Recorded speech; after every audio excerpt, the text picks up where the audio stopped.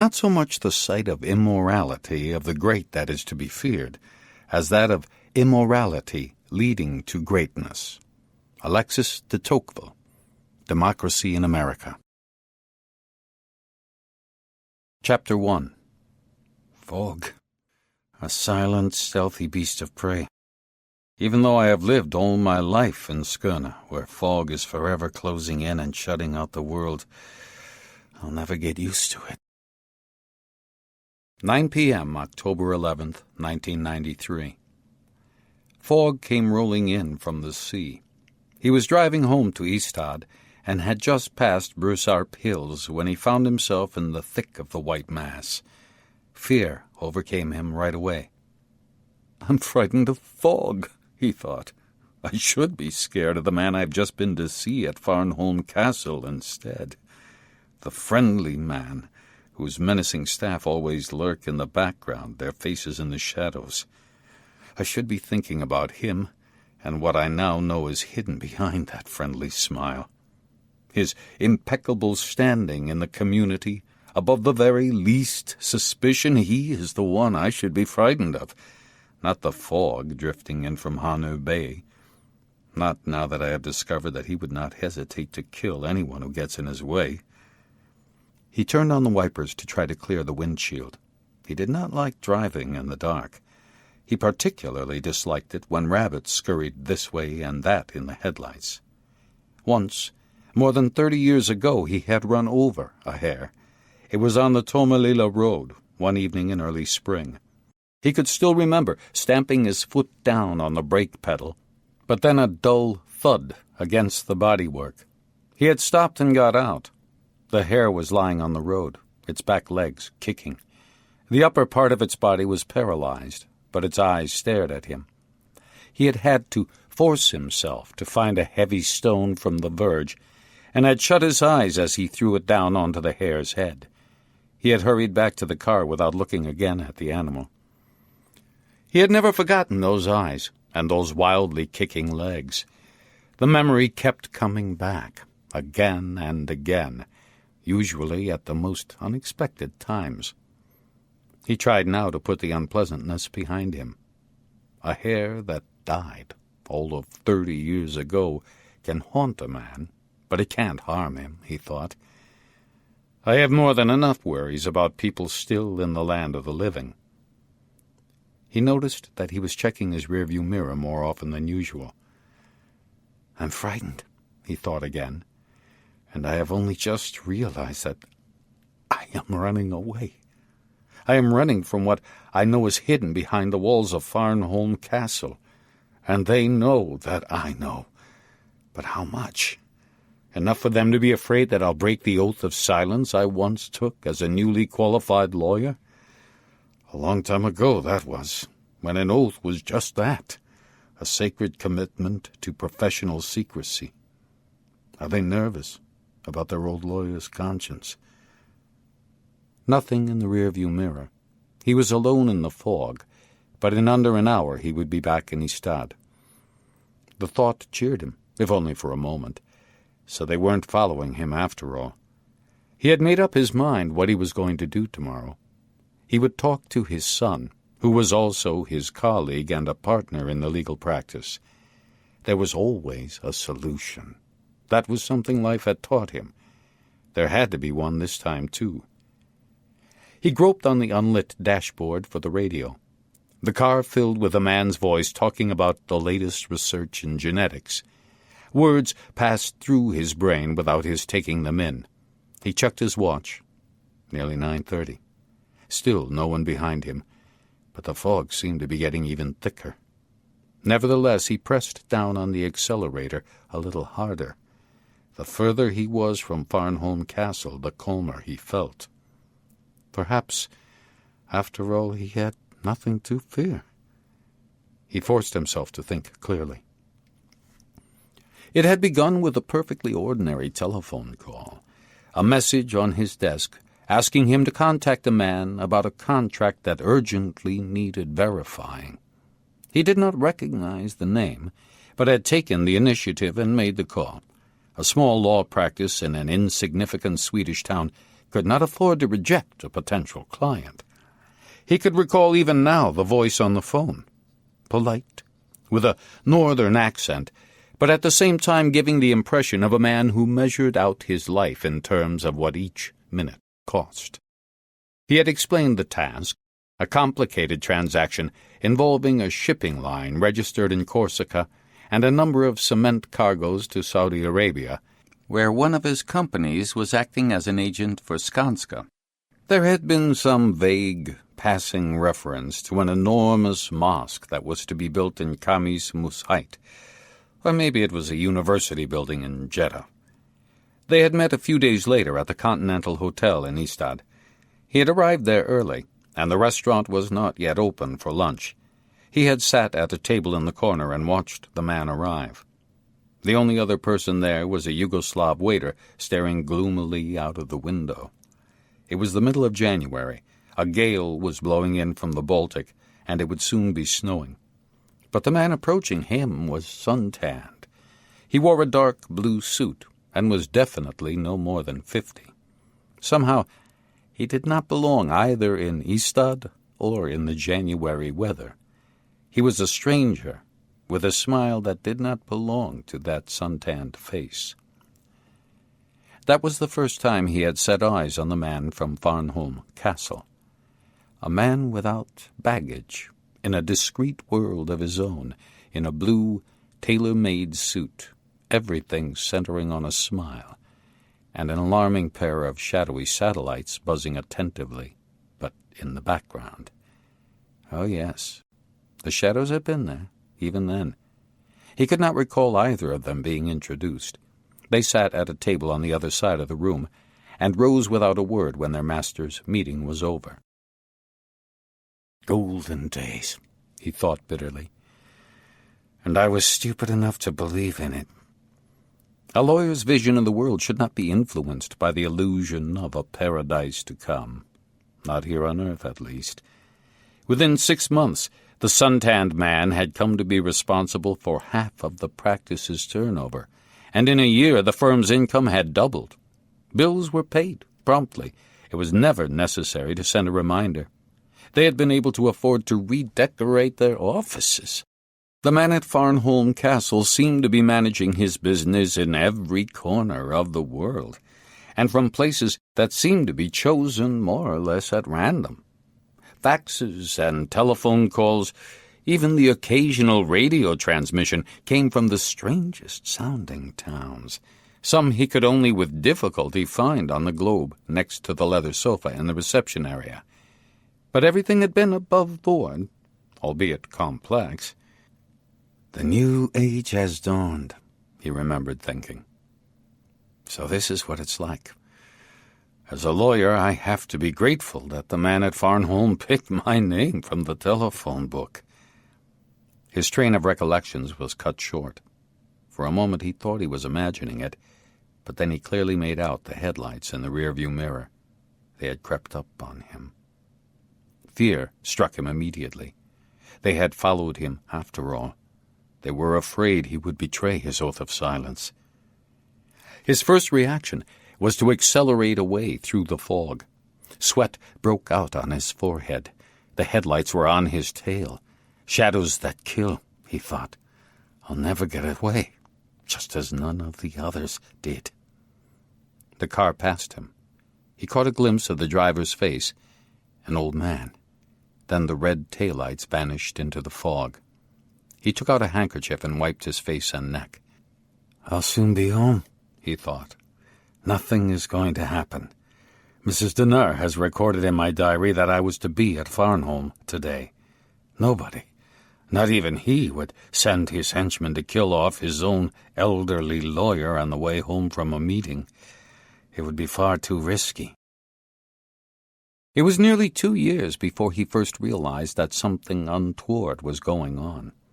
It was an insignificant assignment, checking contracts that involved the Swedish Trade Council as guarantors for a considerable sum of money. Spare parts for turbines in Poland, combine harvesters for Czechoslovakia. It was a minor detail, some figures that didn't add up. He thought it was probably a misprint, Maybe somewhere 2 digits had been muddled. He had gone through it all again and realized that it was no accident. It was all intentional. Nothing was missing. Everything was correct. But the upshot was horrifying. His first instinct had been not to believe it. He had leaned back in his chair. It was late in the evening, he recalled, taking in that there was no doubt that he had uncovered a crime. It was dawn before he had set out to walk the streets of Ystad, and by the time he reached Sturteget, he had reluctantly accepted that there was no alternative explanation. The man at Farnholm Castle was guilty of a gross breach of trust regarding the Trade Council, of tax evasion, and of a whole string of forgeries. After that, he had constantly been on the lookout for the black holes in every document emanating from Farnholm, and he found them. Not every time, but more often than not. The extent of the criminality had slowly dawned on him. He tried not to acknowledge the evidence he could not avoid registering, but in the end he had to face up to the facts. But on the other hand, he had done nothing about it. He had not even told his son. Was this because, deep down, he preferred to believe it wasn't true? Nobody else, apparently not even the tax authorities, had noticed anything. Perhaps he had uncovered a secret that was purely hypothetical. Or was it that it was all too late, anyway, now that the man from Farnholm Castle was the principal source of income for the firm? The fog was more or less impenetrable now. He hoped it might lift as he got nearer to Ystad. He couldn't go on like this. That was certain. Not now that he knew that the man had blood on his hands. He would talk to his son. The rule of law still applied in Sweden, for heaven's sake, even though it seemed to be undermined and diluted day by day. His own complacence had been a part of that process. His having turned a blind eye for so long was no reason for remaining silent now. He would never bring himself to commit suicide. Suddenly he saw something in the headlights. He slammed on the brakes. At first he thought it was a hare. Then he realized there was something in the road. He turned on his brights. It was a chair. In the middle of the road, a simple kitchen chair. Sitting on it was a human-sized effigy. Its face was white. Or could it be a real person, made up like a tailor's dummy? He felt his heart starting to pound. Fog swirled in the light of his headlamps. There was no way he could shut out the chair and the effigy, nor could he ignore his mounting fear. He checked his rearview mirror. Nothing. He drove slowly forward until the chair and the effigy were no more than 10 meters from the car.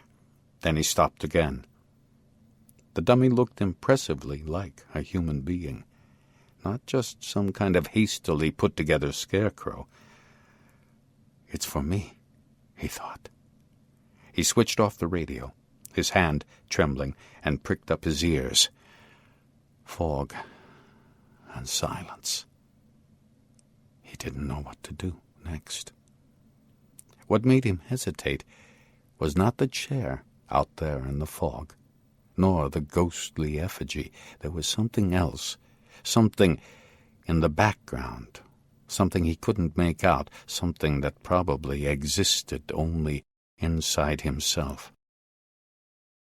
"I'm very frightened," he said to himself, "and fear is undermining my ability to think straight."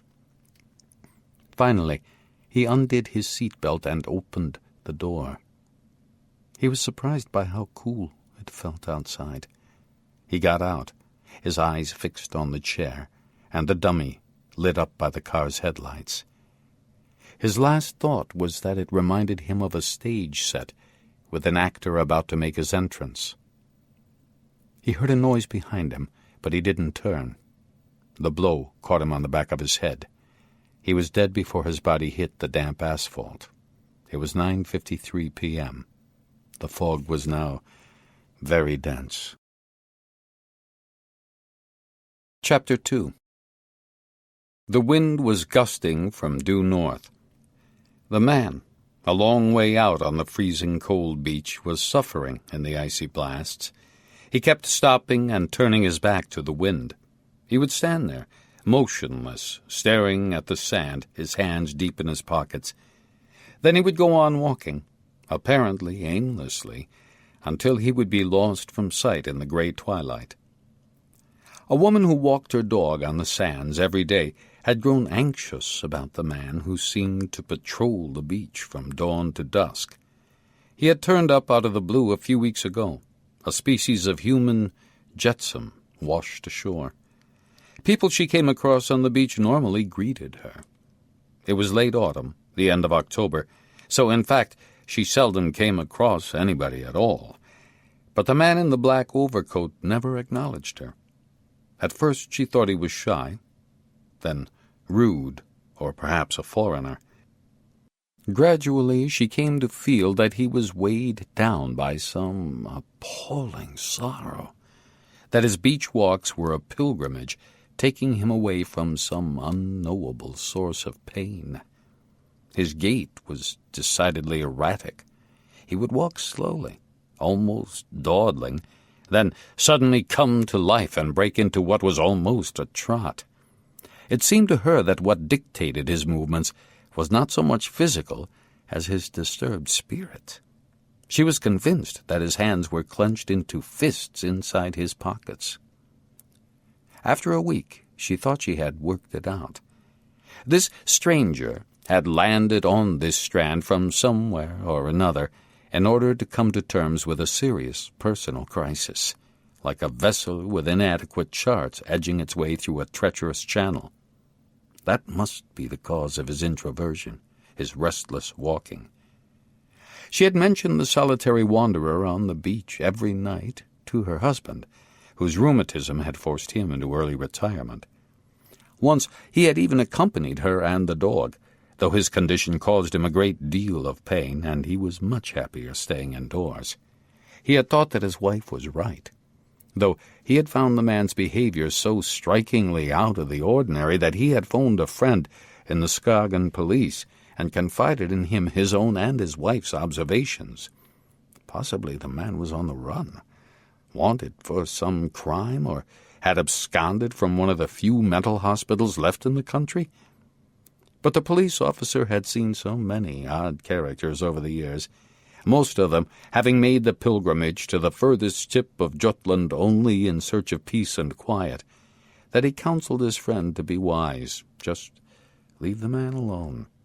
The strand between the dunes and the two seas that met there was a constantly changing no-man's land for whoever needed it.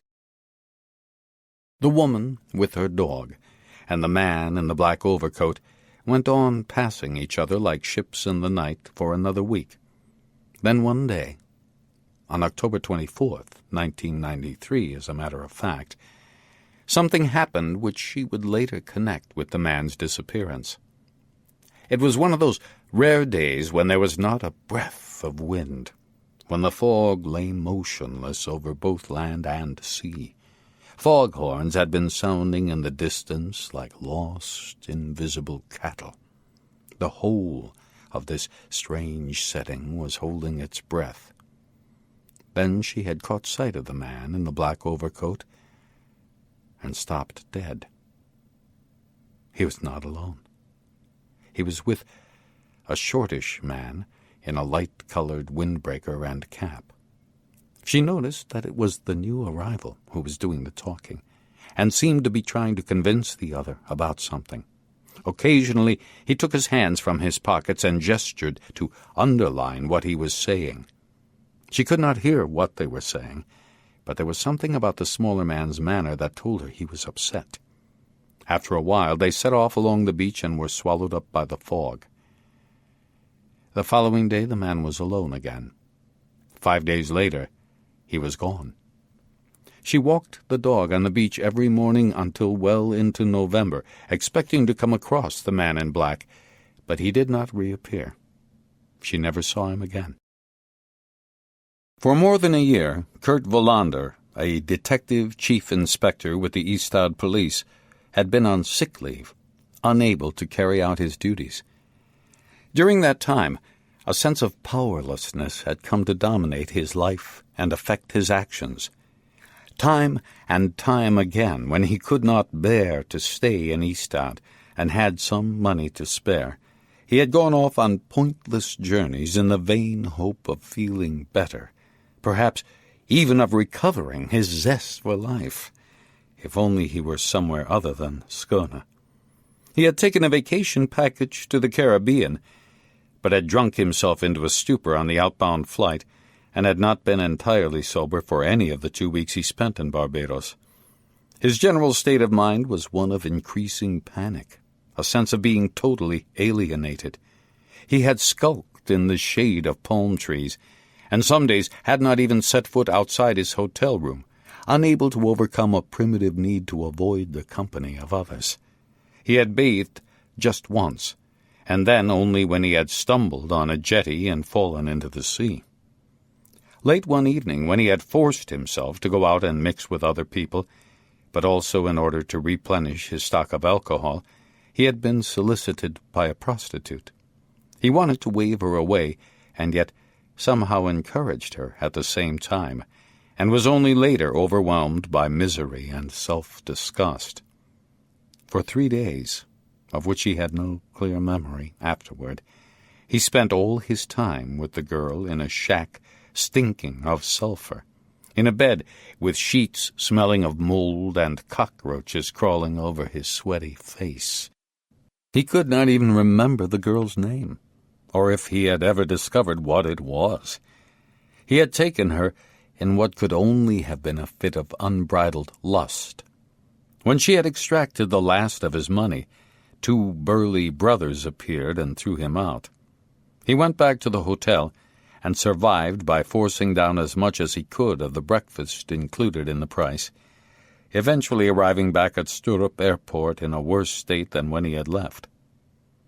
His doctor, who gave him regular checkups, forbade him any more such trips, as there was a real danger that Wallander would drink himself to death. But 2 months later, at the beginning of December, he was off again, having borrowed money from his father on the pretext of buying some new furniture in order to raise his spirits. Ever since his troubles started, he had avoided his father, who had just married a woman many years his junior who used to be his home help. The moment he had the money in his hand, he made a beeline for the Ystad travel agency and bought a 3-week vacation in Thailand. The pattern of the Caribbean repeated itself, the difference being that catastrophe was narrowly averted because a retired pharmacist who sat next to him on the flight and who happened to be at the same hotel took pity on him and stepped in when Wallander began drinking at breakfast and generally acting strangely. The pharmacist's intervention resulted in Wallander being sent home a week earlier than planned. On this holiday, too, he had surrendered to his self-disgust and thrown himself into the arms of prostitutes, each one younger than the last. There followed a nightmarish winter when he was in constant dread of having contracted the fatal disease. By the end of April, when he had been away from work for 10 months, it was confirmed that he was not, in fact, infected, but he seemed not to react to the good news. That was about the time his doctor began to wonder if Wallander's days as a police officer were over, whether indeed he would ever be well enough to work again, or was ready for immediate early retirement for health reasons. That was when he went, perhaps ran away would be more accurate, to Skagen the first time. By then he had managed to stop drinking, thanks not least to his daughter Linda coming back from Italy and discovering the mess both he and his apartment were in. She had reacted in exactly the right way, emptied all the bottles scattered around the apartment, and read him the riot act. For the 2 weeks she stayed with him on Maria Gatan, he at last had somebody to talk to. Together they were able to lance most of the abscesses eating into his soul, and by the time she left, she felt that she might be able to give a little credence to his promise to stay off the booze. On his own again, and unable to face the prospect of sitting around the empty apartment, he had seen an advertisement in the newspaper for an inexpensive guest house in Skagen. Many years before, soon after Linda was born, he had spent a few weeks in the summer at Skagen with his wife Mona. They had been among the happiest weeks in his life. They were short of money and lived in a tent that leaked, but it seemed to them that the whole universe was theirs. He telephoned that very day and booked himself a room starting in the first week of May. The landlady was a widow, Polish originally, and she left him to his own devices. She lent him a bicycle. Every morning he went riding along the endless sands. He took a plastic shopping bag with a packed lunch and did not come back to his room until late in the evening. His fellow guests were elderly, singles and couples, and it was as quiet as a library reading room. For the first time in over a year he was sleeping soundly, and he had the feeling his insides were shedding the effects of his heavy drinking. During that first stay at the guest house in Skagen, he wrote 3 letters. The first was to his sister Christina. She had often been in contact during the past year, asking how he was. He had been touched by her concern, but he had hardly been able to bring himself to write to her, or to telephone. Things were made worse by a vague memory of having sent her a garbled postcard from the Caribbean when he was far from sober. She had never mentioned it. He had never asked. He hoped he had been so drunk that he had gotten the address wrong, or forgotten to put a stamp on the card. Now he sat in bed one night and wrote to her, resting the paper on his briefcase. He tried to describe the feeling of emptiness, of shame and guilt that had dogged him ever since he had killed a man last year. He had unquestionably acted in self-defense, and not even the most aggressive and police-hating of reporters had taken him to task. But he felt that he would never manage to shake off the burden of guilt. His only hope was that he might one day learn to live with it. "I feel as if part of my soul has been replaced by an artificial limb," he wrote. "It still doesn't do what I want it to do. Sometimes, in my darkest moments, I'm afraid it might never again obey me. But I haven't given up hope altogether." The second letter was to his colleagues at the police station in Ystad, and by the time he was about to put it in the red mailbox outside the post office in Skagen, he realized that a good part of what he had written was untrue, but that he had to send it even so. He thanked them for the hi-fi system they had pooled together to give him last summer, and asked them to forgive his not having done so earlier. He meant all that sincerely, of course, but when he ended the letter by saying he was getting better and hoped to be back at work soon, those were just meaningless words. The polar opposite was nearer the truth. The third letter he wrote during that stay in Skagen was to Biba Liepa. He had written to her every other month or so over the past year, and she had replied every time. He had begun to think of her as his private patron saint, and his fear of upsetting her so that she might stop replying led him to suppress his feelings for her. Or at least he thought he had. The long, drawn-out process of being undermined by inertia had made him unsure of anything anymore.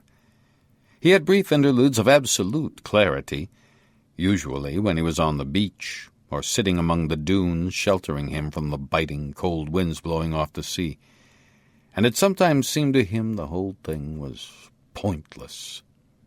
He had met Biba for only a few days in Riga. She had been in love with her murdered husband, Karlis, a captain in the Latvian police force.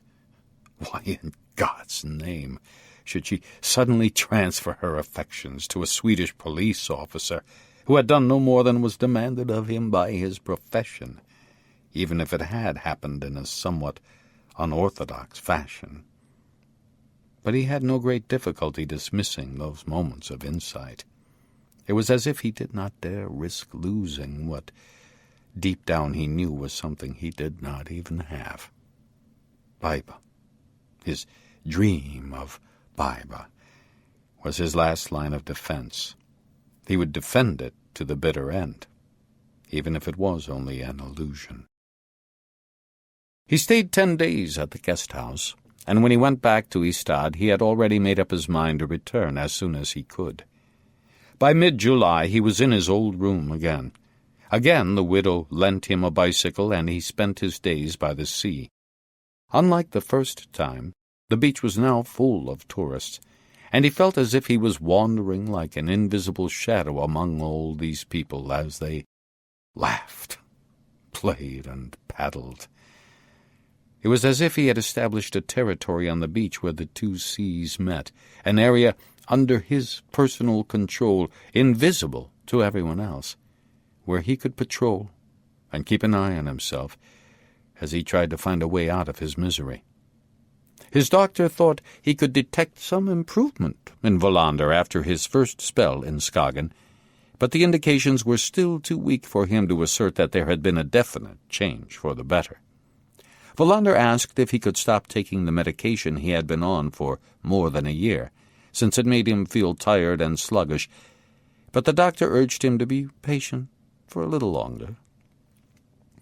Every morning he wondered if he would have the strength to get out of bed. But it was easier when he was at the guest house in Skagen. There were moments when he felt he could forget the awful events of the previous year, and there were glimmerings of hope that he might, after all, have a future.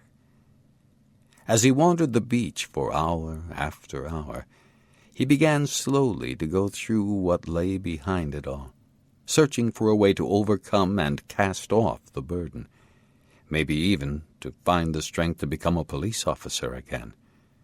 A police officer and a human being. It was during that visit that he had stopped listening to opera. He would often take his little cassette player on his walks along the beach, but one day it came to him that he had had enough. When he got back to the guest house that evening, he packed all his opera cassettes away in his suitcase and put it in the closet. The next day, he bicycled into Skagen and bought some recordings of pop artists he had barely heard of. What surprised him most was that he did not miss the music that had kept him going for so many years. I have no space left, he thought. Something inside me has filled up to the brim, and soon the walls will burst. He was back in Skagen in the middle of October. He was firmly resolved this time to work out what he would do with the rest of his life. His doctor had encouraged him to return to the guest house, which obviously did his patient good. There were signs of a gradual return to health, a tentative withdrawal from the depths of depression. Without betraying his oath of confidentiality, he also intimated to Björk, Wallander's boss, that there might just possibly be a chance of the invalid coming back to work at some point. So Wallander went to Denmark again and set out once more on his walks along the beach. It was late autumn, and the sands were deserted. He seldom encountered another human being, and the ones he did see were mostly old, apart from the occasional sweat-stained jogger, and there was a busybody regularly walking her dog. He resumed his patrols, watching over his lonely territory, marching with gathering confidence toward the just visible and constantly shifting line where the beach met the sea. He was well into middle age now, and the milestone of 50 was not far off. During the last year he had lost so much weight he found himself having to hunt in his closet for clothes he had been unable to get into for the past 7 or 8 years. He was in better physical shape than he had enjoyed for ages, especially now that he had stopped drinking. That seemed to him a possible starting point for his future plans. Barring accidents, he could have at least 20 more years to live.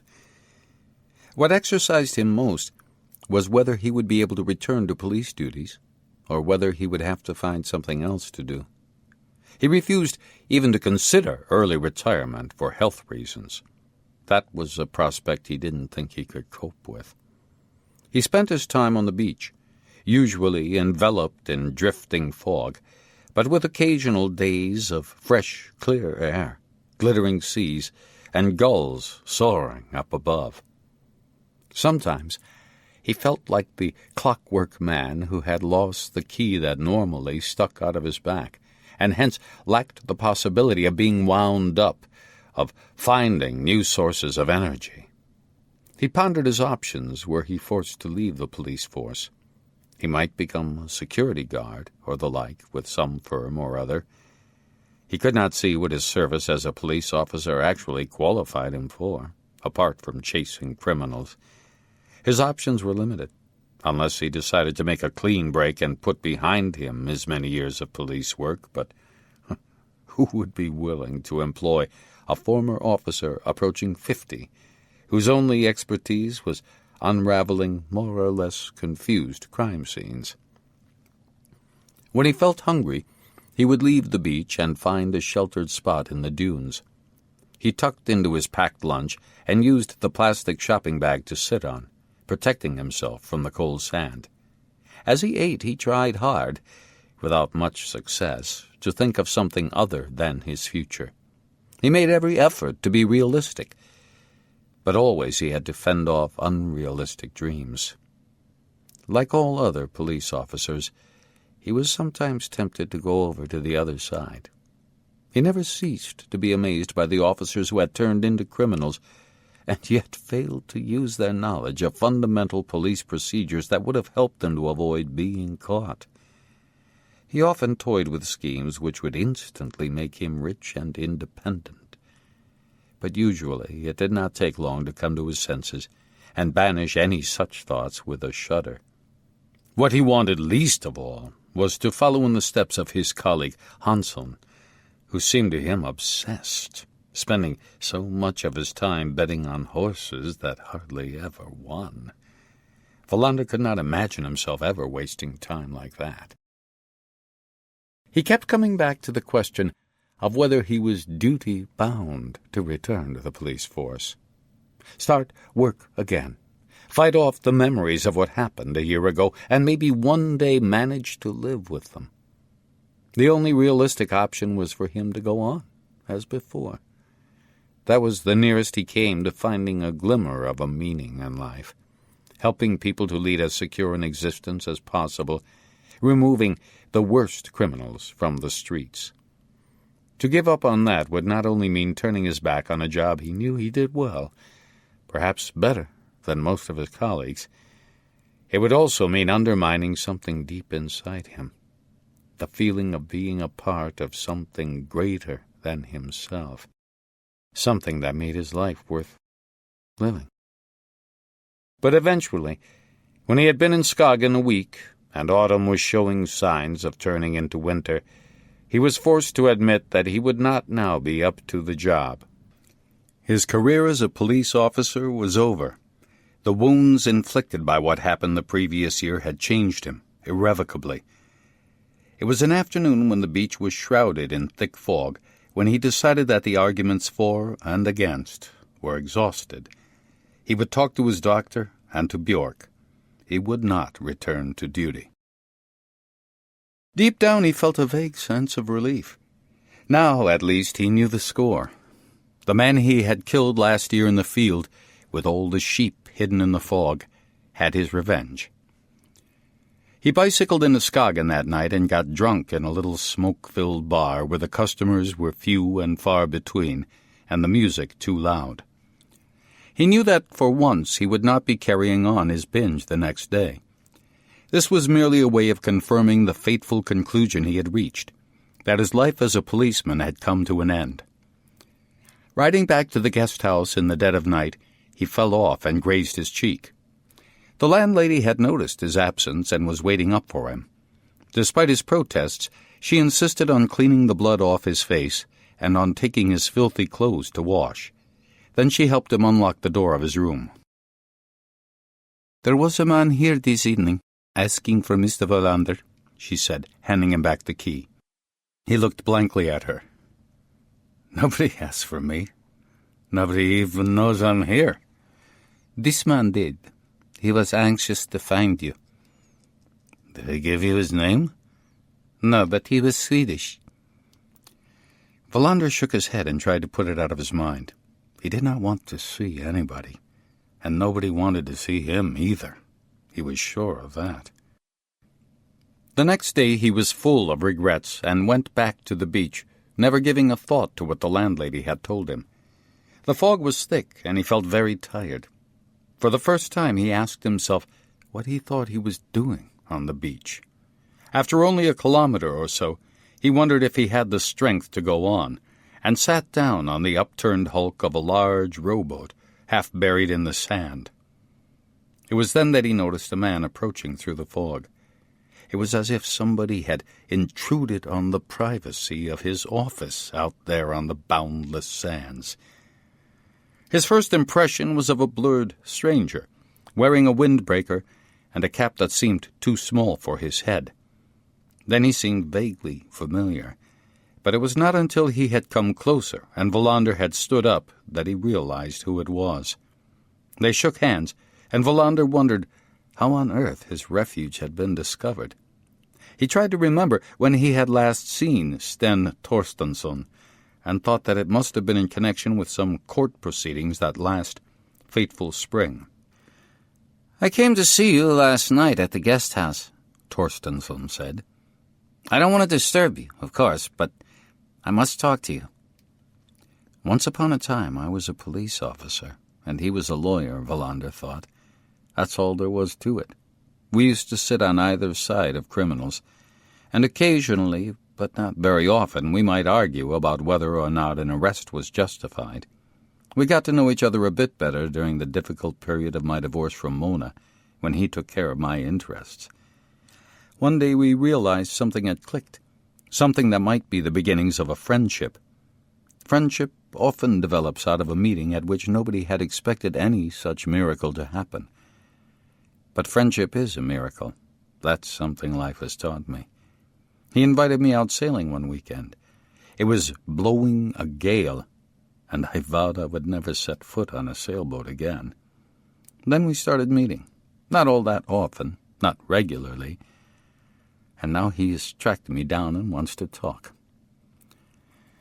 "I heard that somebody had been asking for me," Wallander said. "How the hell did you find me here?" He knew he was making it clear he resented being disturbed in his refuge among the dunes. "You know me," Torstensson said. "I'm not the sort to make a nuisance of myself. My secretary claims I'm sometimes frightened of being a nuisance to myself, whatever she means by that. But I phoned your sister in Stockholm. Or rather, I got in touch with your father, and he gave me her number. She knew the name of the guest house and where it was, and so there I am. I stayed the night at the hotel next to the art museum." They had started walking along the beach, the wind behind them. The woman who was always out with her dog had stopped and was staring at them, and Wallander was sure she would be surprised to see he had a visitor. They walked in silence, and Wallander waited for Torstensson to speak, feeling how odd it was to have someone by his side. "I need your help," Torstensson said eventually. "As a friend and as a police officer." "As a friend," Wallander said, "if I can, which I doubt, but not as a police officer." "I know you're still on a break from work," Torstensson said. "Not only that, you can be the first to know that I'm quitting altogether." Torstensson stopped in his tracks. "That's how it is. But tell me why you're here." "My father's dead." Wallander had known him. He, too, was a lawyer, although he only occasionally appeared in court. As far as Wallander could remember, the older Torstensson spent most of his time advising on financial matters. He tried to work out how old he must have been. Nearing 70, he supposed, an age by which quite a lot of people are dead already. "He died in a road accident some weeks ago," Torstensson said. "Just south of Brusarp Hills." "I'm sorry to hear that." What happened? That's a good question. That's why I'm here. Wallander looked at him blankly. It's cold, Torstensson said. They serve coffee at the art museum. I had a car with me. Wallander nodded. His bicycle stuck out of the trunk as they drove through the dunes. There were not many customers in the museum cafe at that time of the morning. The girl behind the counter was humming a tune Wallander was surprised to recognize from one of his new cassettes. It was late in the evening, Torstensson began. October 11th, to be precise. Dad had been to see one of our most important clients. According to the police, he had been driving too fast, lost control. The car had overturned and he was killed. It can happen in a flash, Wallander said. Lose concentration for just a second and the result can be catastrophic. Now, it was foggy that evening, Torstensson said. Dad never drove fast. Why would he have done so when it was foggy? He was obsessed by the fear of running over a hare. Wallander studied him. What's on your mind? Martinsson was in charge of the case. He's good, Wallander said. If Martinsson says that's what happened, there's no reason to think otherwise. Torstensson looked gravely at him. I have no doubt Martinsson is a good police officer.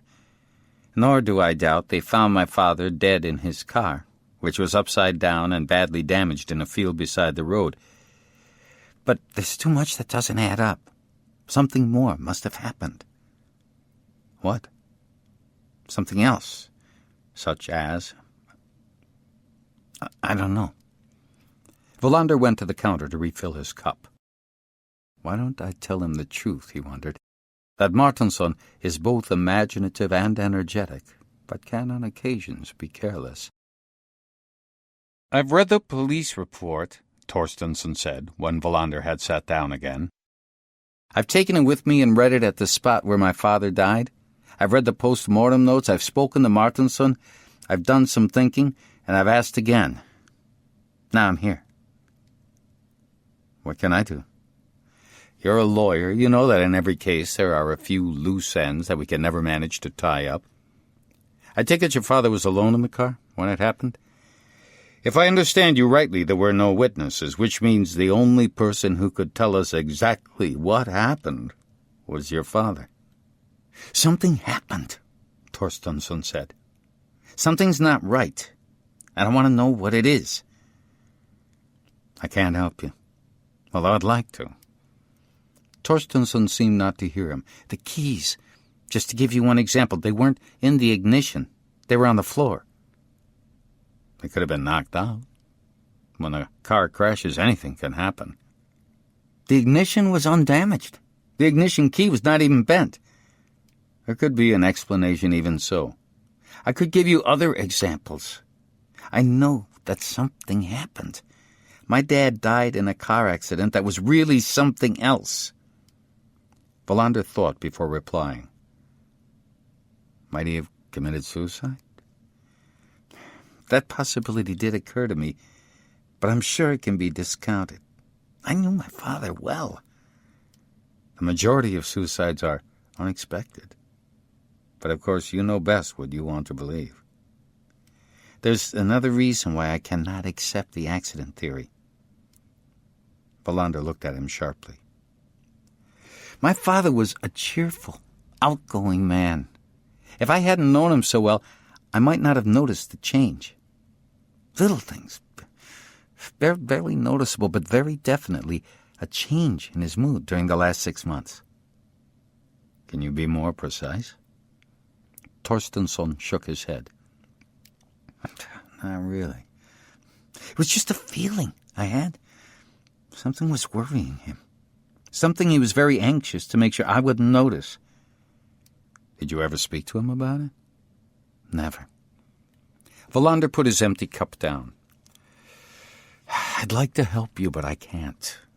As your friend, I can listen to what you have to say, but I no longer exist as a police officer.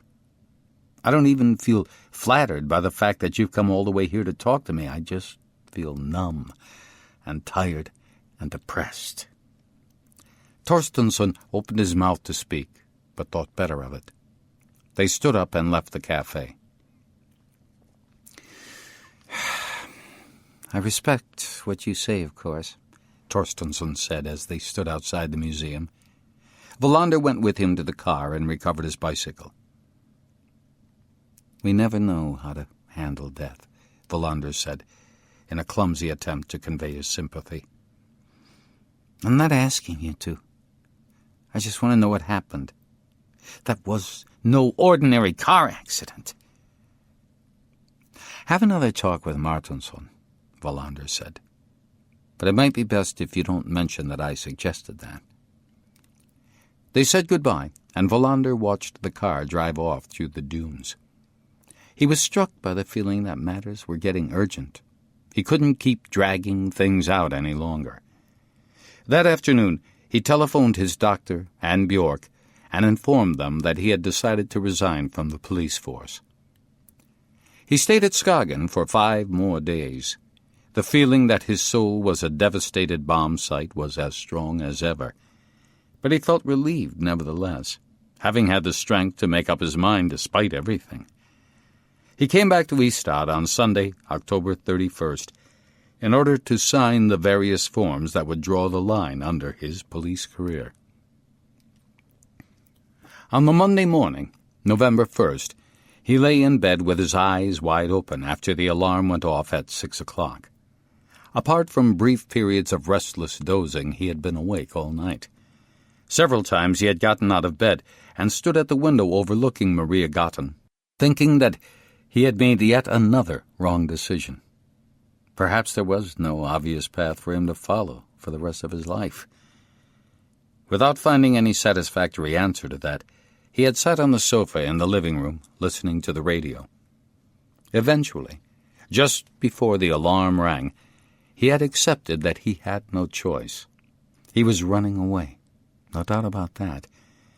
But everybody runs away sooner or later, he told himself. Invisible forces get the better of all of us in the end. Nobody escapes. He got up, dressed, went out for the morning paper, came home, put on the water for coffee, and took a shower. It felt odd, going back to the old routine just for a day. As he dried himself down, he tried to recall his last working day.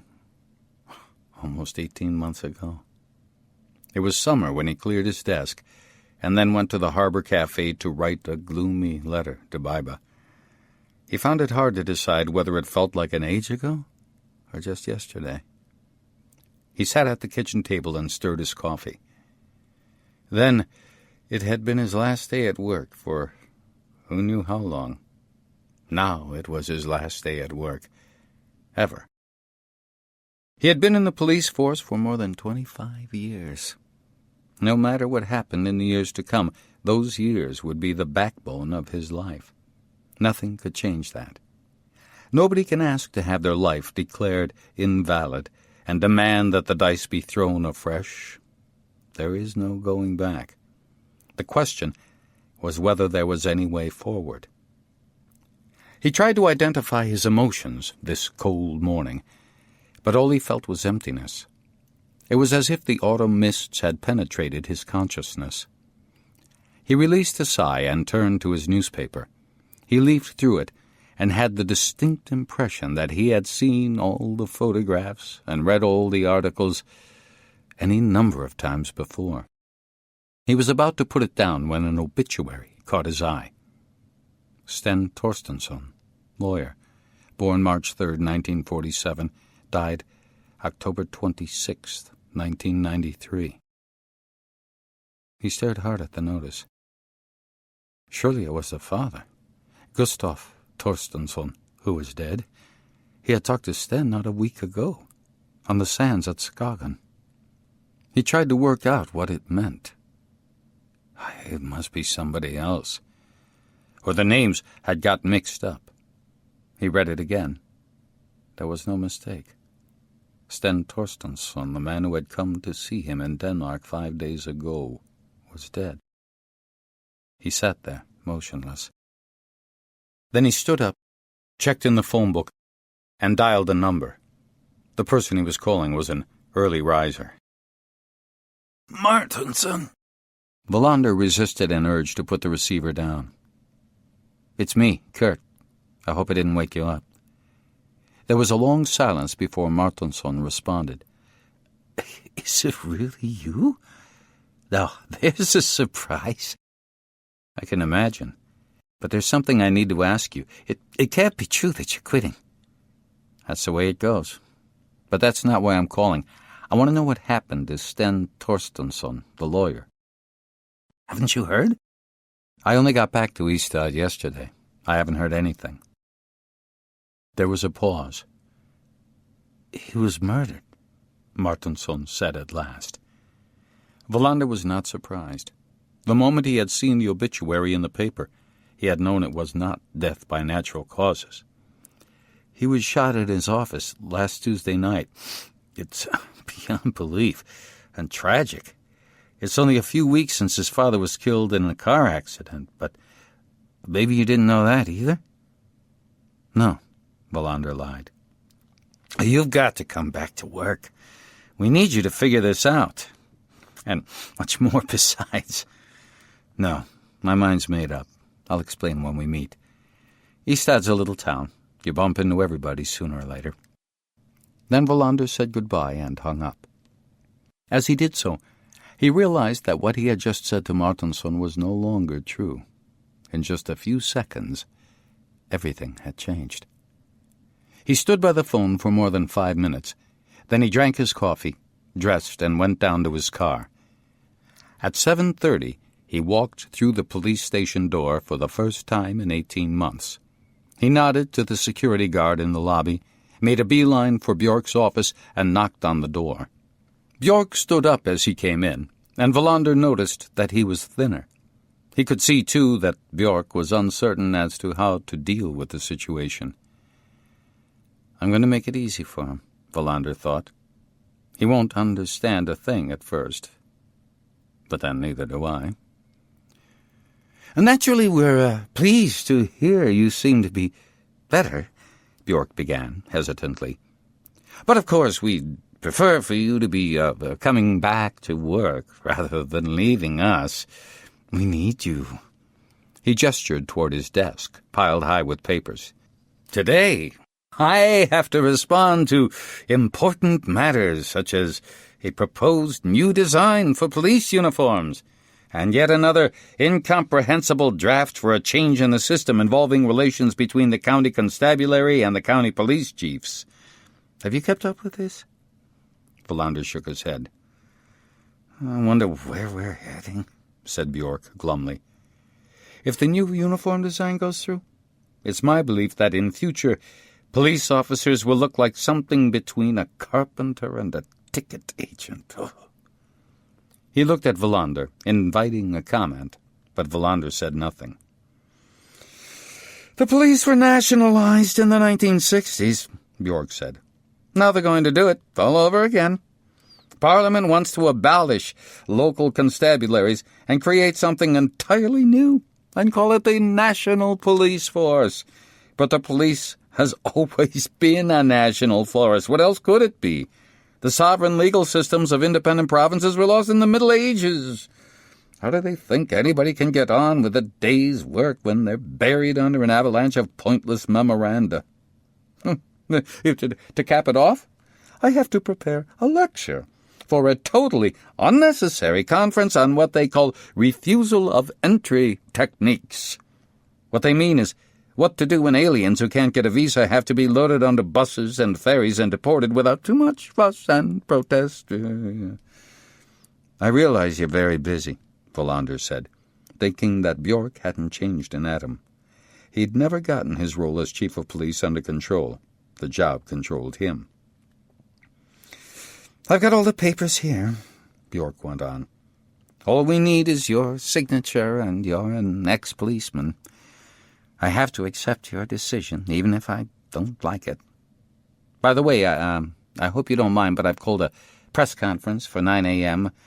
You've become a famous police officer in the last few years, Kurt, even if you've acted a little strangely every now and then. There's no denying you've done a lot for our good name and reputation. They do say that there are police cadets who claim to have been inspired by you. I'm sure that's not true. And you can cancel the press conference. He could see that this annoyed Bjork. Oh, no, out of the question. It's the least you can do for your colleagues. Besides, Swedish Police Magazine is going to run a feature on you. Wallander walked up to Bjork's desk. I'm not quitting. I've come here today to start work again. Bjork stared at him in astonishment. There won't be a press conference. I'm starting work again as of now. I'm going to get the doctor to sign a certificate to say I'm healthy. I feel good. I want to work. I hope you're not pulling my leg, said Bjork uneasily. No. Something's happened that's changed my mind. Well, this is very sudden. For me as well. To be precise, it's been just over an hour since I changed my mind. But I have one condition. Or rather, a request. Bjork waited. I want to be in charge of the Sten Torstensson case. Who's in charge at the moment? Well, everybody's involved. Svedberg and Martinsson are on the main team, together with me. Akesson is the prosecutor in charge. Young Torstensson was a friend of mine, Wallander said. Bjork nodded and rose to his feet. Is this really true? Have you really changed your mind? You heard what I said. Bjork walked around his desk and stood face to face with Wallander. That's the best piece of news I've heard for a very long time. Let's tear these documents up. Your colleagues are in for a surprise. Who's got my old office? Hansson. I'd like it back, if possible. Of course. Oh, Hansson's taking a course in Homestad this week anyway. You can move in right away. They walked down the corridor together until they came to Wallander's old office. His nameplate had been removed. That threw him for a moment. I need an hour to myself, Wallander said. We have a meeting at 8:30 about the Torstensson murder, Bjork said, in the little conference room. You're serious about this? Why shouldn't I be? Bjork hesitated before continuing. You have been known to be a bit whimsical, even injudicious. There's no getting around that. Don't forget to cancel the press conference. Bjork stretched out his hand. Welcome back. Thanks. Wallander closed the door behind Bjork and immediately took the phone off the hook. He looked around the room. The desk was new. Hansson had brought his own, but the chair was Wallander's old one. He hung up his jacket and sat down.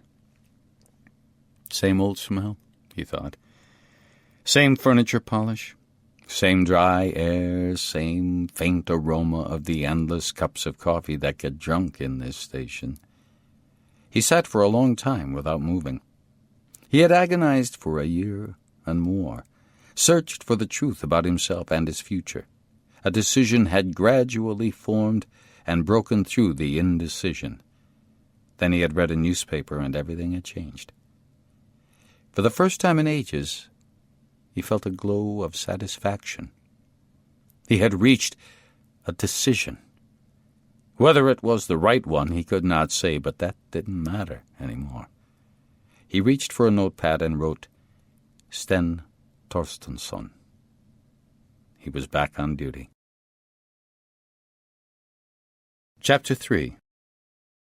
At 8:30, when Bjork closed the door of the conference room, Wallander felt as if he had never been away. The year and a half that had passed since his last investigation meeting had been erased. It was like waking up from a long slumber, during which time had ceased to exist. They were sitting around the oval table, as so often before. Since Bjork had still not said anything, Wallander assumed his colleagues were expecting a short speech to thank them for their friendship and cooperation over the years. Then he would take his leave, and the rest would concentrate on their notes and get on with the search for the killer of Sten Torstensson. Wallander realized that he had instinctively taken his usual place, on Bjork's left. The chair on the other side was empty. It was as if his colleagues did not want to intrude too closely on somebody who did not really belong anymore. Martinsson sat opposite him, sniffing loudly. Wallander wondered when he had ever seen Martinsson without a cold. Next to him sat Svedberg, rocking backward and forward on his chair, and scratching his bald head with a pencil, as usual. Everything would have been just as before, it seemed to Wallander, had it not been for the woman in jeans and a blue blouse sitting by herself at the opposite end of the table. He had never met her, but he knew who she was, and even knew her name. It was almost 2 years since they had started talking about strengthening the Ystad force, and that was when the name Ann-Britt Högland had cropped up for the first time. She was young, had graduated from the police academy barely 3 years before, but had already made a name for herself. She had received one of 2 prizes awarded on the basis of final examinations and general achievements in the assessment of her fellow cadets. She came from Svarta originally, but had grown up in the Stockholm area. Police forces all over the country had tried to recruit her, but she made it clear she would like to return to Skåne, the province of her birth, and took a job with the Ystad force. Wallander caught her eye, and she smiled fleetingly at him. So, it is not the same as it was before, he thought. With a woman among us, nothing can stay as it used to be. That was as much as he had time to think. Bjork had risen to his feet, and Wallander sensed that he was nervous. Perhaps it had been too late. Perhaps his contract had already been terminated without his knowing. Monday mornings are normally tough, Bjork said, especially when we have to deal with the particularly unpleasant and incomprehensible murder of one of our colleagues, Mr. Torstensson. But today I am able to commence our meeting with some good news. Kurt has announced that he is back in good health and is starting work again as of now. I am the first to welcome him back, of course, but I know all my colleagues feel the same, including Ann-Britt Högland, whom you haven't met yet. There was silence. Martinsson stared at Bjork in disbelief, and Svedberg put his head to one side, gaping at Wallander as if he couldn't believe his ears. Ann-Britt Högland looked as if what Bjork had just said hadn't sunk in. Wallander felt obligated to say something. It's true. I'm starting work again today. Svedberg stopped rocking to and fro and slammed the palms of his hands down on the table with a thud. That's terrific news, Kurt. We couldn't have managed another damn day without you. Svedberg's spontaneous comment made the whole room burst out laughing. One after another, they stood up in a line to shake Wallander by the hand. Bjork tried to organize coffee and pastries, and Wallander had difficulty hiding the fact that he was moved. It was all over in a few minutes. There was no more time for emotional outpourings, for which Wallander was grateful, at least for now. He opened the notebook he had brought with him from his office, containing nothing but Sten Torstensson's name. Kurt has asked me if he can join the murder investigation without more ado. Of course he can. I think the best way to kick off is by making a summary of how things stand. Then we can give Kurt a little time to familiarize himself with the particulars. He nodded to Martinsson, who had obviously been the one to take on Wallander's role as team leader. I'm still a bit confused, Martinsson said, leafing through his papers. But basically this is how it looks. On the morning of Wednesday, October 27th, in other words 5 days ago, Mrs. Berta Denner, secretary to the law firm, arrived for work as usual, a few minutes before 8 a.m. She found Sten Torstensson shot dead in his office. He was on the floor between the desk and the door. He had been hit by 3 bullets, each one of which would have been enough to kill him. Since nobody lives in the building, which is an old stone-built house with thick walls, and located on a main road as well. Nobody heard the shots. At least nobody has come forward as of yet. The preliminary post-mortem results indicate he was shot at around 11 p.m. That would fit in with Mrs. Duner's statement to the effect that he often worked late at night, especially after his father died in such tragic circumstances. Martinson paused at this point and looked questioningly at Wallander. "I know his father died in a road accident," Wallander said. Martinson nodded and continued. "And that's more or less all we know. In other words, we know next to nothing. We don't have a motive, no murder weapon, no witness." Wallander wondered if he should say something about Torstensson's visit to Skagen. All too often he had committed what was a cardinal sin for a police officer and held back information that he should have passed on to his colleagues. On each occasion, it's true, he figured that he had good grounds for keeping quiet, but he had to concede that his explanations had almost always been unconvincing. "I'm making a mistake," he thought. "I'm starting my second life as a police officer by disowning everything previous experience has taught me. Nevertheless, something told him it was important in this particular case. He treated his instinct with respect. It could be one of his most reliable messengers, as well as his worst enemy. He was certain he was doing the right thing this time.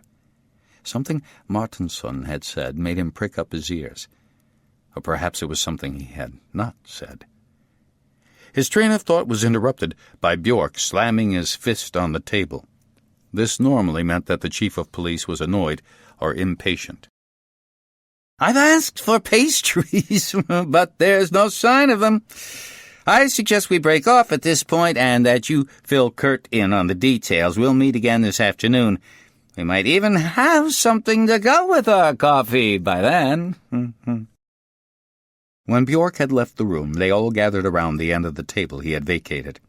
Wallander felt he had to say something. He had no right simply to barge in on the team and pretend nothing had happened. "I'll try to start at the beginning. It's been a rough time. I honestly didn't think I'd ever be able to get back to work. Killing a man, even if it was in self-defense, hit me hard. But I'll do my best." Nobody said a word. "You mustn't think we don't understand," Martinson said at last. "Even if police work trains you to get used to just about everything, making you think there's no end to how awful life can be, it really strikes home when adversity lands on somebody you know well. If it makes you feel any better, I can tell you that we've missed you just as much as we missed Riedberg a few years ago." Dear old Chief Inspector Riedberg, who died in the spring of 1991, had been their patron saint. Thanks to his enormous abilities as a police officer and his willingness to treat everybody in a way that was both straightforward and personal, he had always been right at the heart of every investigation. Wallander knew what Martinson meant. Wallander had been the only one who had grown so close to Riedberg that they had been good friends. Behind Riedberg's surly exterior was a person whose knowledge and experience went far beyond the criminal cases they investigated together. "I've inherited his status," Wallander thought. "What Martinson is really saying is that I should take on the mantle that Riedberg had, but never displayed publicly. Even invisible mantles exist." Svedberg stood up. "If nobody has any objection, I'm going over to Torstensson's offices," he said. "Some people from the Bar Council have turned up and are going through his papers. They want a police officer to be present."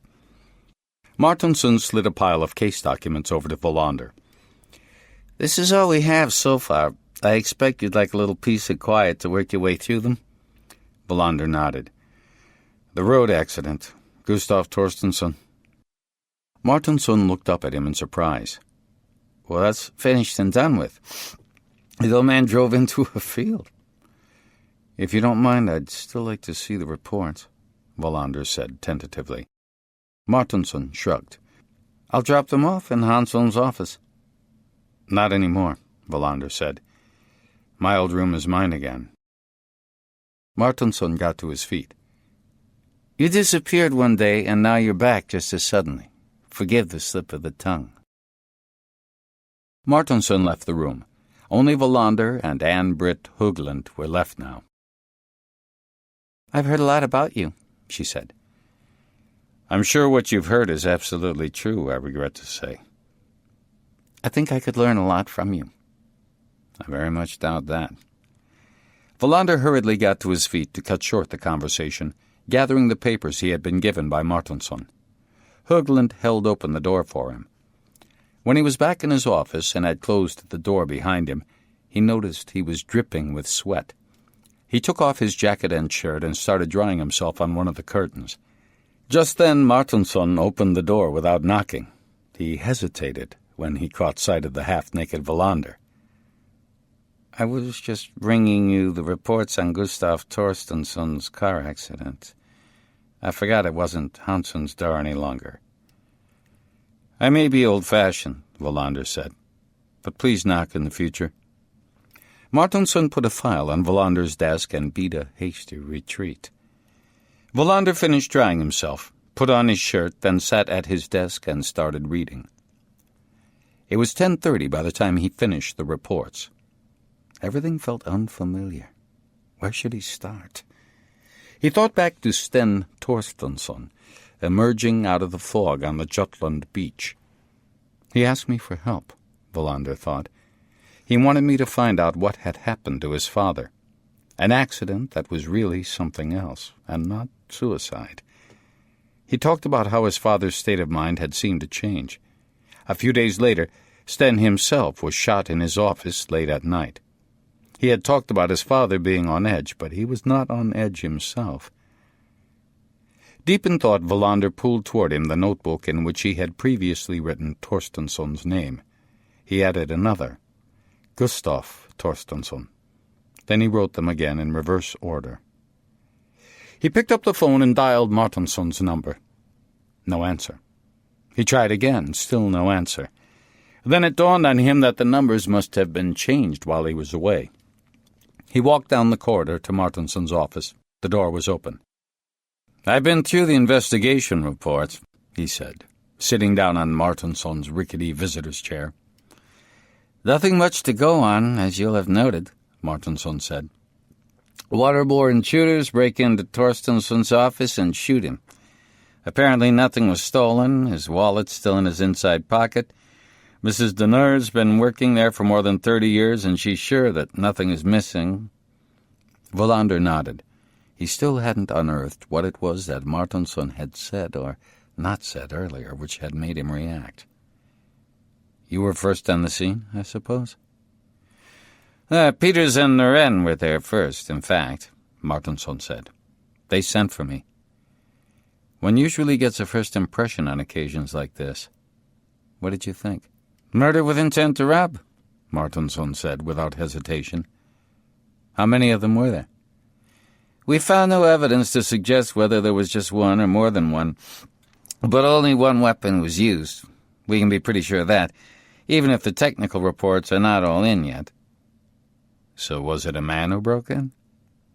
"I think so, but that's just a gut feeling with nothing to support or reject it." "Torstensson was hit by 3 bullets, Wallander said. One in the heart, one in the stomach just below the navel, and one in his forehead. Am I right in thinking that that suggests a marksman who knew what he was doing?" "That struck me, too. But, of course, it could have been pure coincidence. They say death is caused just as often by random shots as by shots from a skilled marksman. I read that in some American report." Wallander got to his feet. "Why should anybody want to break into a lawyer's office? Presumably because lawyers are said to earn huge amounts of money, but would anybody really expect to find the money piled up in their office?" "There's only one or perhaps 2 persons who could answer that question," Martinson said. "We'll catch them," Wallander said. "I think I'll go there and have a look around." "Mrs. Deneur is pretty shaken, naturally," Martinson said. "In less than a month, the whole fabric of her life has collapsed. First old man Torstensson dies. She's hardly finished making the funeral arrangements when his son is murdered. She's in shock. But even so, it's surprisingly easy to talk to her. Her address is on the transcript of the conversation Svedberg had with her. Stickgaten 26, Wallander read.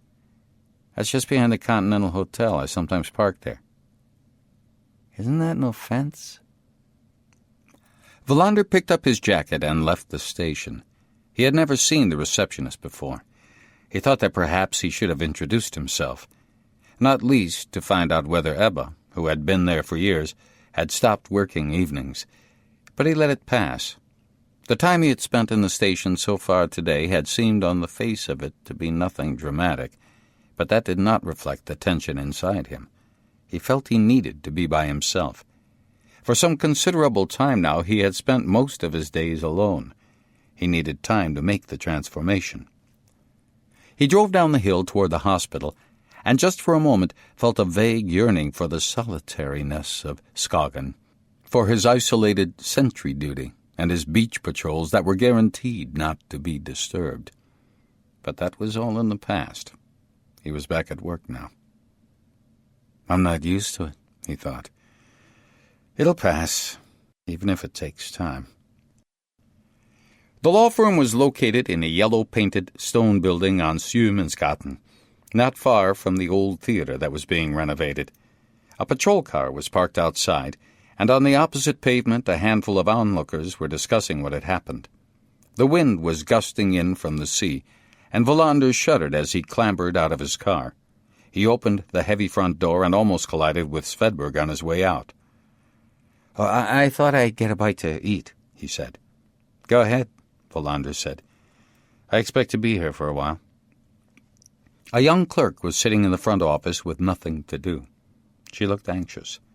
Wallander remembered from the reports that her name was Sonja Lundin, and that she had been working there only a few months. She had not been able to provide the investigation with any useful information. Wallander shook hands with her and introduced himself. I'm just going to take a look around. Mrs. Denner is not here, I suppose? She's at home, crying. Wallander had no idea what to say. She'll never survive all this, Lundin said. She'll die too. Oh, I don't think so, Wallander said, conscious of how hollow his response sounded. The Torstensson legal practice had been a workplace for solitary people, he thought. Gustav Torstensson had been a widower for more than 15 years, and so his son Sten had been without a mother all that time, and was a bachelor to boot. Mrs. Denner had been divorced since the early 1970s. 3 solitary people who came into contact with each other day after day, and now 2 of them were gone, leaving the third more alone than ever. Wallander had no difficulty in understanding why Mrs. Denner was at home, crying. The door to the meeting room was closed. Wallander could hear murmuring from inside. The lawyers' nameplates were on the doors on either side of the meeting room, fancily printed on highly polished brass plates. On the spur of the moment, he opened first the door to Gustav Torstensson's office. The curtains were drawn, and the room was in darkness. There was a faint aroma of cigar smoke. Wallander looked around and had the feeling that he had gone back to an earlier age. Heavy leather sofas, a marble table, paintings on the walls. It occurred to him that he had overlooked one possibility, that whoever murdered Sten Torstensson was there to steal the objet d'art. He walked up to one of the paintings and tried to decipher the signature, trying also to establish whether it was a copy or an original. Without having been successful on either count, he moved on. There was a large globe next to the solid-looking desk, which was empty, apart from some pens, a telephone, and a dictaphone. He sat in the comfortable desk chair and continued to look around the room, thinking again about what Sten Torstensson had said to him in the cafe at the museum in Skagen. A car accident that wasn't a car accident. A man who had spent the last months of his life trying to hide something that was worrying him. Wallander asked himself, what would be the characteristics of a lawyer's life? Supplying legal advice, defending when a prosecutor prosecutes. An attorney was always receiving confidential information. Lawyers were under a strict oath of confidentiality. It dawned on him that they had a lot of secrets to keep. He hadn't thought of that before. He got to his feet after a while. It was too soon to draw any conclusions. Lundin was still sitting motionless in her chair. He opened the door to Sten Torstensson's office. He hesitated for a second, as if half expecting to see the dead man's body lying there on the floor, as it was in the photographs he had seen in the case reports. But all that was left was a plastic sheet. The technical team had taken the dark green carpet away with them. The room was not unlike the one he had just left. The only obvious difference was a pair of visitors' chairs in front of the desk. This time Wallander refrained from sitting down. There were no papers on the desk. I'm still only scraping at the surface, he thought. I feel as if I'm listening as much as I am trying to get my bearings by looking. He went out to the reception area, closing the door behind him. Svedberg was back and was trying to persuade the girl to have one of his sandwiches. Wallander shook his head when he was offered one as well. He pointed to the meeting room. "Oh, and there are two with the gentlemen from the Bar Council," Svedberg said. "They're working their way through all the documents in the place. They record, seal, and wonder what to do about them. Clients will be contacted, and other lawyers will take over their business. Torstensson and Torstensson, to all intents and purposes, no longer exists." "We must have access to all the material, of course," Wallander said. "The truth about what happened might well lie somewhere in their relationships with their clients." Svedberg raised his eyebrows and looked at Wallander. "There? I expect you mean the son's clients." "You're right. I do mean Sten Torstensson's clients." "It's a pity, really, that it's not the other way around." Wallander almost missed Svedberg's comment. "Why? What do you mean?" "Well, it would appear that old man Torstensson had very few clients," Svedberg said. "Sten Torstensson, on the other hand, was mixed up in all kinds of things." He nodded in the direction of the meeting room. "They think they'll need a week or more to get through it." "I'd better not interrupt them, then." "I think I'd rather talk to Mrs. Donner." Do you want me to come with you?" "No need. I know where she lives." Wallander went back to his car and started the engine. He was of two minds. Then he forced himself to come to a decision. He would start with the lead that nobody except him knew about, the lead Sten Torstensson had given him in Skagen. They have to be connected, Wallander thought as he drove slowly eastward, past the courthouse in Sandskogen, and soon left the town behind. These two deaths are linked. There is no other rational explanation. He contemplated the gray landscape he was traveling through. It was drizzling. He turned up the heater. How can anybody fall in love with all this mud? He wondered. But that's exactly what I have done. I am a police officer whose existence is forever hemmed in by mud. And I wouldn't change this countryside for all the tea in China. It took him a little more than half an hour to get to the place where Gustav Torstensson had died on the night of October 11th. Wallander had the accident report with him and stepped out onto the windy road with it in his pocket. He took out his rubber boots and changed into them before he started scouting around. The wind was getting stronger, as was the rain, and he felt cold. A buzzard perched on a crooked fence post watching him. The scene of the accident was unusually desolate, even for Skåne. There was no sign of a farmhouse, nothing but undulating brown fields as far as the eye could see. The road was straight, then started to climb 100 meters or so ahead before turning sharply left.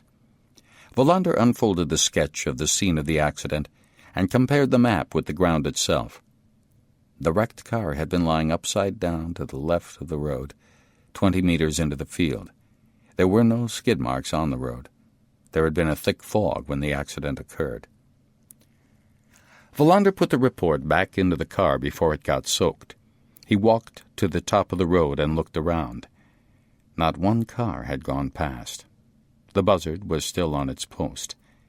Wallander jumped over the ditch and squelched his way across muddy clay that immediately clung to the soles of his boots. He counted 20 meters as he walked and looked back toward the road. A butcher's van drove past, and then 2 cars. The rain was getting heavier all the time. He tried to envisage what had happened. A car with an old man driving is in the midst of a patch of thick fog. The driver loses control. The car leaves the road, spins around once or twice, and ends up on its roof. The driver is dead, held in his seat by his seatbelt. Apart from some grazing on his face, he has smashed the back of his head against some hard, projecting metallic object. In all probability, death was instantaneous. He is not discovered until dawn the next day, when a farmer passing on his tractor sees the car. He need not have been going fast, Wallander thought. He might have lost control and hit the accelerator in panic. The car sped out into the field. What Martinson wrote up about the scene of the accident was probably comprehensive and correct. He was about to call it a day when he noticed something half buried in the mud. He bent down and saw that it was the leg of a brown wooden kitchen chair. He threw it away, and the buzzard flew off from its post, flapping away with its heavy wings. There's still the wrecked car, Wallander thought, but I don't expect I'll find anything startling there that Martinson has not noted already. He went back to his car, scraped as much of the mud off his boots as he could, and changed into his shoes. As he drove back to Ystad, he wondered whether he should take advantage of the opportunity to visit his father and his new wife at Luderup, but decided against it. He needed to talk to Mrs. Dunner, and, if possible, also look at the wreck before returning to the police station. He stopped at the service station just outside Ystad for a cup of coffee and a sandwich, and looked around him. Dur's Swedish gloom was nowhere more strikingly in evidence than in cafes attached to gas stations, he decided. He left his coffee almost untasted, eager to escape the atmosphere. He drove through the rain into town, turned right at the Continental Hotel, and then right again onto narrow Sticaten. He parked semi-legally outside the pink house where Berta Dunner lived, with 2 wheels on the pavement. He rang the bell and waited. It was nearly a minute before the door opened. He could just see a pale face through the narrow gap. "My name's Kurt Wallander, and I'm a police officer," he said, searching in vain through his pockets for his ID. "I'd like to have a chat with you, if I may." Mrs. Dunner opened the door and let him in. She handed him a coat hanger, and he hung up his wet jacket. She invited him into the living room, which had a polished wooden floor and a large picture window looking over a small garden behind the house.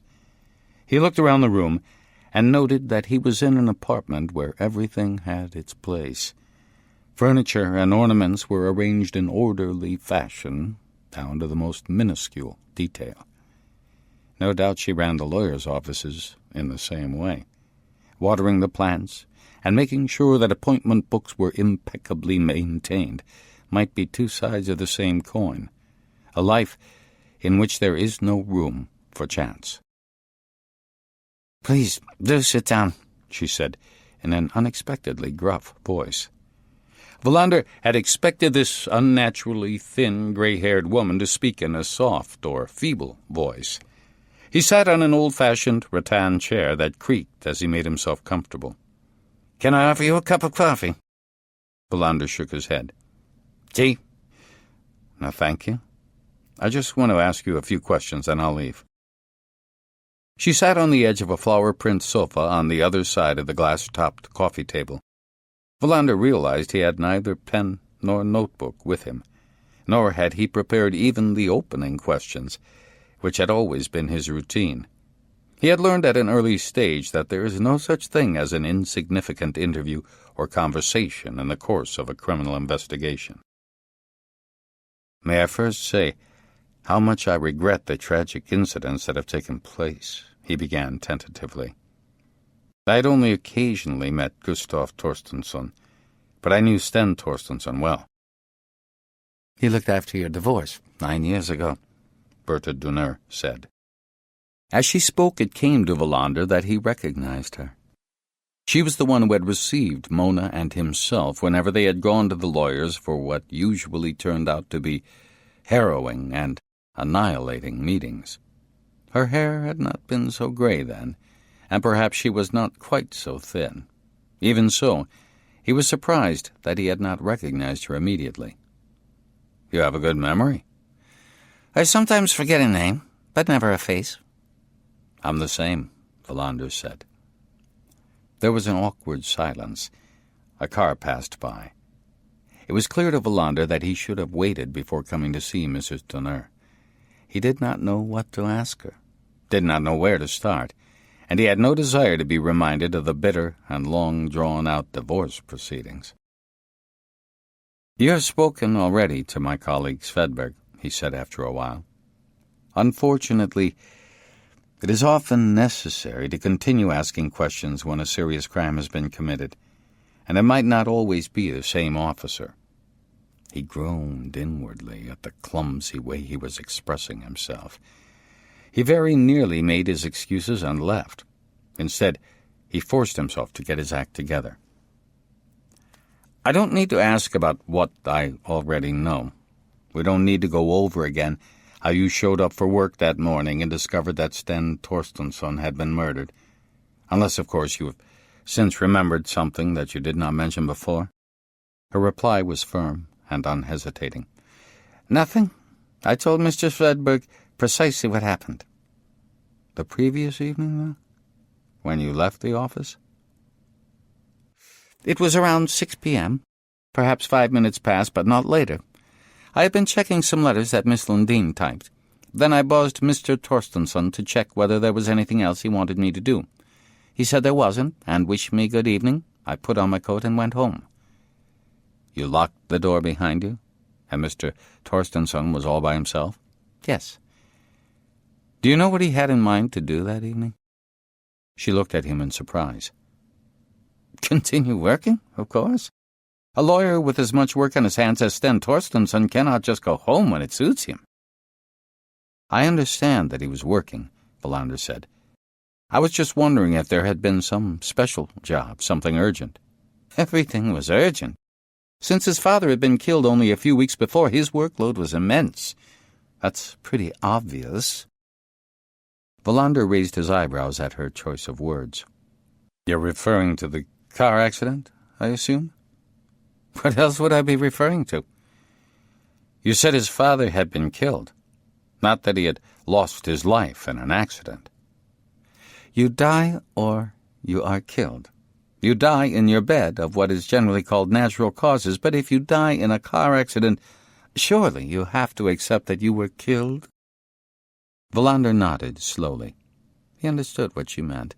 Nevertheless, he wondered if she had inadvertently said something that might be along the same lines as the suspicions that had led Sten Torstensson to find him at Skagen.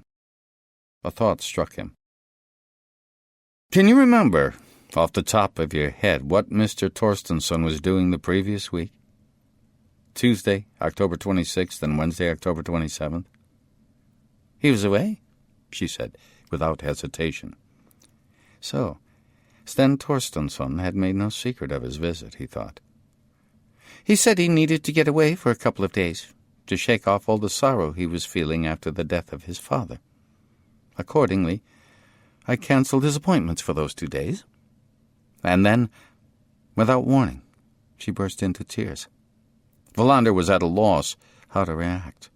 His chair creaked as he shifted in embarrassment. She stood up and hurried out to the kitchen. He could hear her blowing her nose. Then she returned. "It's hard. It's so very hard." "I understand." "He sent me a postcard," she said with a very faint smile. Wallander was sure she would start crying again at any moment, but she was more self-possessed than he had supposed. "Would you like to see it?" "Yes, I would." She went to a bookshelf on one of the long walls, took a postcard from a porcelain dish, and handed it to him. "Finland must be a beautiful country," she said. I've never been there. Have you? Wallander stared at the card in confusion. The picture was of a seascape in evening sunshine. Yes, he said slowly. I've been to Finland. And as you say, it's very beautiful. Please forgive me for getting upset. You see, the postcard arrived the day I found him dead. Wallander nodded absent-mindedly. It seemed to him there was a lot more he needed to ask Bertha Donner than he had suspected. At the same time, he recognized that this was not the right moment. So Torstensson had told his secretary that he had gone to Finland. A postcard had arrived from there, apparently as proof. Who could have sent it? Torstensson was in Jutland. I need to hang on to this card for a couple of days in connection with the investigation. You'll get it back, I give you my word. I understand. Just one more question before I go. Did you notice anything unusual those last few days before he died? In what way unusual? Did he behave at all differently from normal? He was very upset and sad about the death of his father. Of course, but no other reason for anxiety.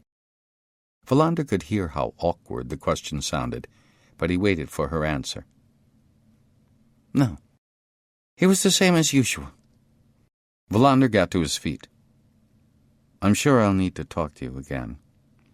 She did not get up from the sofa. Who could have done such a horrible thing? Walk in through the door, shoot a man, and then walk out again, as if nothing had happened. That's what we're going to find out. I suppose you don't know if he had any enemies. Enemies? How could he have had enemies? Wallander paused a moment, then asked one last question. What do you yourself think happened? There was a time when you could understand things, even things that seemed incomprehensible. Not now, though. It's just not possible in this country nowadays. Wallander put on his jacket, which was still wet and heavy. He paused when he went out into the street. He thought about a slogan going around at the time he graduated from the police academy, sentiments he had adopted as his own. There's a time for life and a time for death. He also thought about what Mrs. Donner had said as he was leaving. He felt that she had said something significant about Sweden, something he should come back to. But for now he banished her words to the back of his mind. I must try to understand the minds of the dead, he thought. A postcard from Finland, postmarked the day when Torstensson was drinking coffee with me in Skagen, makes it clear that he wasn't telling the truth. Not the whole truth, at least. A person can't lie without being aware of it. He got into his car and tried to make up his mind what to do. For himself, what he wanted most of all was to go back to his apartment on Maria Gatan and lie down on the bed with the curtains drawn. As a police officer, however, he must think otherwise. He checked his watch, 1:45 p.m. He would have to be back at the station by 4 o'clock at the latest for the meeting of the investigation team. He thought for a moment before deciding. He started the engine, turned onto Hammengaten, and bore left to emerge onto the Österleden highway again. He continued along the Malmö road until he came to the turn-off to Bjäresjö. The rain had become drizzle, but the wind was gusting. A few kilometers further on, he left the main road and stopped outside a fenced-in yard with a rusty sign announcing that this was Niklasson's scrapyard. The gates were open, so he drove in among the skeletons of cars piled on top of each other. He wondered how many times he had been to the scrapyard in his life. Over and over again, Niklasson had been suspected of smuggling and been prosecuted for the offense on many occasions. He was legendary in the Ystad police force. He had never once been convicted, in spite of overwhelming evidence of his guilt. But at the very last minute, there had always been one little spanner that would get stuck in the works, and Niklasson had invariably been set free to return to the 2 trailers welded together that constituted both his home and his office. Wallander switched off the engine and got out of the car. A dirty-looking cat studied him from the hood of an ancient, rusty Peugeot. Niklasson emerged from behind a pile of tires. He was wearing a dark-colored overcoat and a filthy hat pulled down over his long hair. Wallander had never seen him in any other attire. "Kurt Wallander," Niklasson said with a grin. "Long time no see. Here to arrest me?" "Should I be?" Wallander said. "Only you can say." "You have a car I'd like to take a look at," Wallander said. "A dark blue Opel that used to be owned by Gustav Torstensson, the lawyer." "Ah, that one. "It's over here," he said, heading in the direction he was pointing. "What do you want to see that for?" "Because a person in it died when the accident took place." "People drive like idiots," Niklasson said. "The only thing that surprises me is that more of them aren't killed. Here it is. I haven't started cutting it up yet. It's exactly the same as it was when they brought it here." Wallander nodded. "I can manage on my own now." "Oh, I have no doubt you can," Niklasson said. "Incidentally, I always wondered what it feels like, killing somebody." Wallander was annoyed. "It feels goddamned awful. What did you think it would feel like?" Niklasson shrugged. "I just wondered." When he was by himself, Wallander walked around the car twice. He was surprised to see that there was hardly any superficial damage. After all, it had gone through a stone wall and then flipped over at least twice. He squinted into the driving seat. The car keys were lying on the floor next to the accelerator. With some difficulty, he managed to open the door, pick up the keys, and fit them into the ignition. Sten had been right. Neither the keys nor the ignition were damaged. Thinking hard, he walked around the car once more. Then he climbed inside and tried to figure out where Gustav Torstensson had hit his head. He searched thoroughly, without finding a solution. Although there were stains here and there that he supposed must be dried blood, he could not see anywhere where the dead man could have hit the back of his head. He crawled out of the car again, the keys still in his hand. Without really knowing why, he opened the trunk. There were a few old newspapers and the remains of a broken kitchen chair. He remembered the chair leg he had found in the field. He took out one of the newspapers and checked the date, more than 6 months old. He closed the trunk. Then it dawned on him what he had seen without it registering. He remembered clearly what it said in Martinsson's report. It had been quite clear on one matter. All the doors, apart from the driver's door, had been locked, including the trunk. He stood stock still. There's a broken chair locked in the trunk. A leg from that chair is lying half buried in the mud. A man is dead in the car. His first reaction was to get angry about the slipshod examination and the unimaginative conclusions reached.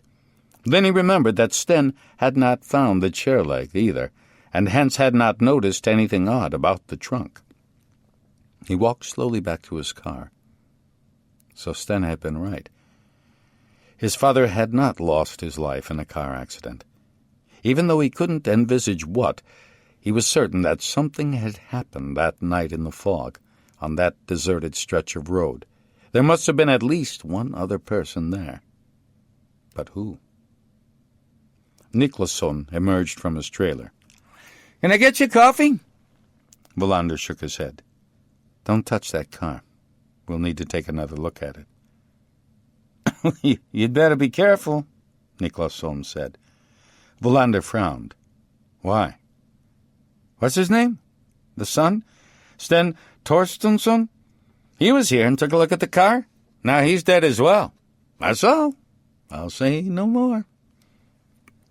A thought struck Wallander. "Has anybody else been here and examined the car?" Niklasson shook his head. "Not a soul. Wallander drove back to Ystad. He felt tired. He could not figure out the significance of what he had discovered, but the bottom line was not in doubt. Sten had been right. The accident was a cover-up for something entirely different. It was 4:07 p.m. when Bjork closed the meeting room door.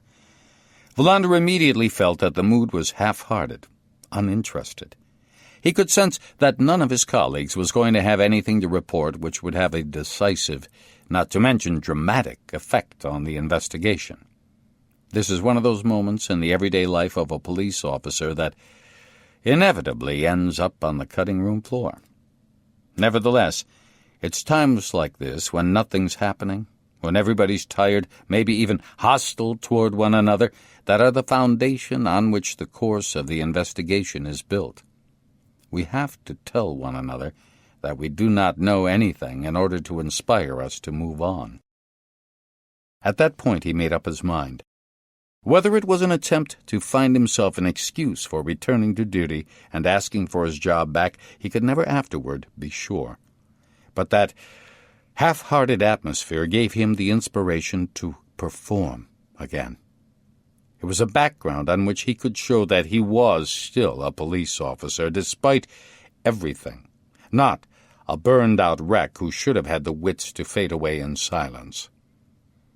His train of thought was broken by Bjork, who was looking at him expectantly. Wallander shook his head, a barely noticeable gesture. He had nothing to say as of yet. What have we got to report? Bjork said. Where do we stand? I've been knocking on doors, Svedberg said. All the surrounding buildings, every single apartment. But nobody heard anything unusual, nobody saw anything. Oddly enough, we haven't had one single tip from the general public. The whole investigation seems to be in limbo. Bjork turned to Martinsson. I've been to his apartment on Regementsgatan, he said. I don't think I've ever been so unsure of what I was looking for. What I can say for sure is that Sten Torstensson had a liking for fine cognac, and that he owned a collection of antiquarian books, which I suspect must be very valuable. I've also been putting pressure on the technical guys in Linköping about the bullets, but they say they'll be in touch tomorrow. Bjork sighed and turned to Högland. I've been trying to piece together his private life, she said. His family, friends, but I haven't turned anything up that you could say takes us any further. He didn't exactly put himself out there, and you could say he lived almost exclusively for his work as a lawyer. He used to do a fair amount of sailing in the summer, but he had given that up, for reasons I'm unsure about. He doesn't have many relatives, 1 or 2 aunts, a couple of cousins. He seems to have been a bit of a hermit, so far as I can understand. Wallander kept his eye on her while she was talking, without making it obvious. There was something thoughtful and straightforward about her, almost a lack of imagination, but he decided he would reserve judgment. He didn't know her as a person. He was just aware of her reputation as an unusually promising police officer. A new age, he thought.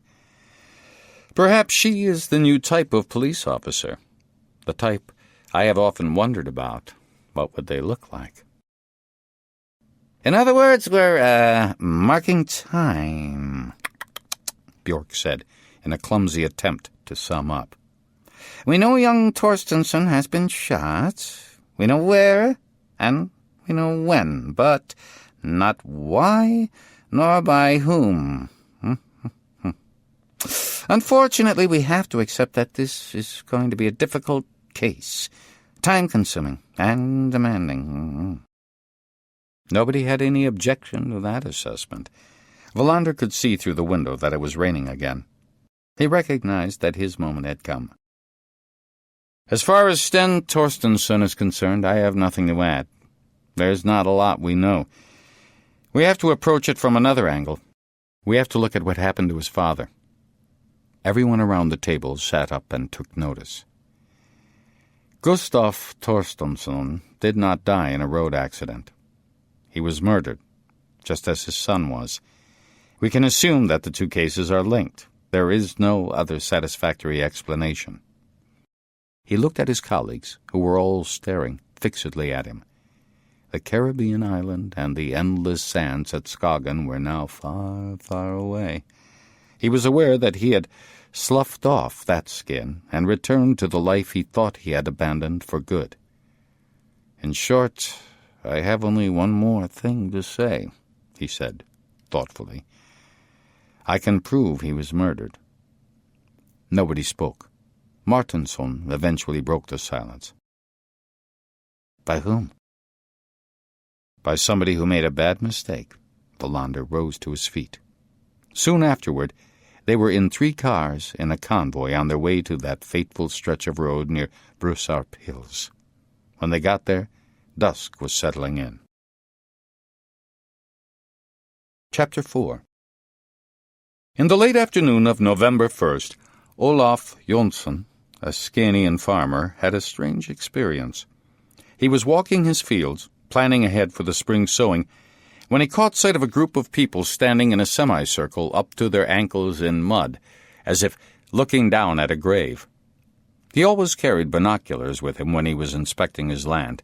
He sometimes saw deer along the edge of one of the copses that here and there separated the fields, so he was able to get a good view of them. One of them he thought he recognized, something familiar about the face, but he could not place him. Then he realized that the 4 men and 1 woman were in the place where the old man had died in his car the previous week. He did not want to intrude, so he lowered his binoculars. Presumably they were relatives who had come to pay their respects by visiting the scene of his death. He turned and walked away. When they came to the scene of the accident, Wallander started to wonder, just for a moment, if he had imagined it all. Perhaps it wasn't the chair leg he had found in the mud and thrown away. As he strode into the field, the others stayed on the road, waiting. He could hear their voices, but not what they said. "They think I've lost my grip," he thought, as he searched for the leg. "They wonder if I am fit to be back in my old job after all." But there was the chair leg, at his feet. He examined it quickly, and now he was certain. He turned and beckoned to his colleagues. Moments later, they were grouped around the chair leg lying in the mud. "Well, you could be right," Martinsson said hesitantly. "I remember there was a broken chair in the trunk. This could be a piece of it." "But I think it's very odd, even so," Bjork said. "Can you repeat your line of reasoning, Kurt?" "It's simple. I read Martinsson's report. It said that the trunk had been locked. There's no way that the trunk could have sprung open and then reclosed and locked itself. In that case, the back of the car would have been scored or dented when it hit the ground, but it isn't." "Did you go to look at the car?" Martinsson said, surprised. "I'm simply trying to catch up with the rest of you," Wallander said, and felt as if he were making excuses, as if his visit to Niklasson's had implied that he didn't trust Martinsson to conduct a simple accident investigation, which was true, in fact, but irrelevant. "It just seems to me that a man alone in a car that rolls over and lands up in a field doesn't then get out, open the trunk, take out a leg of a broken chair, shut the trunk again, get back into the car, fasten his seatbelt, and then die as a result of a blow to the back of the head." Nobody spoke. Wallander had seen this before many times. A veil is peeled away to reveal something nobody expected to see. Svedberg took a plastic bag from his overcoat pocket and carefully slotted the chair leg into it. "I found it about 5 meters from here," Wallander said, pointing. "I picked it up and then tossed it away." "A bizarre way to treat a piece of evidence," Bjork said. "I didn't know at the time that it had anything to do with the death of Gustav Torstensson," Wallander said. "And I still don't know what the chair leg is telling us exactly." "Well, if I understand you rightly," Bjork said, ignoring Wallander's comment, "this must mean that somebody else was there when Torstensson's accident took place. But that doesn't necessarily mean he was murdered. Somebody might have stumbled upon the crashed car and looked to see if there was anything in the trunk worth stealing. In that case, it wouldn't be so odd if the person concerned didn't get in touch with the police, or if he threw away a leg from the broken chair. People who rob dead bodies very rarely publicize their activities." "That's true," Wallander said. "But you said you could prove he was murdered," Bjork said. "I was overstating the case," Wallander said. "All I meant was that this goes some way toward changing the situation." They made their way back to the road. "We'd better have another look at the car," Martinson said. "The forensic guys will be a bit surprised when we send them a broken kitchen chair, but that can't be helped." Bjork made it plain that he would like to put an end to this roadside discussion. It was raining again, and the wind was getting stronger. "Let's decide tomorrow where we go from here. We'll investigate the various leads we've got, and unfortunately we don't have very many. I don't think we're going to get any further at the moment." As they returned to their cars, Högland hung back. "Do you mind if I go in your car?" she said. "I live in Ystad itself. Martinson has car seats everywhere, and Bjork's car is littered with fishing rods." Wallander nodded. They were the last to leave. They drove in silence for several kilometers. It felt odd to Wallander to have somebody sitting beside him. He realized he had not really spoken to anybody apart from his daughter since the day 2 years ago when he had lapsed into his long silence. She was the one who finally started talking. "I think you're right. There must be a connection between the two deaths."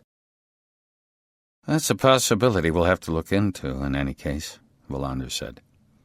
They could see a patch of sea to the left. There were white horses riding on the waves. "Why does anybody become a police officer?" Wallander wondered aloud. "I can't answer for others," she said, "but I know why I became one. I remember from the police academy that hardly anybody had the same dreams as the other students." "Do police officers have dreams?" Wallander said in surprise. She turned to him. "Everybody has dreams, even police officers. Don't you?" Wallander didn't know what to say, but her question was a good one, of course. Where have my dreams gone to, he thought. When you're young, you have dreams that either fade away or develop into a driving force that spurs you on. What do I have left of all my ambitions? I became a police officer because I decided not to become a vicar. I believed in God for a long time. My parents are Pentecostalists, but one day I woke up and found it had all gone away. I agonized for a long time over what to do, but then something happened that made my mind up for me, and I resolved to become a police officer. Tell me. I need to know why people still want to become police officers. Some other time, not now. They were approaching Ystad. She told him how to get to where she lived, to the west of the town, in one of the newly built brick houses with a view over the sea. I don't even know if you have a family, Wallander said, as they turned into a road that was still only half finished. I have 2 children. My husband's a service mechanic. He installs and repairs pumps all over the world and is hardly ever at home. But he's earned enough for us to buy the house. Sounds like an exciting job. I'll invite you over one evening when he's at home. He can tell you himself what it's like. He drew up outside her house.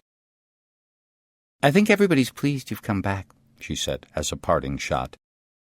Wallander felt immediately that it wasn't true, that it was more of an attempt to cheer him up, but he muttered his appreciation. Then he drove directly home to Maria Gotten, flung his wet jacket over the back of a chair, and lay on the bed, still in his dirty shoes. He dozed off and dreamed that he was asleep among the sand dunes at Skagen. When he woke up an hour later, he did not know where he was at first. Then he took off his shoes and went to the kitchen to make coffee. He could see through the window how the street light beyond was swaying in the gusting wind. Winter is almost upon us, he thought. Snow and storms and chaos. and I am a police officer again. Life tosses us all hither and thither. Is there anything we can truly decide for ourselves? He sat for a long time, staring into his coffee cup. It was cold by the time he got up to fetch a notepad and pencil from a kitchen drawer. Now I really must become a police officer again, he told himself. I get paid for thinking constructive thoughts, investigating and figuring out cases, not for worrying about my own petty problems. It was past midnight by the time he put down his pen and stretched his back. Then he pored over the summary he had written in his notepad. All about his feet, the floor was littered with crumpled-up sheets of paper. I can't see any pattern, he admitted. There are no obvious connections between the accident that wasn't an accident and the fact that a few weeks later Sten Torstensson was shot dead in his office. It doesn't even necessarily follow that Sten's death was a direct result of what happened to his father. It could be the other way around. He remembered something Rydberg had said in the last year of his life, when he was stuck in the middle of an apparently insoluble investigation into a string of arson cases. Sometimes the effect can come before the cause, he had said. As a police officer, you always have to be prepared to think back to front. He lay on the living room sofa. An old man is found dead in his car in a field on a morning in October, he thought. He was on his way home from a meeting with a client. After a routine investigation, the case is written off as a car accident, but the dead man's son starts to question the accident theory for two crucial reasons. First, that his father would never have been driving fast in the fog. Second, that for some time he had been worried or upset, but had kept whatever it was to himself. Wallander sat bolt upright. His instinct told him he had hit upon a pattern, or rather a non-pattern, a pattern falsified so that the true facts would not come to light. He continued his train of thought. Sten had not been able to prove that his father's death had not been a straightforward accident. He had not seen the chair leg in the field, nor had he thought about the broken chair itself in the trunk of his father's car.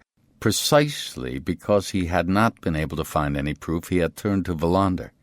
He had gone to the trouble of tracking him down, of coming to see him. At the same time, he had laid a false trail, a postcard from Finland. 5 days later, he was shot. No one could doubt that it was murder. Wallander had lost the thread. What he thought he had sensed, a pattern created to cover up another one, had drifted off into no man's land. He was tired. He wasn't going to get any further tonight. He knew, too, from experience that if his suspicions had any basis, they would come back.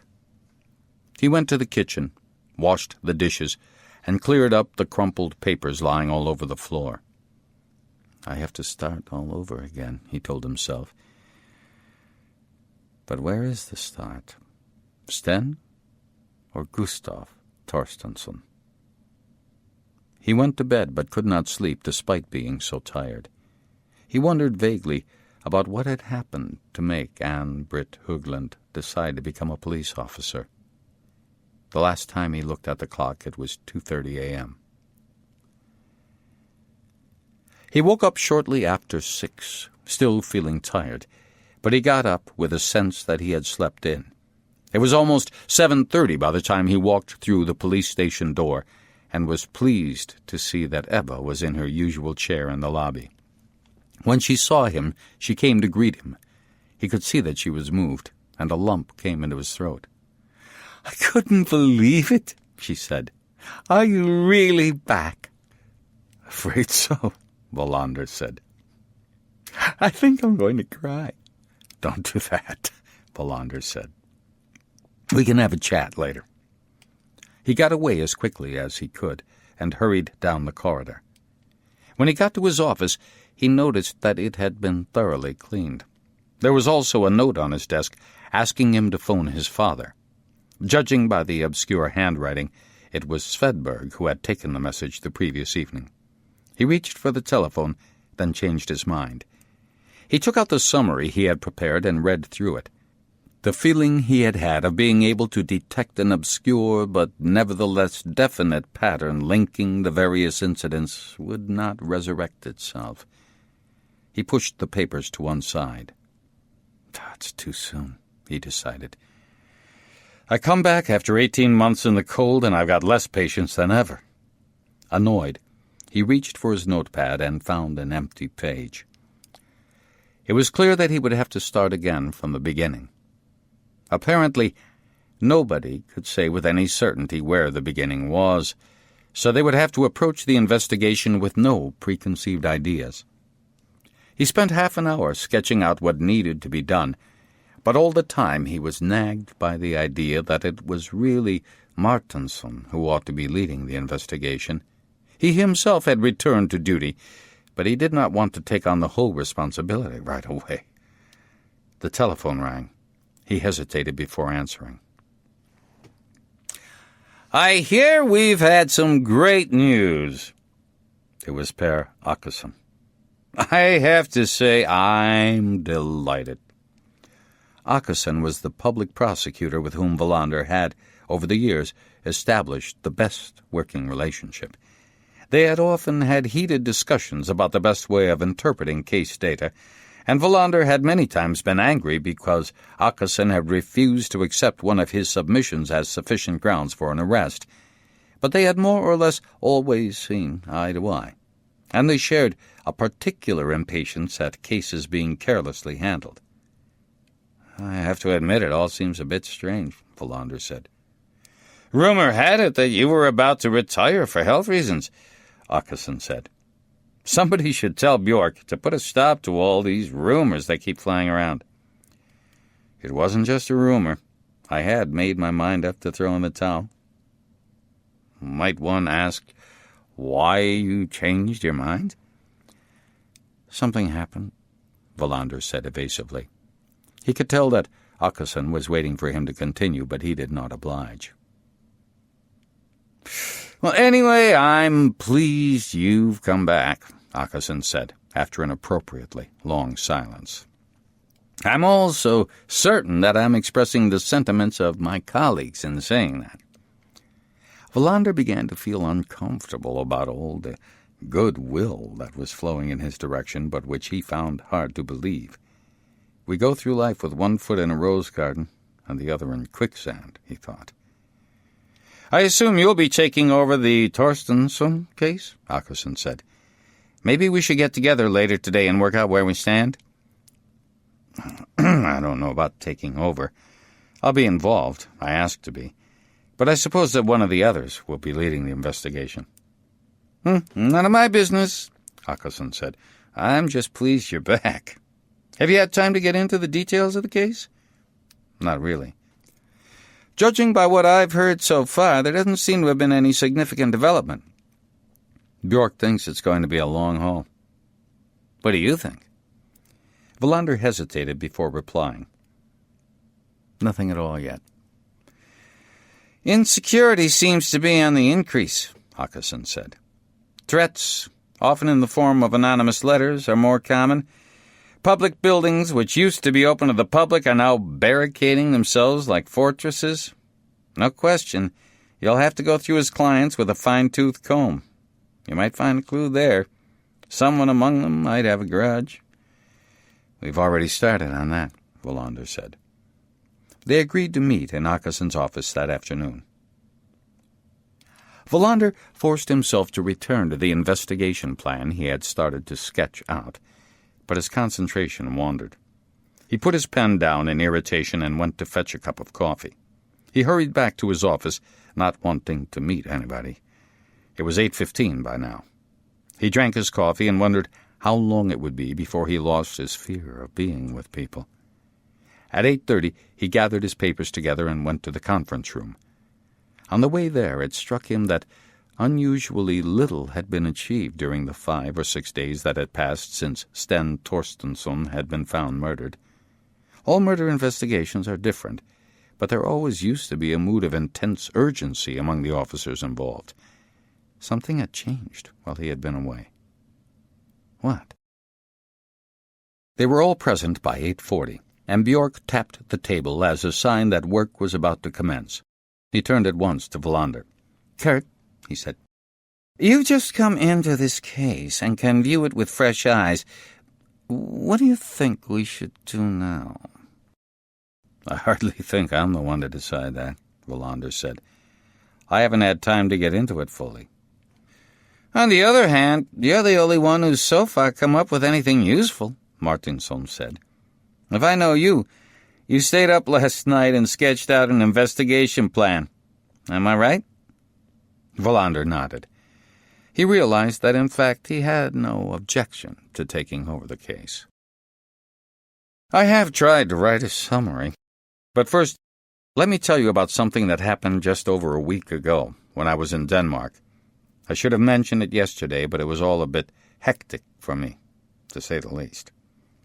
Wallander told his astonished colleagues about Sten Torstensson's trip to Skagen. He tried hard to leave out no detail. When he finished, there was silence. Bjork eventually spoke, making no attempt to conceal the fact that he was annoyed. "Very odd. I don't know why it is that you always seem to find yourself in situations that are out of normal procedures." "I did refer him to you," Wallander objected, and could feel his anger rising. "That's nothing for us to get excited about, no," Bjork said impassively. "But it is a bit strange, you must agree. What is, of course, clear is that we have to reopen the investigation into Gustav Torstensson's accident. It seems to me both natural and necessary that we advance on two fronts," Wallander said. "The assumption being that two people have been murdered, not one. It's a father and a son, moreover. We have to think two thoughts at the same time. There may be a solution to be found in their private lives, but it might also be something to do with their work. Two lawyers working for the same law firm. The fact that Sten came to see me to talk about his father being on edge might suggest that the key concerns Gustav Torstensson. But that is not a foregone conclusion. For one thing, there's the postcard Sten sent to Mrs. Denner from Finland when at the time he was in Denmark." "Well, that tells us something else as well," Högland said. Wallander nodded. "That Sten also thought that he was in danger. Is that what you mean?" "Yes," Högland said. "Why else would he have laid a false trail?" Martinson raised his hand, indicating he wanted to say something. "It would be simplest if we split into two groups, one to concentrate on the father and the other on the son. Then let's see if we come up with anything that points in the same direction." "I agree with that," Wallander said. "At the same time, I can't help thinking there's something odd about all this, something we should have discovered already." "Oh, murder cases are odd, surely," Svedberg said. "Yes, but there's something more, and I can't put my finger on it." Bjork indicated it was time to conclude the meeting. "Since I've already started delving into what happened to Gustav Torstensson, I might as well go on," Wallander said, "if nobody has any objections." The rest of us can devote ourselves to Sten Torstensson, then," Martinson said. "Can I assume that you'll want to work on your own to start with, as usual?" "Not necessarily. But if I understand it rightly, the Sten case is much more complicated. His father didn't have so many clients. His life seems to be more transparent." "Let's do that, then," Bjork said, shutting his diary with a thud. "We'll meet every day at 4 o'clock, as usual, to see how far we've gotten. And I need help with a press conference later today?" "Not me," Wallander said. "I haven't got the strength." "I thought Anne Britt might do it," Bjork said.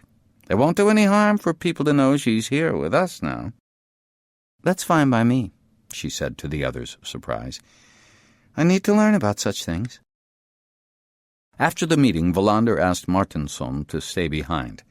When the others had left, he closed the door.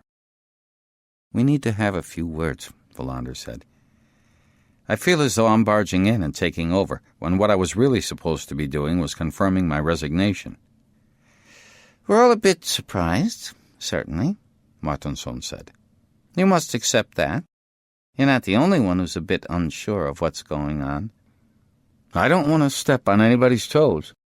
Martinson burst out laughing, then blew his nose. "The Swedish police force is full of officers suffering from sore toes and heels. The more bureaucratic the force becomes, the more people get obsessed about their careers. All the regulations and the paperwork, it gets worse every day, result in misunderstandings and a lack of clarity, so it's no wonder people step on each other's toes and kick their heels. Sometimes I think I understand why Bjork is worried about the way things are going. What's happening to ordinary, straightforward police work?" "The police force has always reflected society at large," Wallander said. "But I know what you mean. Rydberg used to say the same thing." "What's Hoagland going to say?" "Oh, she's good," Martinson said. "Hansson and Svedberg are both frightened of her precisely because she's so good. Hansson especially is worried that he might get left behind. That's why he spends most of his time taking courses nowadays, picking up extra qualifications."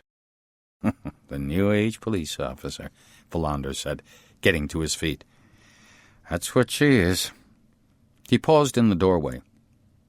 "You said something yesterday that rang a bell, something about Sten Torstensson. I'm not sure what, but I have the feeling it was more important than it sounded." "I was reading aloud from my notes," Martinson said.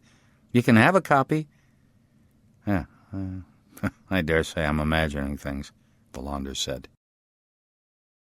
When he got back to his office and had closed the door, he knew that he had experienced something he had almost forgotten existed. It was as if he had rediscovered his drive.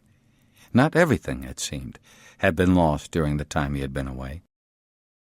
He sat at his desk, feeling that he could now examine himself at arm's length.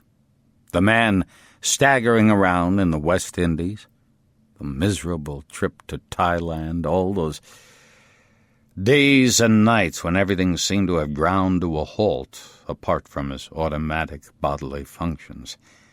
He was looking at himself, but he realized that that person was somebody he no longer knew. He had been somebody else. He shuddered to contemplate the catastrophic consequences that some of his actions could have had. He thought hard about his daughter Linda.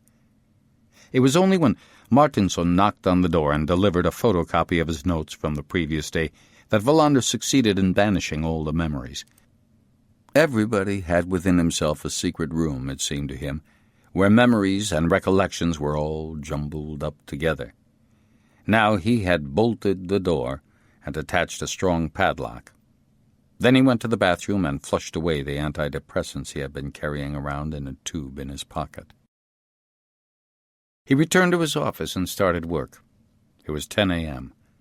He read carefully through Martinson's notes without identifying what it was that had caught his attention. It's too soon, he thought. Rydberg would have advised patience. Now I have to remember to advise myself. He wondered briefly where to begin. Then he looked up Gustav Torstensson's home address in the file for the car accident. Timmersmansgatan, 12. That was in one of Ystad's oldest and most affluent residential districts, beyond the army barracks, near Sandskogen. He telephoned the law firm and spoke to Sonja Lundin, who told him that the house keys were in the office. He left the station and noted that the rain clouds had dispersed. The sky was clear. He had the feeling he was breathing in the first of the cold winter air that was slowly advancing. As he drew up outside the office building, Lundin came out and handed him the keys. He took 2 wrong turns before he reached the correct address. The big, brown-painted wooden house was a long way back in the middle of a large garden. He swung open the creaking gate and started down the gravel drive. It was quiet, and the town seemed a long way away. A world inside a world, he thought. The Torstensson law firm must have been a very profitable business. He doubted if there were many houses in Ystad more expensive than this one. The garden was well tended, but strangely lifeless. A few deciduous trees, some neatly clipped bushes, some dull flower beds. Perhaps an elderly lawyer needed to surround himself with straight lines. A traditional garden with no surprises or improvisations.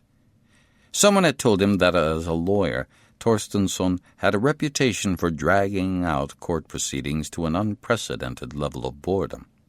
One spiteful opponent claimed that Torstensson could get a client off by driving the prosecutor to distraction with his plodding, colorless presentation of the case for the defense.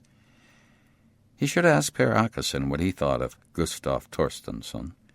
They must have dealt with each other many times over the years.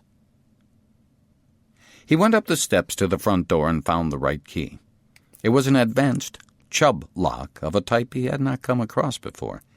He let himself into a large hall with a broad staircase at the back leading to the upper floor. Heavy curtains were drawn across the windows. He opened one set and saw that the window was barred. An elderly man living alone, experiencing the fear that inevitably goes along with age. Was there something here he needed to protect, apart from himself? Or was his fear something that originated beyond these walls? He made his way through the house, starting on the ground floor with its library lined with somber portraits of family ancestors, and the large, open-plan living room and dining room. Everything, from the furniture to the wallpaper, was dark, giving him a feeling of melancholy and silence.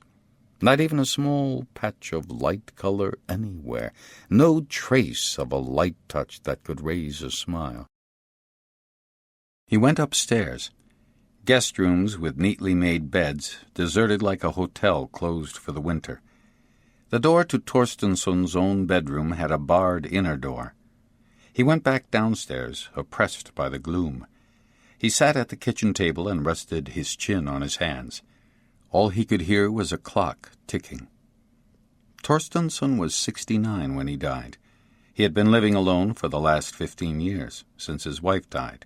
Sten was their only child. Judging by one of the portraits in the library, the family was descended from Field Marshal Lennart Torstensson. Wallander's vague memory from his school days was that during the 30 Years' War the man had a reputation for exceptional brutality toward the peasants wherever his army had set foot. Wallander stood up and went down the stairs to the basement. Here, too, everything was pedantically neat. Right at the back, behind the boiler room, Wallander discovered a steel door that was locked. He tried the various keys until he found the right one. Wallander had to feel his way until he located the light switch. The room was surprisingly big. The walls were lined with shelves laden with icons from Eastern Europe. Without touching them, Wallander scrutinized them from close up. He was no expert, nor had he ever been particularly interested in antiques, but he guessed that this collection was extremely valuable. That would explain the barred windows and the lock, if not the wrought iron safety door to the bedroom. Wallander's uneasiness grew. He felt he was intruding on the privacy of a rich old man whom happiness had abandoned, who had barricaded his house, and who was watched over by greed in the shape of all these Madonna figures. He pricked up his ears. There were footsteps upstairs, then a dog barking. He hurried out of the room, up the steps and into the kitchen. He was astonished to be confronted by Peters, his colleague, who had drawn his pistol and was pointing it at him. Behind him was a security guard with a growling dog tugging at a lead. Peters lowered his gun. Wallander could feel his heart racing. The sight of the gun had momentarily revived the memories he had spent so long trying to banish. Then he was furious. "What the hell's going on here?" he snarled. "The alarm went off at the security company and they called the police," Peters said, clearly worried. "So we came rushing here in a hurry. I had no idea it was you."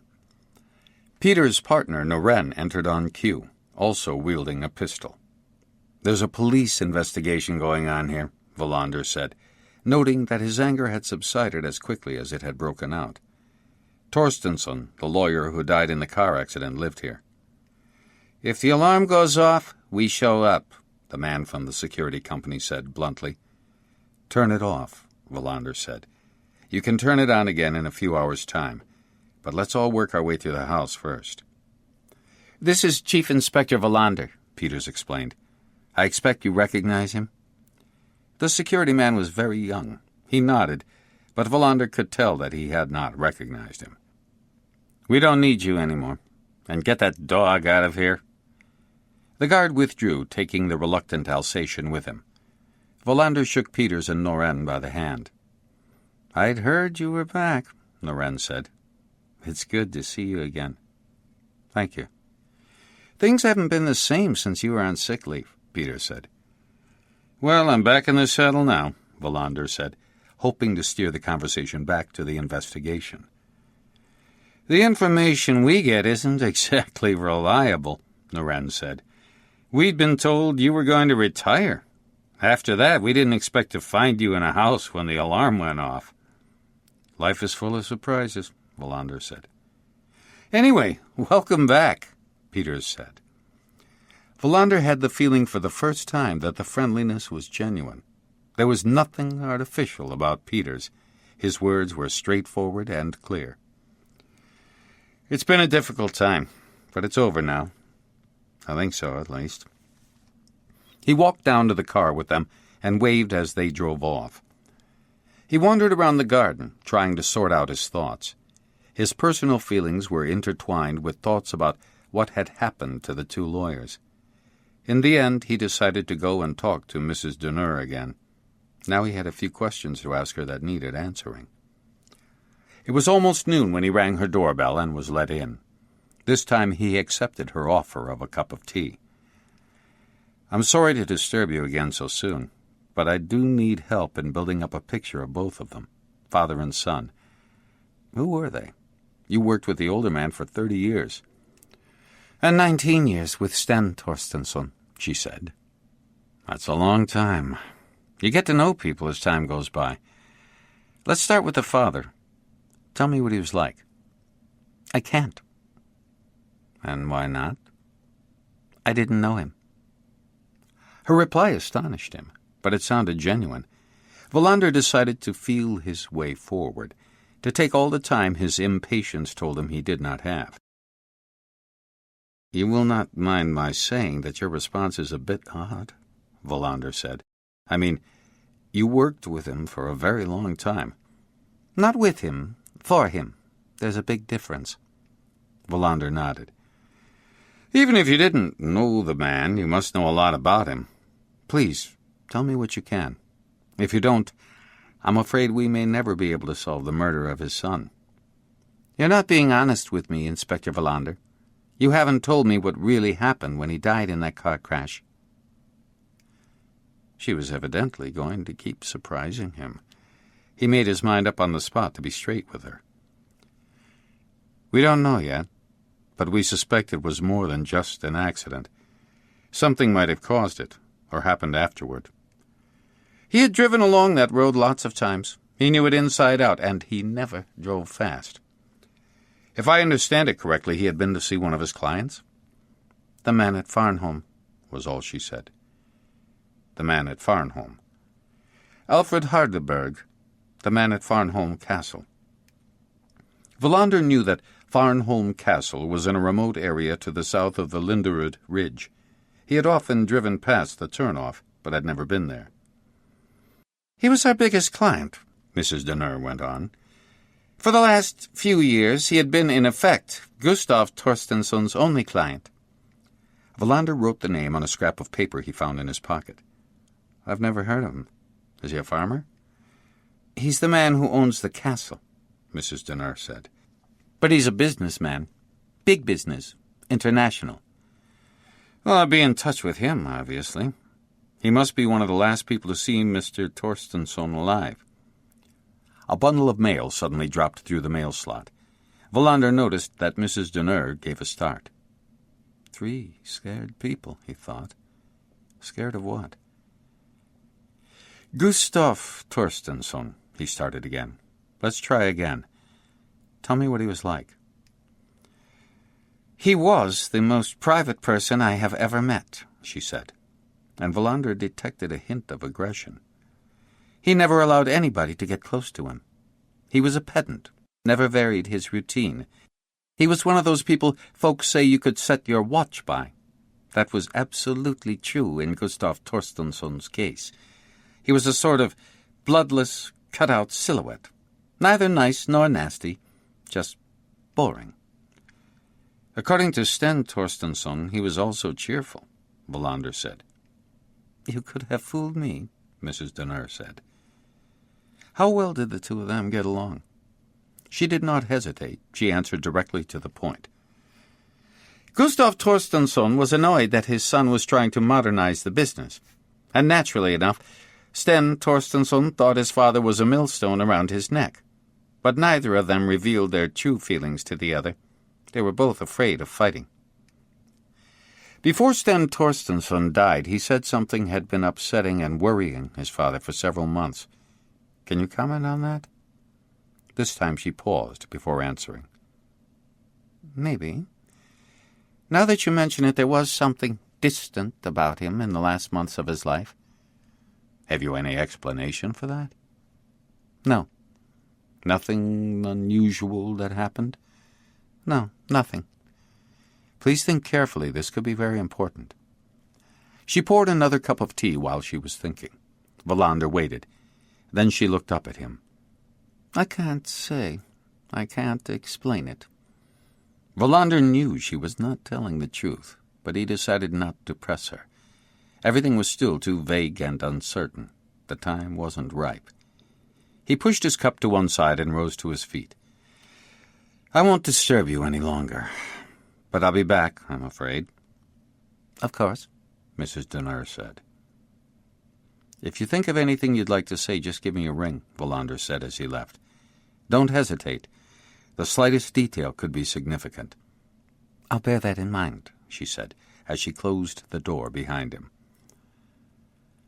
Wallander sat in his car without starting the engine. He felt very uneasy. Without being able to say exactly why, he had the feeling there was something very serious and disturbing behind the deaths of the two lawyers. They were still only scratching the surface. "Something is pointing us in the wrong direction," he thought. The postcard from Finland might not be a red herring, might be the thing we really should be looking into.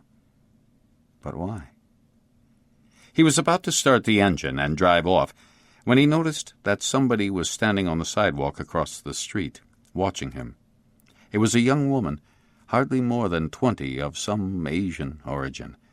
When she saw that Wallander had noticed her, she hurried away. Wallander could see in his rearview mirror that she had turned right onto Hammengarten without looking back. He was certain he had never seen her before. That didn't mean she had not recognized him. Over the years as a police officer, he had often come up against refugees and asylum seekers in various contexts. He drove back to the police station. The wind was still gusty, and clouds were building up from the east. He had just turned onto Christianstadwagen when he slammed his foot on the brake. A truck behind him sounded its horn. "I'm reacting far too slowly," he thought. "I'm not seeing the forest for the trees." He made an illegal U-turn, parked outside the post office on Hammengarten, and made his way swiftly onto the side street that led into Stickgarten from the north.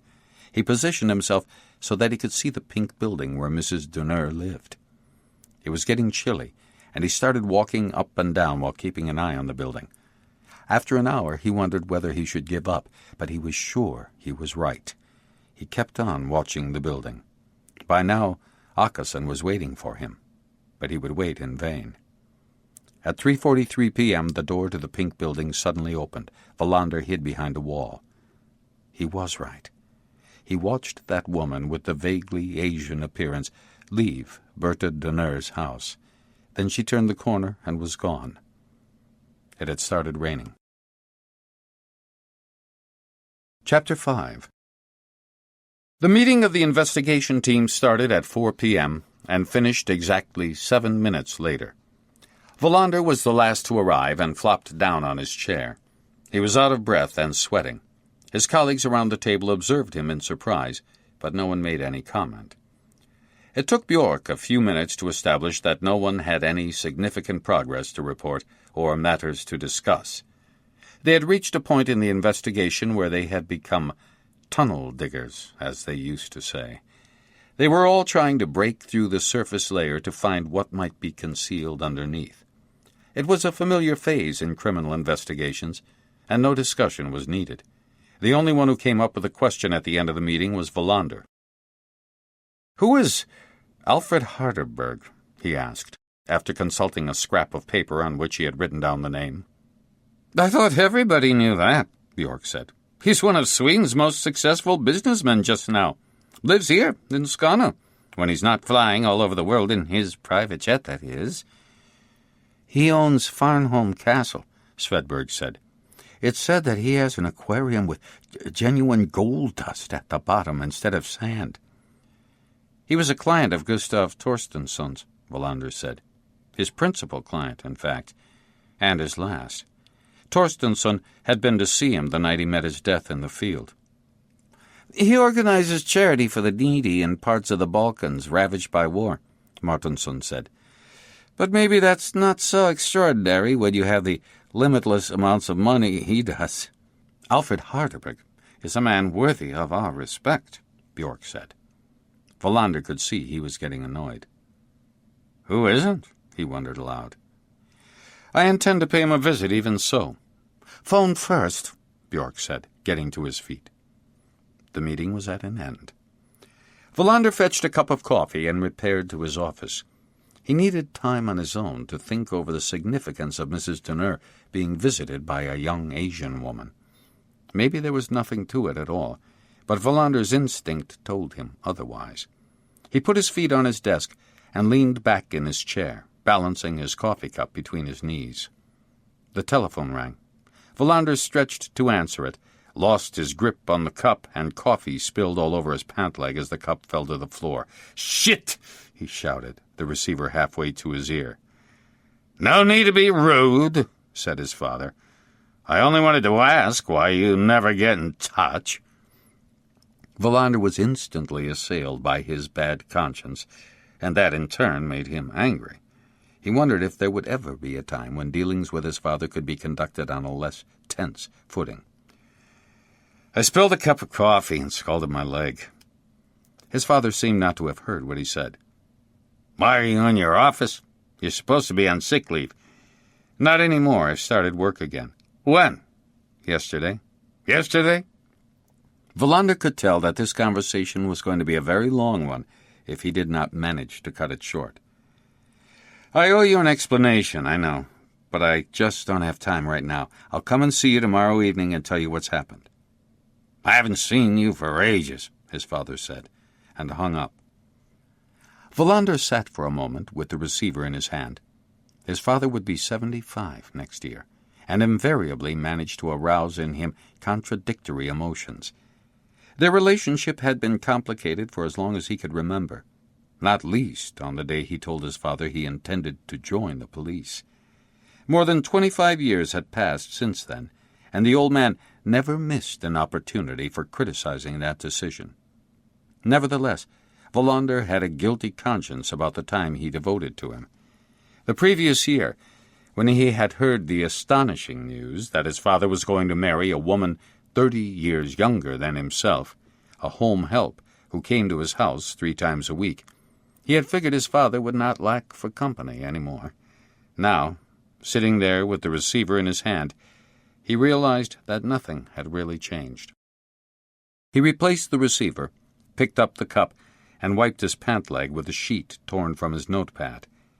Then he remembered he was supposed to get in touch with Åkesson, the prosecutor. Åkesson's secretary put him through right away. Wallander explained that he had been held up, and Åkesson suggested a time for the next morning instead. Wallander went to fetch another cup of coffee. In the hallway, he bumped into Högland, carrying a pile of files. "How's it going?" Wallander said. "Slowly, and I can't shake off the feeling that there's something fishy about those 2 dead lawyers." "That's exactly how I feel." "What makes you think so?" "I don't know. Let's talk about it tomorrow.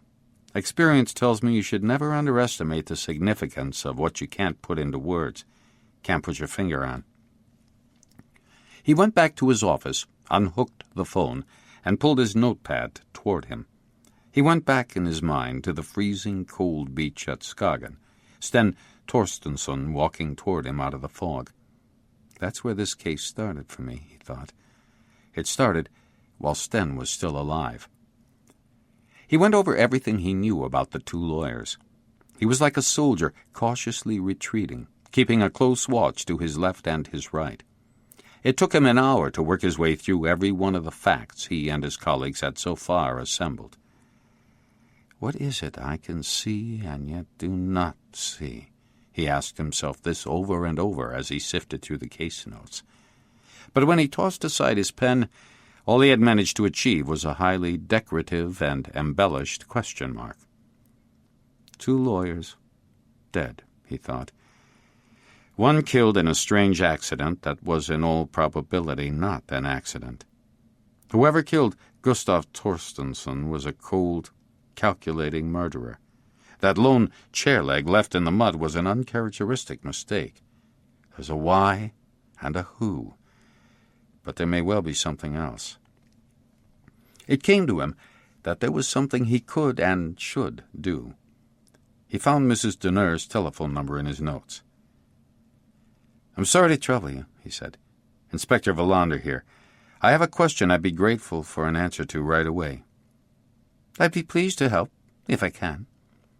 2 questions, in fact, Wallander thought, but I'll save the one about the Asian woman for another time. The night Gustav Torstensson died, he had been to Farnholm Castle. How many people knew he was going to visit his client that evening? There was a pause before she replied. Wallander wondered whether that was in order to remember or to give herself time to think of a suitable answer. "I knew, of course. It's possible I might have mentioned it to Miss Lundin, but nobody else knew." "Sten Torstensson didn't know, then?" "I don't think so. They kept separate engagement diaries." "So most probably you were the only one who knew," Wallander said. "Yes. Thank you." "I apologize for disturbing you," Wallander said, and hung up. He returned to his notes. Gustav Torstensson drives out to see a client and is attacked on the way home, murder disguised as a road accident. He thought about Mrs. Deneur's reply. I'm sure she was telling the truth, he thought. But what interests me is what lies behind that truth. What she said means that apart from herself, the only other person who knew what Gustav Torstensson was going to do that evening was the man at Farnholm Castle. He continued his walk through the case. The landscape of the investigation constantly shifted. The cheerless house with its sophisticated security systems, the collection of icons hidden in the basement. When he thought he had walked as far as he could go, he switched to Sten Torstensson. The landscape shifted yet again and became almost impenetrable. Sten's unexpected appearance in Wallander's wind-swept haven, against a background of melancholy foghorns, and then the deserted cafe at the art museum, they seemed to Wallander like the ingredients of an unconvincing operetta. But there were moments in the plot when life was taken seriously. Sten had found his father restless and depressed, and the postcard from Finland, sent by an unknown hand, but arranged by Sten. Clearly there was a threat, and a false trail was required, always assuming that the false trail wasn't, in fact, the right trail. Nothing takes us on to a next stage, Wallander thought. But these are facts that one can categorize. It's harder to know what to do with the mystery ingredients. The Asian woman, for example, who doesn't want anybody to see her visiting Bertha Deneur's pink house. And Mrs. Deneur herself was a good liar, but not good enough to deceive a detective inspector from the Ystad police, or at least for him not to notice that something isn't quite right. Wallander stood up, stretched his back, and stood at the window. It was 6 p.m., and it had grown dark. Noises could be heard from the corridor.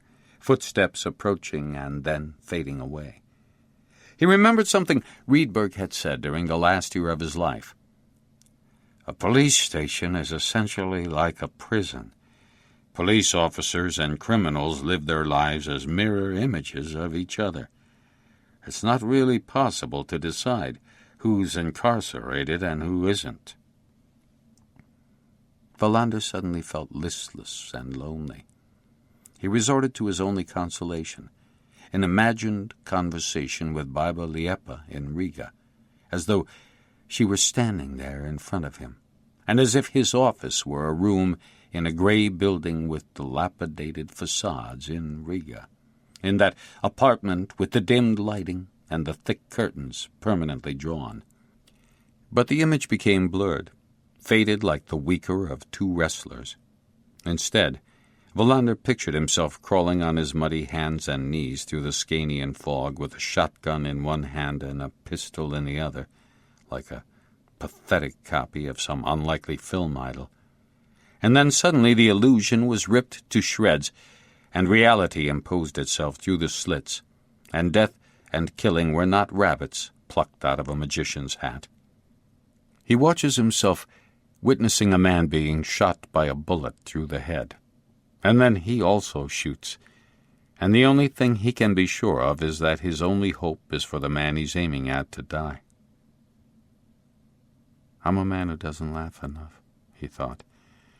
Without my noticing, middle age has marooned me on a coast with too many dangerous, submerged rocks. He left all his papers on his desk. At the reception desk, Abba was busy on the telephone. When she signaled to him to wait, he shook his head and waved to indicate he was in a hurry. He drove home and cooked a meal he would have been incapable of describing afterward. He watered the 5 plants he had on his window ledges, filled the washing machine with clothes that had been strewn around the apartment, discovered he had no laundry detergent, then sat on the sofa and cut his toenails. Occasionally he looked around the room, as if he expected to find that he wasn't alone after all. Shortly after 10 o'clock he went to bed and fell asleep almost immediately. Outside, the rain had eased off and become a light drizzle. When Wallander woke up the next morning, it was still dark. The alarm clock with the luminous hands indicated that it was barely 5 o'clock. He turned over and tried to go back to sleep, but found it impossible. His long stay out in the cold was still making itself felt. Whatever has changed, whatever is still the same, I will spend the rest of my life in 2 time scales, before and after. Kurt Wallander exists and doesn't exist. He got up at 5:30, made coffee, waited for the newspaper to arrive, and saw from the outside thermometer that it was 4 degrees Celsius outside. Driven by a feeling of unrest, he did not have the strength to analyze or fight. He left the apartment at 6 a.m. He got into his car and started the engine, thinking he might just as well pay a visit to Farnholm Castle. He could stop somewhere on the way, have a cup of coffee, and telephone to warn them he was coming. He drove east out of Ystad, averting his gaze as he passed the military training ground on his right, where 2 years earlier he had fought the old Wallander's last battle. Out there in the fog he had discovered that there are people who would not shrink from any form of violence, who would not hesitate to commit murders in cold blood. Out there, on his knees in the mud, he had fought desperately for his own life, and somehow, thanks to an incredibly accurate shot, he had killed a man. It was a point of no return, a birth and a burial at the same time. He drove along the road to Kristianstad and slowed down as he passed the place where Gustav Torstensson had died. When he came to Skåne Tronos, he stopped at the cafe and went in. It was getting windy. He should have put on a thicker jacket. In fact, he should have given more thought to his clothes in general. The worn Dacron pants and dirty windbreaker he had on were perhaps not ideal for visiting a lord of the manor. As he entered the cafe, he wondered what Björk would have worn for a visit to a castle, supposing it had been on business. He was the only customer. He ordered coffee and a sandwich.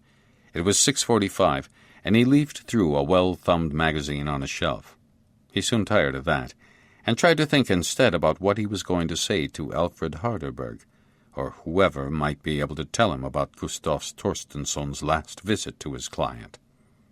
He waited until 7:30, then asked to use the telephone on the counter next to the old-fashioned cash register, and first called the police station in Ystad.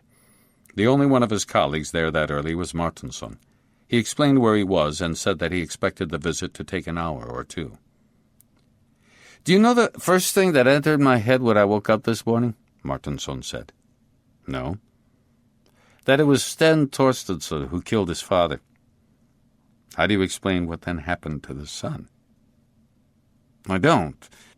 But what seems to me to be clearer and clearer is that the explanation has to do with their professional rather than their private lives. Or a combination of the two." "What do you mean?" "Just something I dreamed last night," Wallander said, ducking the question. "Anyway, I'll be back at the station in due course." He hung up, lifted the receiver again, and dialed the number of Farnholm Castle. It was answered on the very first ring. "Farnholm Castle?" said a woman's voice. She had a slight foreign accent. "This is Detective Chief Inspector Wallander of the Ystad Police. I'd like to speak to Mr. Harderberg." "He's in Geneva." Wallander should have foreseen the possibility that an international businessman might be abroad. "When will he be back?" "He hasn't said." "Do you expect him tomorrow or next week?" "I can't give you that information over the telephone. His schedule is strictly confidential." "Maybe so, but I am a police officer," Wallander said, his anger rising. "How can I know that? You could be anybody." "I'll be at Farnholm Castle in half an hour. Who shall I ask for?" "That's for the guards at the main gate to decide. I hope you have some acceptable form of identification with you."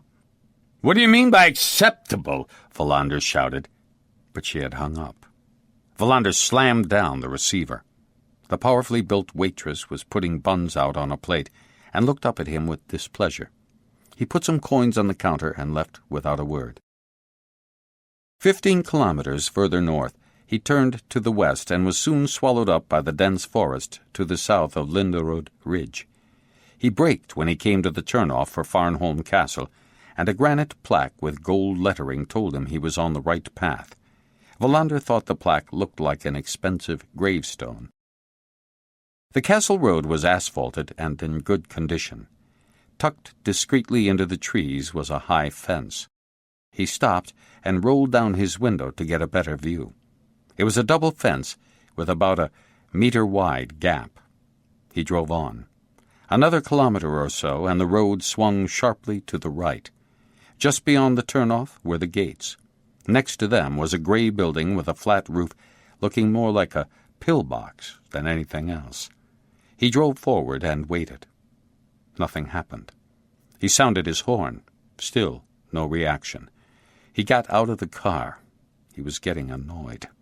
He had a vague feeling of being humiliated by all these fences and closed gates. Just then, a man emerged through one of the steel doors in the pillbox. He was wearing a dark red uniform Wallander had never seen before. He still had not familiarized himself with these new security companies that were popping up all over the country. The man in the uniform came up to him. He was about the same age as Wallander. Then he recognized him. "Kurt Wallander," said the guard. "Long time no see." "Indeed," Wallander said. "How long ago was it when we last met? 15 years? 20, the guard said. "Maybe more." Wallander had dug out the man's name from his memory, Kurt Strum. They had been colleagues on the Malmö police force. Wallander was young then and inexperienced, and Strum was a year or so older. They had never had more than professional contact with each other, but Wallander had moved to Ystad, and many years later he had heard that Strum had left the force. He had a vague memory that Strum had been fired. Something had been hushed up, possibly, excessive force used on a prisoner or stolen goods vanishing from a police storeroom. He didn't know for sure. "I was warned you were on your way," Strom said. "Lucky for me," Wallander said. "I was told I'd have to produce an acceptable form of identification." "What do you find acceptable?" "We have a high level of security at Farnholm Castle," Strom said. "We're pretty careful about who we let in." "What kind of treasure do you have hidden away here?"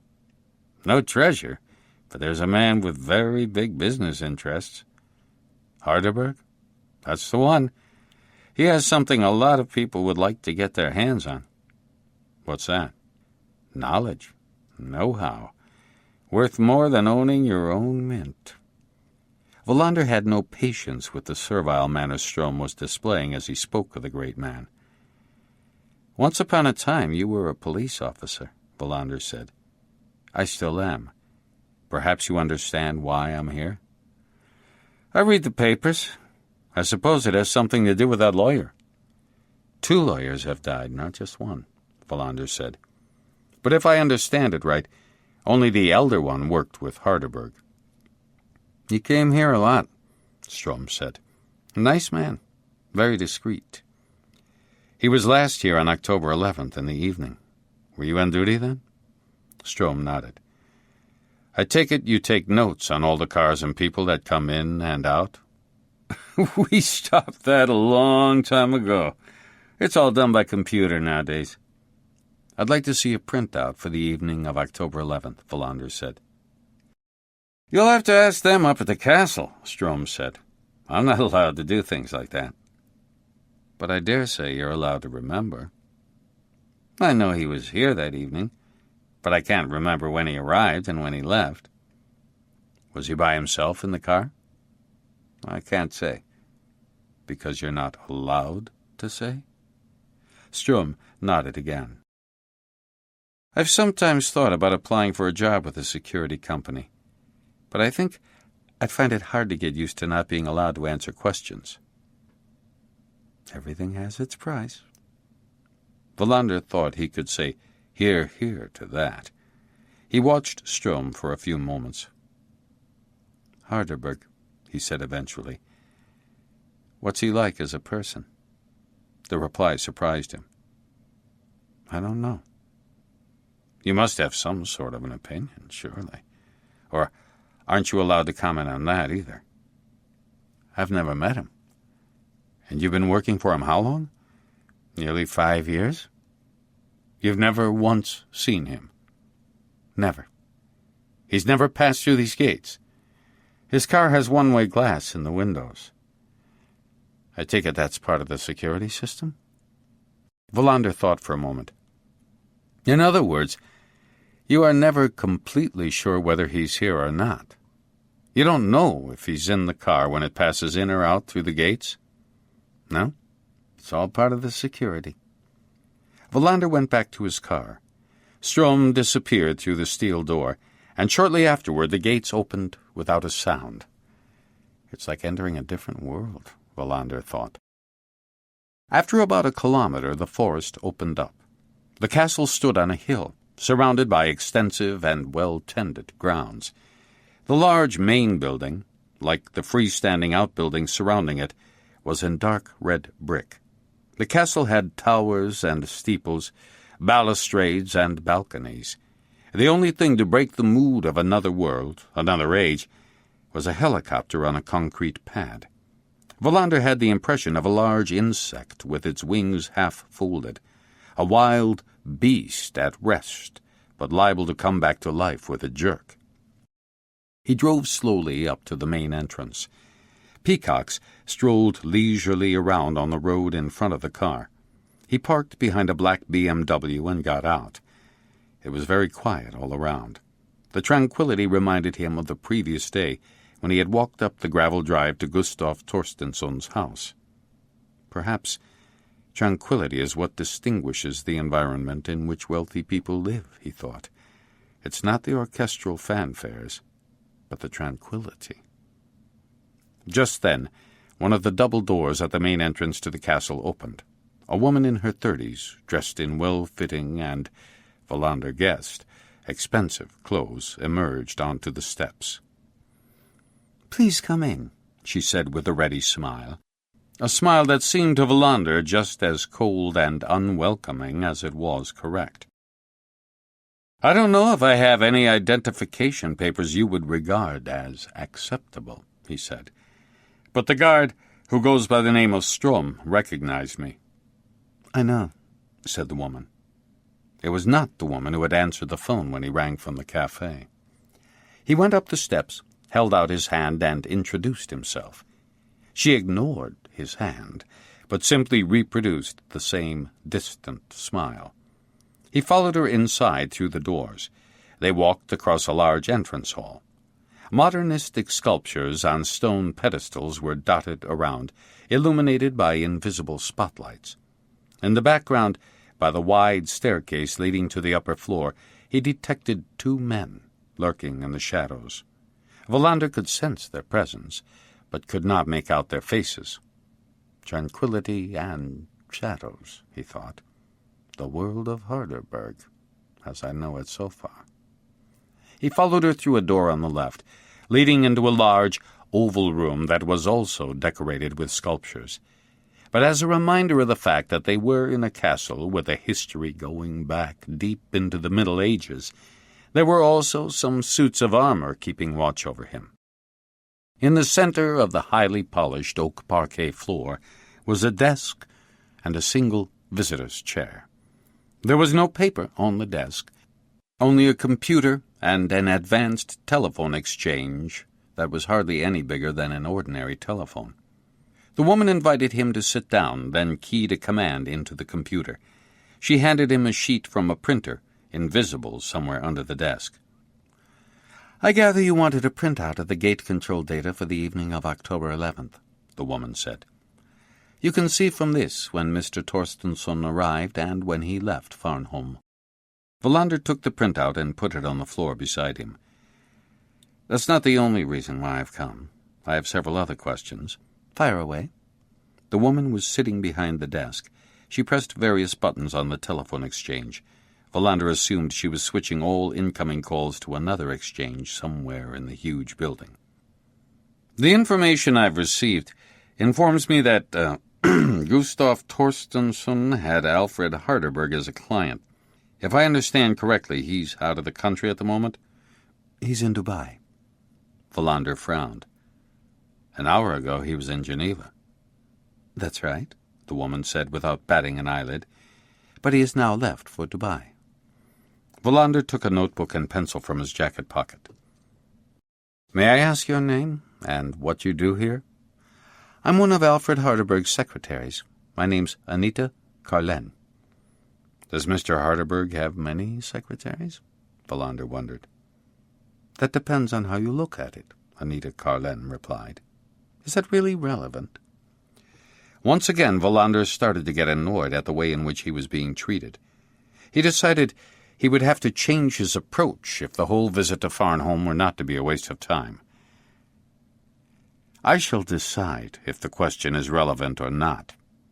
Farnholm Castle is a private property, and you have a legal right to surround it with as many fences as you like, as high as you like, provided you have planning permits and are not contravening any laws or regulations. You also have the right to deny entry to whomever you like, with one exception, the police. Is that understood?" "We haven't denied you entry, Mr. Wallander," she said, still without batting an eyelid.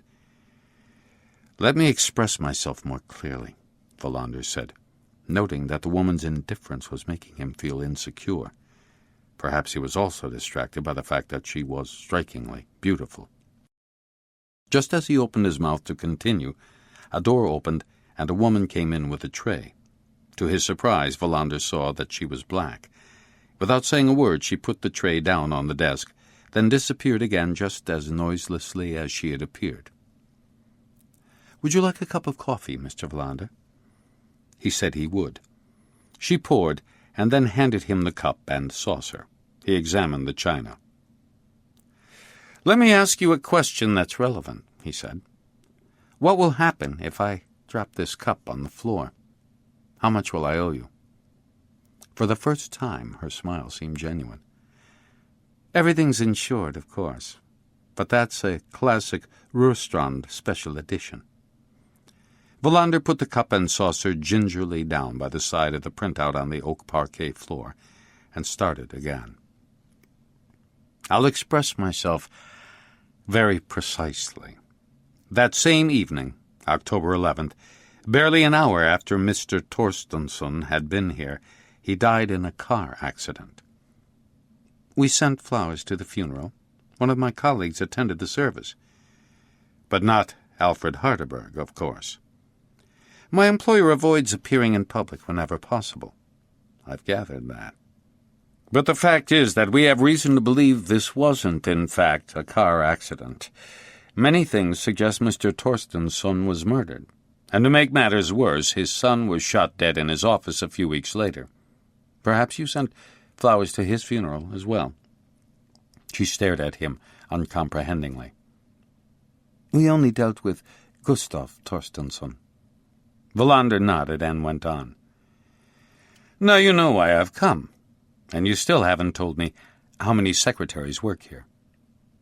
"And you haven't understood that it depends on how you look at it, Inspector Wallander." "I'm all ears." "Here at Farnholm Castle there are 3 secretaries. Then there are 2 more who accompany him on his travels. In addition, Dr. Harderberg has secretaries stationed in various places around the world. The number can vary, but it's rarely fewer than 6. "I count 11, Wallander said. She agreed. "You referred to your employer as Dr. Harderberg," Wallander said. "He has several honorary doctorates. You can have a list if you would like one." "Yes, I would." "I also want an overview of Dr. Harderberg's business empire, but you can let me have that later. What I want now is to know what happened that evening when Gustav Torstensson was here for the last time. Which one of all those secretaries can tell me that?" "I was on duty that evening." Wallander thought for a moment. "That's why you're here," he said. "That's why you are receiving me. But what would have happened if this had been your day off? You couldn't know the police were going to come this day of all days." "Of course not." Even as he spoke, Wallander realized he was wrong. And he also realized how it would be possible for people at Farnholm Castle to know. The thought worried him. He had to force himself to concentrate before continuing. "What happened that evening?" "Mr. Torstensson arrived shortly after 7 p.m. He had a private conversation with Dr. Harderberg and some of his closest colleagues, lasting an hour. Then he had a cup of tea. He left Farnholm at exactly 8:14. "What did they talk about that evening?" "I can't answer that." "But you said a moment ago that you were on duty." "It was a conversation with no secretary present. No notes were taken." "Who were the colleagues?" "I beg your pardon?" "You said Mr. Torstensson had a private conversation with Dr. Harderberg and some of his closest colleagues." "I can't answer that." "Because you're not allowed to?" "Because I don't know." "Don't know what?" "Who those colleagues were. I had never seen them before. They had arrived that day, and they left the following day." Wallander didn't know what to ask next. It seemed as if all the answers he was getting were peripheral. He decided to approach matters from a different angle. "You said a moment ago that Dr. Harderberg has 11 secretaries. May I ask how many lawyers he has?" "Presumably at least as many." "But you're not allowed to say exactly how many?" "I don't know." Wallander nodded. He could see he was entering another cul-de-sac. "How long had Mr. Torstensson been working for Dr. Harderberg?" "Ever since he bought Farnholm Castle and made it his headquarters. About 5 years ago." "Mr. Torstensson worked as a lawyer in Ystad all his life," said Wallander. "All of a sudden he's considered to be qualified to advise on international business matters. Doesn't that seem a little remarkable?" "That's something you'll have to ask Dr. Harderberg." Wallander closed his notebook. "Absolutely right. I'd like you to send him a message, whether he's in Geneva or Dubai or wherever, and inform him that Inspector Wallander wants to talk to him as soon as possible. The day he gets back here, in other words." He stood up and gingerly placed the cup and saucer on the desk. "The Eastad police don't have 11 secretaries, but our receptionists are pretty efficient. You can leave a message with them saying when he can see me." He followed her out into the hall. Next to the front door, lying on a marble table, was a thick, leather-bound file. "Here's the overview of Dr. Harderberg's business affairs you asked for," Anita Carlen said. Somebody's been listening in, Wallander thought. Somebody's overheard the whole of our conversation. Presumably, a transcript is already on its way to Harderberg, wherever he is, in case he's interested, which I doubt. "Don't forget to stress that it's urgent," Wallander said. This time Anita Carlen did shake hands with him. Wallander glanced at the big unlit staircase, but the shadows had gone. The sky had cleared. He got into his car.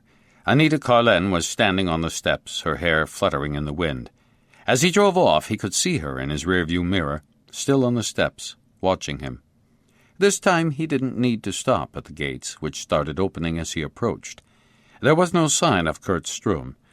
The gates closed automatically behind him, and he drove slowly back to Ystad.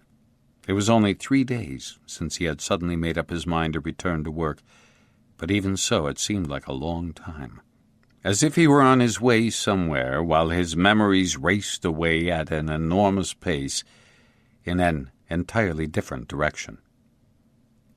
Just after the turn-off onto the main highway, there was a dead hare lying on the road.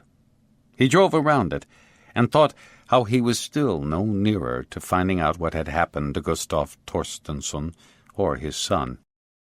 It seemed to him highly unlikely that he would find any connection between the dead lawyers and the people in the castle behind that double fence. Nevertheless, he would go through that leather file before the day was over and try to get some idea of Alfred Harderberg's business empire. His car phone started ringing. He picked it up and heard Svedberg's voice. "Svedberg here!" he shouted. "Where are you?" 40 minutes from Ystad." "Martinson said you were going to Farnholm Castle?" "I've been there," drew a blank. The conversation was cut off by interference for a few seconds. Then Svedberg's voice returned. "Berta Denner phoned and asked for you. She was anxious for you to get in touch with her right away." "Why?" "She didn't say." "If you give me your number, I'll give her a call." "It would be better if you just drove there. She seemed very, very insistent." Wallander glanced at the clock. It was 8:45 already. "What happened at the meeting this morning?" "Nothing special." "I'll drive straight to her place when I get back to Ystad," Wallander said. "Do that," Svedberg said. Wallander wondered what Mrs. Denner wanted that was so urgent. He could feel himself growing tense and increased his speed. At 9:25 he parked haphazardly across the street from the pink house. He hurried across the street and rang her bell. The moment she opened the door, he could see something was amiss. She looked to be in shock. "You've been asking for me?" She nodded and ushered him in. He was about to take off his shoes when she grasped his arm and dragged him into the living room that overlooked her little garden. She pointed. "Somebody's been there during the night." She looked really frightened. Something of her anxiety rubbed off on Wallander. He stood at the French windows and examined the lawn. The flower beds, dug over in preparation for winter, the climbers on the whitewashed wall between Mrs. Denner's garden and her neighbor's. "I can't see anything."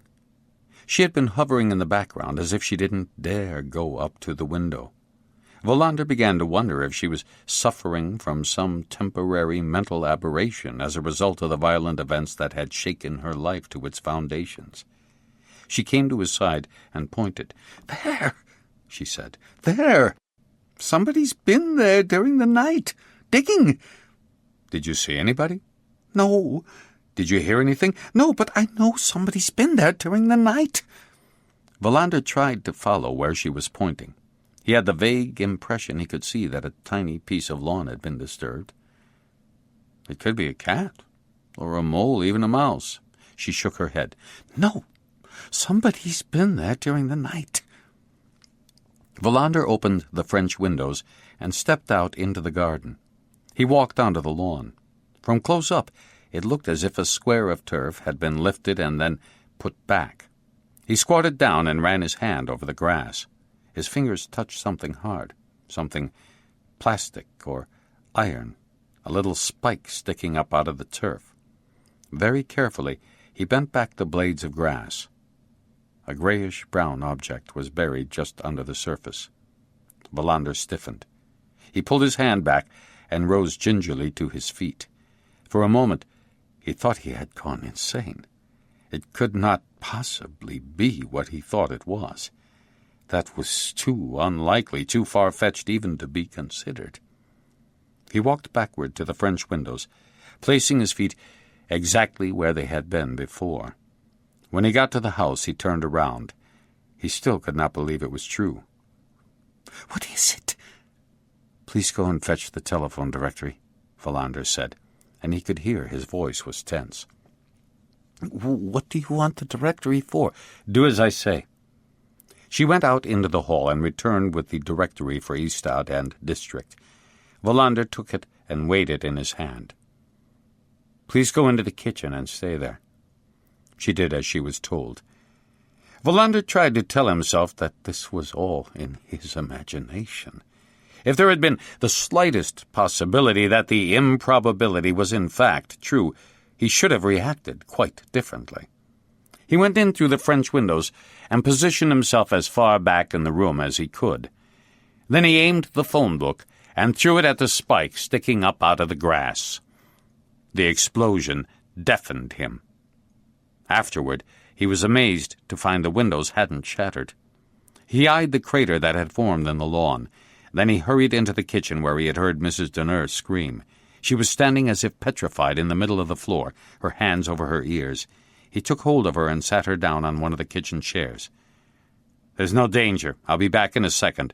I must just make a phone call." He dialed the number to the police station. To his relief, it was Ebba who answered. "Kurt here. I have to speak to Martinsson or Svedberg. Failing that, anybody will do." Ebba recognized his voice, he could tell. That's why she asked no questions, just did as he had asked. She had grasped how serious he was. Martinsson answered. "It's Kurt. Any minute now the police are going to get an emergency call about a violent explosion behind the Continental Hotel. Make sure no emergency services are called. I don't want fire engines and ambulances rushing here. Get here quick and bring somebody with you. I'm with Mrs. Denner, Torstensson's secretary. The address is Stickgaten 26, a pink house." "What's happened?" Martinsson said. "You'll see when you get here. You wouldn't believe me if I tried to explain." "Try me." "If I told you that somebody had planted a landmine in Mrs. Denner's back garden, would you believe me?" "No." "I didn't think so." Wallander hung up and went back to the French windows. The crater was still there. Chapter 6. Kurt Wallander would remember Wednesday, November 3rd, as a day that he was never entirely convinced had existed. How could he ever have dreamed that he would one day come across a landmine buried in a garden in the middle of Ystad? When Martinsson arrived at Mrs. Denner's house with Högland, Wallander still had difficulty in believing it was a mine that had exploded. Martinsson, however, had greater faith in what Wallander had said on the telephone, and on the way out from the police station he had already sent a message to Nyberg, their technical expert. He arrived at the pink house only a few minutes after Martinsson and Högland had stood transfixed before the crater in the lawn. Since they couldn't be sure there weren't any more mines hidden in the grass, they all stayed close to the house wall. On her own initiative, Högland then went to the kitchen with Mrs. Denner, who was a little calmer by now, to question her. "What's going on?" Martinsson said indignantly. "Are you asking me?" Wallander replied. "I have no idea." No more was said. They continued contemplating the hole in the ground. Shortly afterward, the forensic team arrived, led by the skillful but irritable Sven Nyberg. He stopped in his tracks when he caught sight of Wallander. "What are you doing here?" he said, making Wallander feel that he had committed an indecent act by returning to duty. "Working," he said, going on the defensive. "I thought you were quitting." "So did I, but then I realized you couldn't manage without me." Nyberg was about to say something, but Wallander raised a hand to stop him. "More important is this hole in the lawn," he said, remembering that Nyberg had served several times with Swedish troops for the UN. "From your years of duty in Cyprus and the Middle East, you can verify if this was in fact a mine. But first, can you tell us if there are any more of them?" "I'm not a dog," Nyberg said, squatting by the house wall. Wallander told him about the spike he had found with his fingers, and then the telephone book that had triggered the explosion. Nyberg nodded. "There are very few explosive substances or compounds that are detonated on impact, other than mines. That's the whole point of them. People or vehicles are supposed to be blown up if they put a foot or a wheel on a landmine. For an anti-personnel mine, a pressure of just a few kilos can be enough. A kid's foot or a telephone directory will do. If the target's a vehicle, 200 kilos would be the pressure required." He stood up and looked questioningly at Wallander and Martinsson. "But what the hell kind of person lays a mine in somebody's garden? It better be caught immediately." "You're quite certain it was a mine," Wallander said. "I'm never certain of anything," Nyberg said. "But I'll send for a mine detector from the regiment. Until it gets here, nobody should set foot in this garden." While they were waiting for the mine detector, Martinsson made a few calls. Wallander sat on the sofa, trying to come to terms with what had happened. From the kitchen, he could hear Höglund patiently asking Mrs. Denner questions that Mrs. Denner answered even more slowly. 2 dead lawyers, Wallander thought. Then somebody lays a mine in their secretary's garden.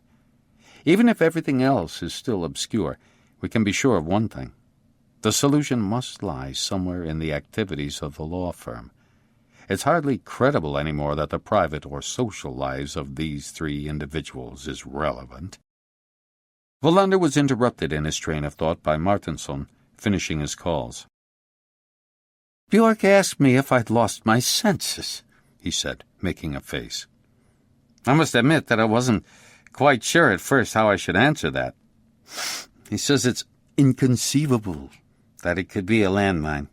Even so, he wants one of us to update him as soon as possible." "Well, we've got something to say," Wallander said. "Where's Nyberg disappeared to?" "He's gone to the barracks himself to fetch a mine detector," Martinsson said. Wallander looked at the time, 10:15. He thought about his visit to Farnholm Castle, but didn't really know what conclusion to draw. Martinsson was standing in the doorway, studying the hole in the lawn. "There was an incident about 20 years ago in Söderhamn," he said, "in the municipal law courts. You remember?" "Vaguely," Wallander said. "There was an old farmer who had spent countless years bringing just as countless a series of lawsuits against his neighbors, his relatives, anybody and everybody. It ended up by becoming a clinical obsession that nobody diagnosed as such soon enough. He thought he was being persecuted by all his imagined opponents, not least by the judge and his own lawyer. In the end, he snapped. He drew a revolver in the middle of a case and shot both the judge and his lawyer. When the police tried to get into his house afterward, it turned out he had booby-trapped all the doors and windows. It was sheer luck that nobody was injured once the fireworks started." Wallander remembered the incident. "A prosecutor in Stockholm has his house blown up," Martinsson went on. "Lawyers are threatened and attacked, not to mention police officers." Wallander nodded without replying. Höglund emerged from the kitchen, notebook in hand. Somewhat to his surprise, Wallander noticed that she was an attractive woman. It had not occurred to him before. She sat on a chair opposite him. "Nothing. She hadn't heard a thing during the night, but she is certain the lawn hadn't been messed up by nightfall. She's an early riser, and as soon as it was light, she saw that somebody had been in her garden. She says she has no idea why anybody would want to kill her, or at the very least blow her legs off." "Is she telling the truth?" Martinson said. "Well, it's not easy to tell if a person in shock is telling the truth," Högland said. "But I am positive she thinks the mine was put in her lawn during last night, and that she doesn't have a clue why." "Something about it worries me," Wallander said. "I'm not sure if I can get a handle on it." "Try," Martinson said. "She looks out of the window this morning and sees that somebody has been digging up her lawn. So what does she do?" "What doesn't she do?" Högland said. "Precisely. The natural thing for her to do would have been to open the French windows and go out and investigate. But what does she do instead?"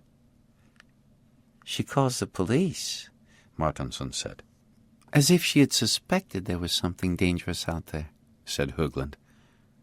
"Or known," Wallander said. "An anti-personnel mine, for instance," Martinson said. "She was quite upset when she phoned the police station." "She was upset when I got here. In fact, I've had the impression that she was nervous every time I've spoken to her, which could be explained by all that's happened over the last week or two, of course, but I'm not convinced." The front doorbell rang, and in marched Nyberg ahead of two men in uniform carrying an implement that reminded Wallander of a vacuum cleaner. It took the soldiers a quarter of an hour to go over the little garden with the mine detector. The police officers stood at the window watching intently as the men worked. Then they announced that it was all clear and prepared to leave. Wallander accompanied them out into the street where their car was waiting for them. "What can you say about the mine?" he asked them. "Size, explosive power. Can you guess where it might have been made? Anything at all could be of use to us." "Lundqvist, Captain," it said on the badge attached to the uniform of the older of the two soldiers. He was also the one who replied to Wallander's question. "Not a particularly powerful mine. A few 100 grams of explosive at most. Enough to kill a man, though. We usually call this kind of mine a 4. "Meaning what?" "Somebody walks in a mine," Captain Lundqvist said. "You need 3 men to carry him out of battle. 4 people removed from active duty." "And the origin?" "Mines aren't made the same way as other weapons. Bofors make them, as do all the other major arms manufacturers. But nearly every industrialized country has a factory making mines. Either they're manufactured openly under license, or they're pirated. Terrorist groups have their own models. Before you can say anything about where the mine comes from, you have to have a fragment of the explosive and preferably also a bit of the material the casing was made from. It could be iron or plastic, even wood." "We'll see what we can find," Wallander said. "Then we'll get back to you." "Not a nice weapon," Captain Lundqvist said. "They say it's the world's cheapest and most reliable soldier. You put him somewhere and he never moves from the spot. Not for 100 years, if that's what you want. He doesn't require food or drink or wages. He just exists and waits until somebody comes and walks on him. Then he strikes." "How long can a mine remain active?" Wallander asked. "Nobody knows. Landmines that were laid in the First World War still go off now and then." Wallander went back into the house. Nyberg was in the garden and had already started his meticulous investigation of the crater. "The explosive, and if possible also a piece of the casing," Wallander said. "What else do you suppose we're looking for?" Nyberg snarled. "Bits of bone?" Wallander wondered whether he should let Mrs. Denner calm down for a few more hours before talking to her, but he was getting impatient again. Impatient at never seeming to be able to see any sign of a breakthrough, or finding any clear starting point for this investigation. "You two had better go and fill Bjork in," he said to Martinson and Högland. "This afternoon we'll go through the whole case in detail to see where we've gotten." "Have we gotten anywhere at all?" Martinson said. "We've always gotten somewhere," Wallander said, "but we don't always know exactly where. Has Fedberg been talking to the lawyers going through the Torstensson archives? He's been there all morning, Martinsson said. But I expect he'd rather be doing something else. He's not really one for reading papers. Go and help him, Wallander said. I have an idea that it's urgent. He went back into the house, hung up his jacket, and went to the bathroom in the hall. He gave a start when he saw his face in the mirror. He was unshaven and red-eyed, and his hair was standing on end. He wondered about the impression he must have made at Farnholm Castle. He rinsed his face in cold water, asking himself where he was going to start in order to get Mrs. Denner to understand that he knew she was holding back information, and he did not know why. I must be friendly, he decided. Otherwise she'll close herself off completely. He went to the kitchen where she was still slumped on a chair. The forensic team was busy in the garden. Occasionally, Wallander heard Nyberg's agitated voice. He had the sense of having experienced exactly what he was now feeling a moment before, the bewildering sensation of having gone around in a circle and returned to a point far in the distant past. He closed his eyes and took a deep breath. Then he sat at the kitchen table and looked at the woman facing him. Just for a moment he thought she reminded him of his long-dead mother.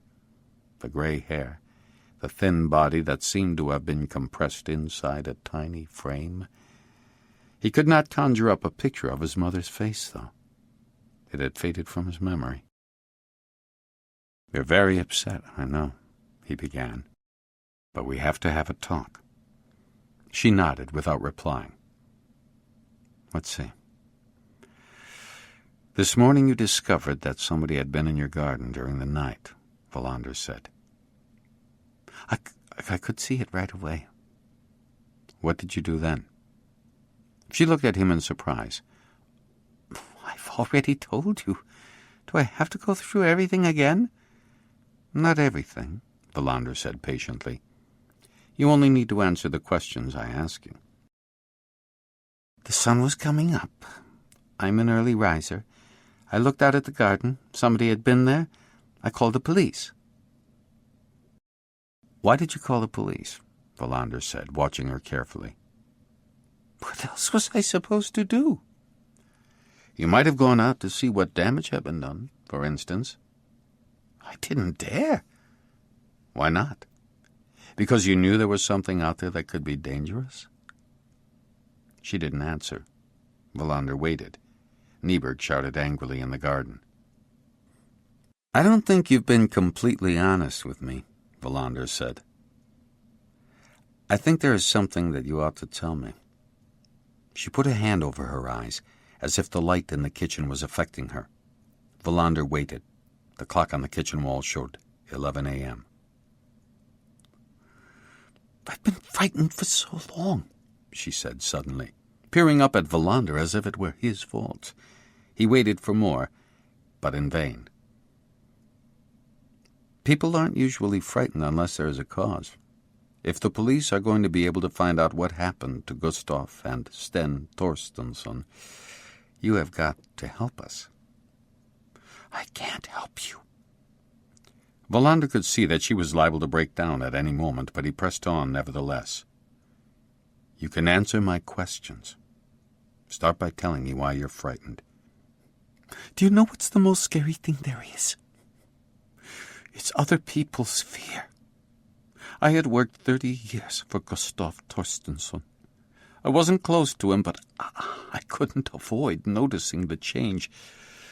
There came to be a strange smell about him. His fear." "When did you first notice it?" 3 years ago. "Had anything specific happened?" "Everything was exactly as usual." "It's very important that you try to remember." "What do you think I've been trying to do all this time?" Wallander tried to think how best to keep Mrs. Denner going. Despite everything, she seemed willing to answer his questions now. "You never spoke to Mr. Torstensson about it?" "Never." "Not to his son, either?" "I don't think he had noticed anything." She could be right, Wallander thought. She was Gustav Torstensson's secretary, after all. Do you really have no explanation for what happened today? You realize that you could have been killed if you had gone into the garden. I think you suspected as much, and that's why you called the police. You've been expecting something to happen, but you have no explanation. People started coming to the office during the night. Both Gustav and I noticed. A pen lying differently on a desk. A chair somebody had been sitting on and put back almost in its proper place, but not quite. You must have asked him about it. I wasn't allowed to. He forbade me. So he did speak about these nocturnal visits, then? You can see by looking at a person what you're not allowed to mention. The conversation was interrupted by Nyberg tapping on the window. I'll be back in a moment, Wallander said.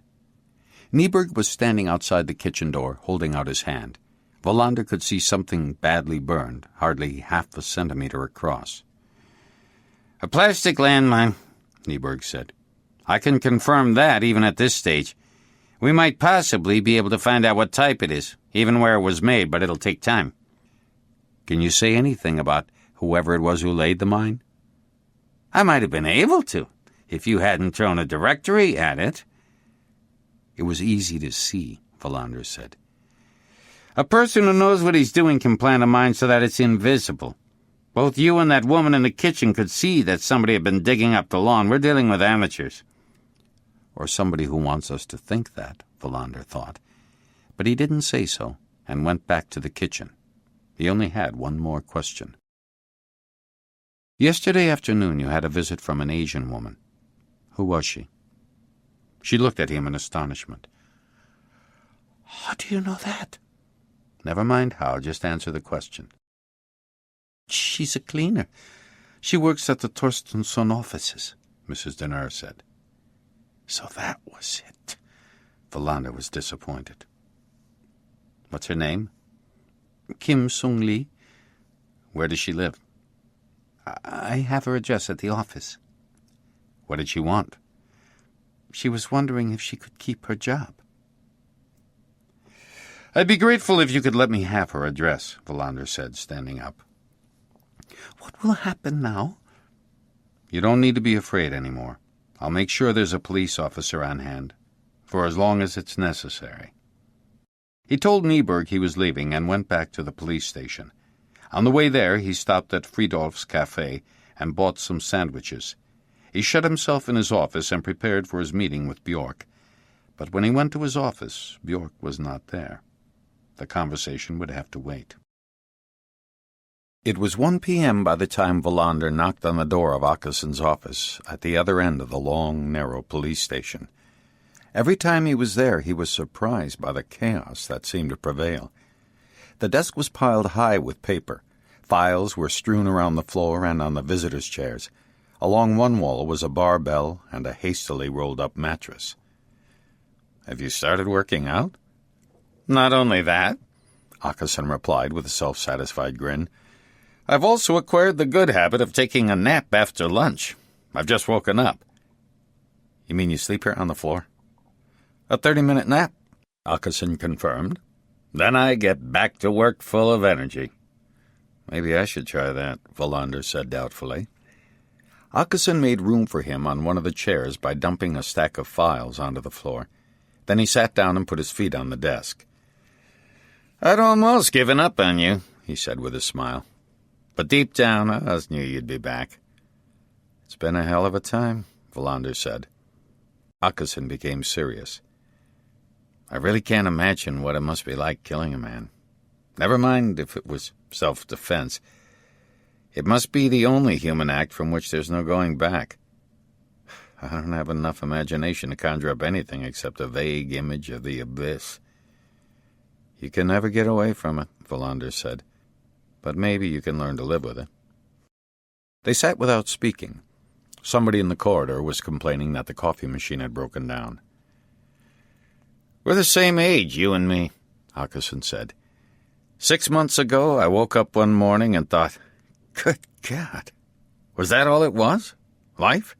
Was there no more to it than that? I felt panic-stricken. But now, looking back, I have to acknowledge that it was useful. It made me do something I ought to have done ages ago. He fished a sheet of paper out of one of the piles on his desk and handed it to Wallander. It was an advertisement from various UN organizations for legally qualified people to fill a variety of posts abroad, including refugee camps in Africa and Asia. I sent in an application, then I forgot all about it. But a month ago, I was called for an interview in Copenhagen. There's a chance I might be offered a 2-year contract in a big camp for Ugandan refugees who are going to be repatriated. Jump at it if the offer comes, Wallander said. What does your wife say? She doesn't know about it. I don't honestly know what will happen. I need you to give me some information, Wallander said. Akison took his feet off the desk and cleared aside some of the papers in front of him. Wallander told him about the explosion in Mrs. Deneur's back garden. Akison shook his head incredulously. That's not possible. Nieberg was positive, Wallander said. And he's usually right, as you know. What do you think about the whole business? Akison said. I've spoken to Bjork, and of course I go along with you tearing up the previous investigation into Gustav Torstensson's accident. Do we really have nothing to go on? Wallander thought before replying. The one thing we can be completely sure about is that it's no strange coincidence that 2 lawyers are dead and a mine is planted in Mrs. Deneur's garden. It was all planned. We don't know how it started, and we don't know how it will end. You don't think what happened to Mrs. Deneur was just meant to frighten her? Whoever put that mine in her garden intended to kill her, Wallander said. I want her protected. Perhaps she needs to move out of the house. I'll arrange for that, Akison said. I'll have a word with Bjork. She's scared, Wallander said. But I can see now, after talking to her again, that she doesn't know what she's scared of. I thought she was holding something back, but I now realize she knows as little as the rest of us. Anyway, I thought you might be able to help by telling me about Gustav and Sten Torstensson. You must have run into them a lot over the years. Gustav was an odd duck, Akison said, and his son was well on the way to becoming one, too. Gustav Torstensson, Wallander said. I think that's the starting point, but don't ask me why. I didn't have that much to do with him, Akison said. It was before my time when he used to appear in court as a defense lawyer. These last few years he seems to have been busy exclusively with financial consultancy. For Alfred Harderberg, Wallander said, of Farnholm Castle, which also strikes me as odd. A run-of-the-mill lawyer from Ystad, and a businessman with a global business empire? As I understand it, that's one of Harderberg's chief attributes, Akison said. His knack of finding and surrounding himself with just the right associates. Perhaps he noticed something about Gustav that nobody else had suspected. Are there any skeletons in Harderberg's closet? Not as far as I know, Akison said. Which in itself might seem odd. They say there's a crime behind every fortune, but Harderberg appears to be a model citizen, and he does his part for Sweden as well. Meaning what? He doesn't channel all his investments abroad. He's even set up businesses in other countries and moved the actual manufacturing to Sweden. That's pretty unusual nowadays. No skeletons roaming the corridors of Farnholm Castle, then. Were there any blots on Torstensson's permanent record? None at all. Honest, pedantic, boring. Old-fashioned sense of honor. Not a genius, not an idiot. Discreet. Not the type ever to wake up one morning and ask himself where his life had disappeared to. Yet he was murdered, Wallander said. There must have been one blot somewhere. Maybe not in his record, but in somebody else's. I'm not sure I follow you. A lawyer must be a little like a doctor, Wallander said. He knows a lot of people's secrets.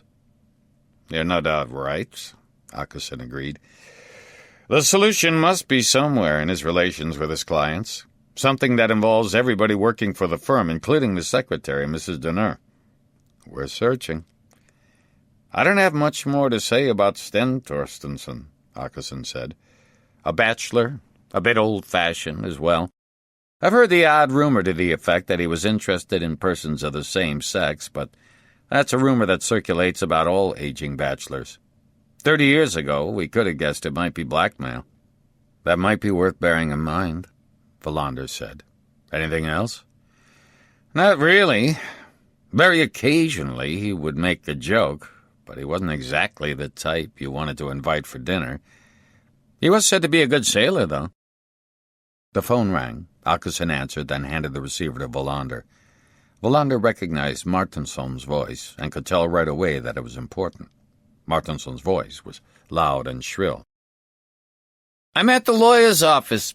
We found something that might be what we've been looking for." "What?" "Threatening letters."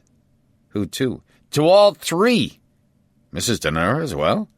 "Her as well." "I'm on my way."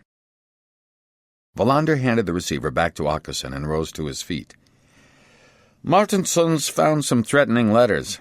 It looks as if you might have been right." "Call me here or at home the minute you've got anything to tell me," Åkesson said. Wallander went out to his car without going back to his office for his jacket. He exceeded the speed limit all the way to the lawyer's offices. Lundin was in the reception area as he hurried through the door. "Where are they?" She pointed at the conference room. Wallander went straight in before he remembered that there were people from the bar council there as well. 3 solemn men, each one in his 60s, who clearly resented his barging in. He thought of the unshaven face he had seen in the mirror earlier. He did not exactly look presentable. Martinsson and Svedberg were at the table waiting for him. "This is Inspector Wallander," Svedberg said. "A police officer with a national reputation," said one of the men stiffly, shaking hands. Wallander shook hands with the other 2 as well and sat down. "Fill me in," Wallander said, looking at Martinsson. But the reply came from one of the lawyers from Stockholm. "Perhaps I should start by informing Inspector Wallander of the procedure undertaken when a law firm is liquidated," said the man, whose name Wallander had gathered was Vrede. "We can do that later," Wallander intervened. "Let's get down to business right away. You found some threatening letters, I understand?" Vrede looked at him disapprovingly, but said no more. Martinsson pushed a brown envelope across the table to Wallander, and Svedberg handed him a pair of plastic gloves. "They were at the back of a drawer in a filing cabinet," Martinsson said. "They weren't listed in any diary or ledger. They were hidden away." Wallander put on the gloves and opened the large brown envelope. Inside were 2 smaller envelopes. He tried without success to decipher the postmark. On one of the envelopes was a patch of ink, suggesting that some of the text had been crossed out. He took out the 2 letters, written on white paper, and put them on the desk in front of him. They were handwritten, and the text was short. "The injustice is not forgotten. None of you shall be allowed to live unpunished. You shall die, Gustav Torstensson, your son, and also Denner." The second letter was even shorter, the handwriting the same. "The injustice will soon be punished." The first letter was dated June 19th, 1992, and the second August 26th of the same year. Both letters were signed Lars Bormann. Wallander slid the letters carefully to one side and took off the gloves. "We've searched the ledgers," Martinsson said, "but neither Gustav nor Sten Torstensson had a client by the name of Lars Bormann." "That's correct," Vrede confirmed. "The man writes about an injustice," Martinsson said.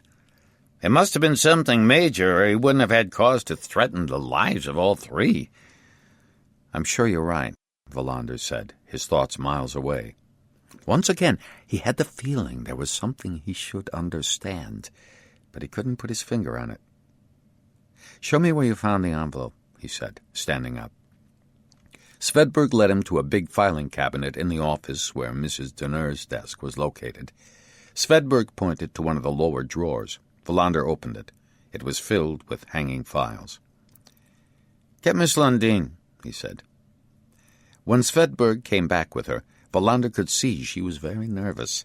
Even so, without being able to say why, he was convinced that she had nothing to do with the mysterious events at the lawyer's offices. "Who had a key to this filing cabinet?" Mrs. Denner? Lundin replied, almost inaudibly. Please speak a bit louder. Mrs. Denner? Only her? The lawyers had their own keys. Was it kept locked? Mrs. Denner used to open it in the morning and lock it again when she went home. Vrede interrupted the conversation. We have signed for a key from Mrs. Denner. Sten Torstensson's key. We opened the cabinet today. Wallander nodded. There was something else he ought to ask Lundin, he was sure, but he couldn't think what it was. Instead he turned to Vrede. What do you think about these threatening letters? The man must obviously be arrested at once, Vrede said. That's not what I asked. I asked for your opinion. Lawyers are often placed in exposed situations.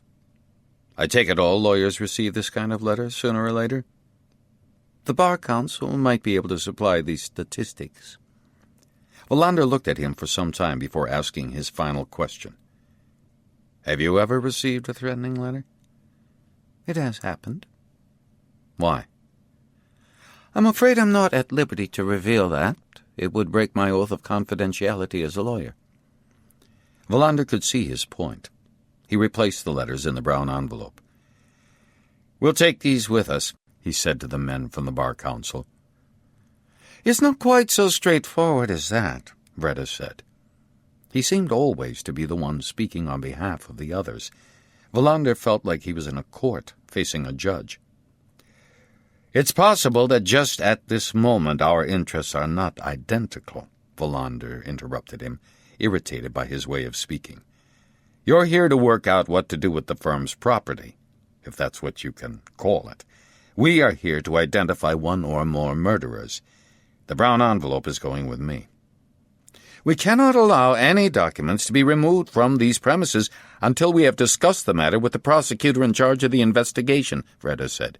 Phone Per Akesson, Wallander said, and send him my regards.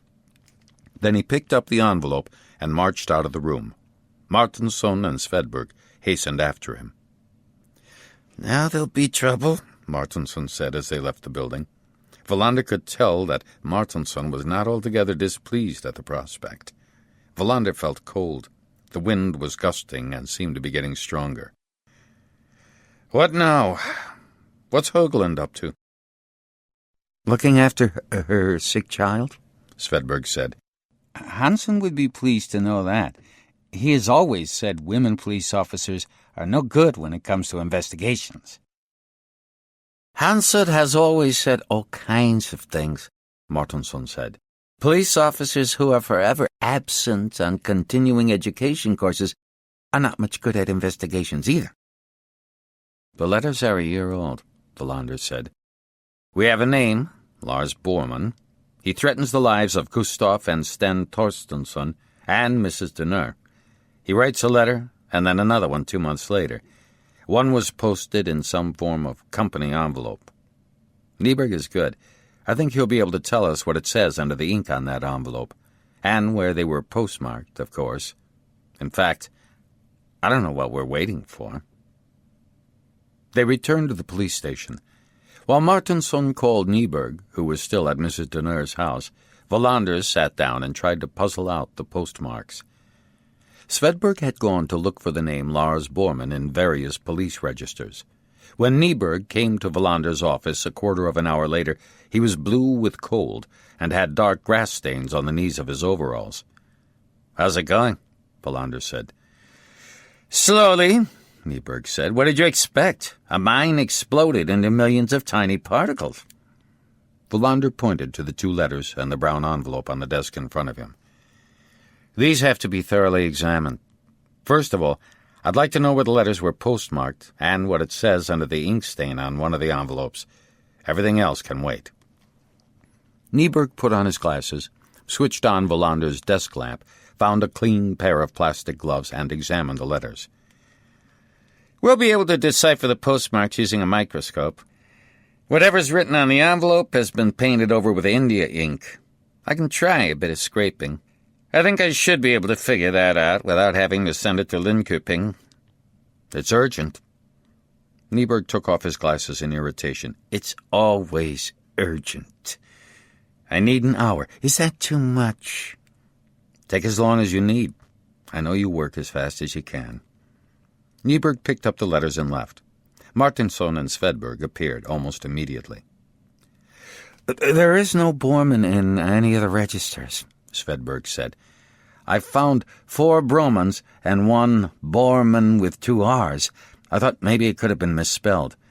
Everett Bormann, 2 R's, wandered around the Östersund area at the end of the 1960s, cashing false checks. If he's still alive, he must be about 85 by now." Wallander shook his head. "We'd better wait for Nieberg. At the same time, I think we'd be wise not to expect too much of this. The threat is brutal, all right, but vague. I'll give you a call when Nieberg reports back." When Wallander was on his own, he took out the leather file he had been given at Farnholm Castle. He spent almost an hour acquainting himself with the extent of Harderberg's business empire. He had still not finished when there was a knock on the door and Nieberg came in. Wallander noticed to his surprise that he was still in his dirty overalls. "Here are the answers to your questions," he said, flopping down on Wallander's visitor's chair. "The letters are postmarked in Helsingborg, and on one of the envelopes it says the Linden Hotel." Wallander pulled over a pad and made a note. "Linden Hotel," Nieberg said. "Gütergaten 12. It even gave the phone number." "Where?" "I thought you'd grasped that. The letters were postmarked in Helsingborg. That's where the Linden Hotel is as well." "Well done." "I just do as I'm told. But because this went so quickly, I did something else as well. I think you're going to have problems." Wallander looked questioningly at him. "I called that number in Helsingborg," Nieberg said. "I got the disconnected tone. It no longer exists. I asked Ebba to look into it. It took her 10 minutes to establish that the Linden Hotel went out of business a year ago." Nieberg stood up and brushed down the seat of the chair. "Now, I'm going to lunch." "Do that. And thanks for your help." When Nieberg had left, Wallander thought over what he had heard. Then he summoned Svedberg and Martinson. A few minutes later they had collected cups of coffee and were in Wallander's office. "There must be some kind of hotel register," Wallander said. "I mean, a hotel is a business enterprise. It has an owner. It can't go out of business without it being recorded somewhere." "What happens to old hotel ledgers?" Svedberg said. "Are they discarded or are they kept?" "That's something we'll have to find out. Now, right away. Most important is to get hold of the Linden Hotel's owner. If we divide the task up between us, it shouldn't take us more than an hour or so. We'll meet again when we're ready." Wallander called Ebba and asked her to look for the name Bormann in the directories for Skåne and Halland first. He had only just put down the receiver when the phone rang. It was his father. "Don't forget you're coming to see me this evening," his father said. "I'll be there," Wallander said, thinking that in fact he was too tired to drive out to Luderup. But he knew he could not say no. He could not change the arrangement. "I'll be there at about 7, he said. We'll see," his father said. "What do you mean by that?" Wallander asked, and could hear the anger in his voice. "I just mean we'll see if that is in fact when you come." Wallander forced himself not to start arguing. "I'll be there," he said, and put down the phone. His office suddenly seemed stifling. He went out into the hallway and kept going as far as reception. "There's nobody called Bormann in the directories," Ebba said. "Do you want me to keep looking?" "Not yet." "I'd like to ask you to come for dinner," Ebba said. "You must tell me how you are." Wallander nodded, but he said nothing. He went back to his office and opened the window. The wind was getting stronger still, and he felt very cold. He closed the window and sat at his desk. The file from Farnholm Castle was lying open, but he pushed it aside. He thought about Baiba Liepa and Riga. 20 minutes later he was still there, thinking, when Svedberg knocked on the door and came in. Now, I know all there is to know about Swedish hotels. Martinsson will be here in a minute. When Martinsson had closed the door behind him, Svedberg sat at one corner of the desk and started reading from a pad in which he had made his notes. The Linden Hotel was owned and run by a man called Bertil Forsdal. I got that information from the county offices. It was a little family hotel that was no longer viable, and Forsdal is getting on in years. He's 70. I've got his number here. He lives in Helsingborg. Wallander dialed the number as Svedberg read out the digits. The telephone rang for a considerable time before it was answered. It was a woman. "I'm trying to reach Bertil Forsdal," Wallander said. "He's gone out. He'll be back late this evening. Who shall I tell him called?" Wallander thought for a moment before replying. "My name's Kurt Wallander. I'm calling from the police station in Ystad. I have some questions to ask your husband about the hotel he used to run a year or so ago. No cause for concern, it's just some routine questions." "My husband's an honest man." "I have no doubt about that. This is just a routine inquiry. When exactly do you expect him back?" "He's on a senior citizens excursion to Venn," the woman said. "They're due to have dinner in Landskrona, but he's bound to be home by 10. He never goes to bed before midnight. That's a habit he got into when he ran the hotel." "Tell him I'll get back to him," Wallander said. "And there's absolutely nothing to be worried about." "I'm not worried. My husband's an honest man." Wallander hung up. "I'll drive out and visit him tonight." "Can't it wait until tomorrow?" Martinsson asked. "I'm sure it can, but I have nothing else to do tonight." An hour later they met to assess the situation. Bjork had left a message to say he could not be there because he had been summoned to an urgent meeting with the district police chief. Högland suddenly put in an appearance. Her husband had come home and was looking after the sick child. Everybody agreed they should concentrate on the threatening letters. Wallander could not escape the nagging thought that there was something odd about the dead lawyers, something he should have picked up. He remembered that Högland had had the same feeling the previous day. After the meeting, they bumped into each other in the corridor. "If you're going to Helsingborg tonight, I'll go with you," she said, "if I may." "That's not necessary." "But I'd like to, even so." He nodded. They agreed to meet at the police station at 9. Wallander drove to his father's house at Luderup shortly before 7 p.m. He stopped on the way to buy some buns to eat with the coffee. When he got there, his father was in his studio, painting the same old picture, an autumn landscape with or without a grouse in the foreground. "My father's what people call a kitsch artist," Wallander thought. "I sometimes feel like a kitschy police officer." His father's wife, who used to be his home help, was visiting her parents. Wallander expected his father to be annoyed when he heard that his son could only stay an hour, but to his surprise he simply nodded. They played cards for a little while, and Wallander told him in detail why he returned to work. His father did not seem interested in his reasons. It was an evening when, just for once, they did not argue.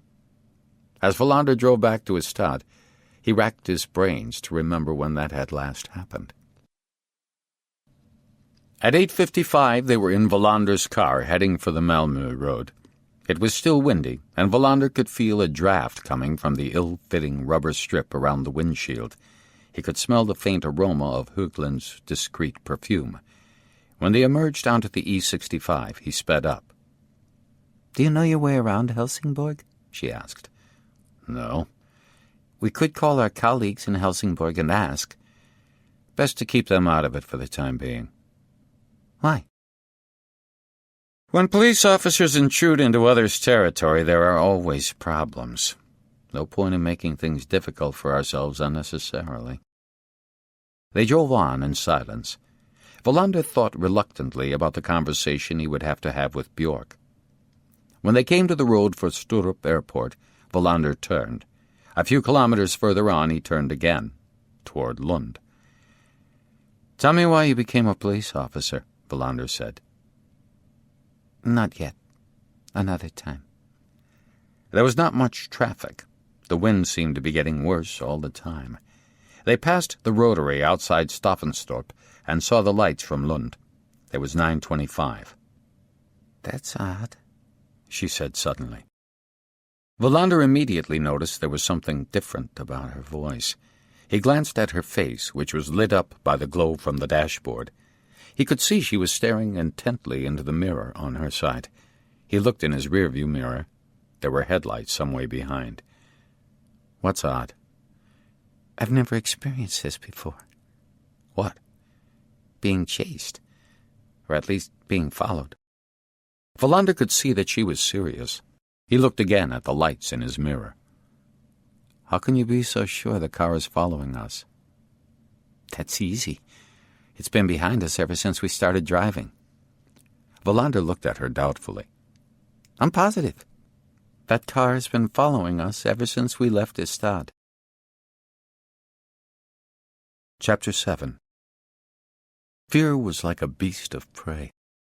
Afterward, Wallander remembered it as being like a claw clamped around his neck, an image that seemed even to him childish and inadequate, but it was the comparison he eventually used even so. Who would he describe the fear to? His daughter Linda, and perhaps also Baiba in one of the letters he sent regularly to Riga, but hardly to anyone else. He never discussed with Högland what he had felt in that car. She never asked, and he was never sure whether she had noticed he was frightened. Nevertheless, he had been so terrified that he was shaking, and was convinced he would lose control of the car and plunge into the ditch at high speed, perhaps even hurtle to his death. He remembered with crystal clarity that he wished he had been alone in the car. That would have made everything much simpler for him. A large part of his fear, the weight of the giant beast, was the worry that something might happen to her, the woman in the passenger seat. Superficially, he had played the role of the experienced police officer who was unmoved by a minor matter like discovering that he was being followed from Staffanstorp to Lund. But he had been scared out of his wits until they reached the outskirts of the city. Shortly after crossing the boundary, when she had announced that the car was still following them, he had pulled into one of the big gas stations that had 24-hour service. They had seen the car drive past, a dark blue Mercedes, but had been unable to catch the registration number or make out how many people were inside. Wallander had stopped by one of the pumps. "I think you're wrong," he said. She shook her head. "The car was following us. I can't swear that it was waiting for us outside the police station, but I noticed it early on. It was there when we passed the rotary on the E65. It was just a car then, any old car.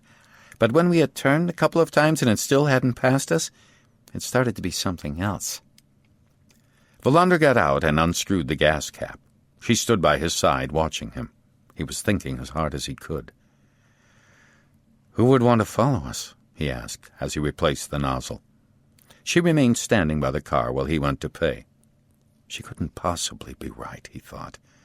His fear had started to wear off. They continued through the town. The streets were deserted, and the traffic lights seemed very reluctant to change. Once they had left Lund behind them, and Wallander increased speed along the motorway heading north, they started to check the traffic behind them once again. But the Mercedes had gone, and it didn't reappear. When they took the exit for Helsingborg south, Wallander slowed down. A dirty truck overtook them, then a dark red Volvo. Wallander pulled up at the side of the road, released his seatbelt, and got out. He walked around to the back of the car and crouched down as if he were inspecting one of the back wheels. He knew she would keep an eye on every car that passed. He counted 4 cars overtaking them, and a bus which had something wrong with one of its cylinders, judging by the sound of its engine. He got back into the car and turned to her. "No Mercedes?" "A white Audi. 2 men in front, maybe another in the back." "Why pick on that one?" "They were the only ones who didn't look at us. They also picked up speed." Wallander pointed to the car phone. "Call Martinsson. I take it you made a note of the registration number? Not just the Audi, the others as well. Give them to him. Tell him it's urgent." He gave her Martinsson's home number and drove on, keeping his eye open for a phone booth where he hoped he might find a phone book with a map of the area. He heard her speaking to one of Martinson's children, probably his little daughter. After a short pause, Martinson came on the line and she gave him the registration numbers. Then she handed the phone to Wallander. "He wants to speak to you." Wallander braked and pulled over before taking the phone. "What's going on?" Martinson asked. "Can't these cars wait until tomorrow?"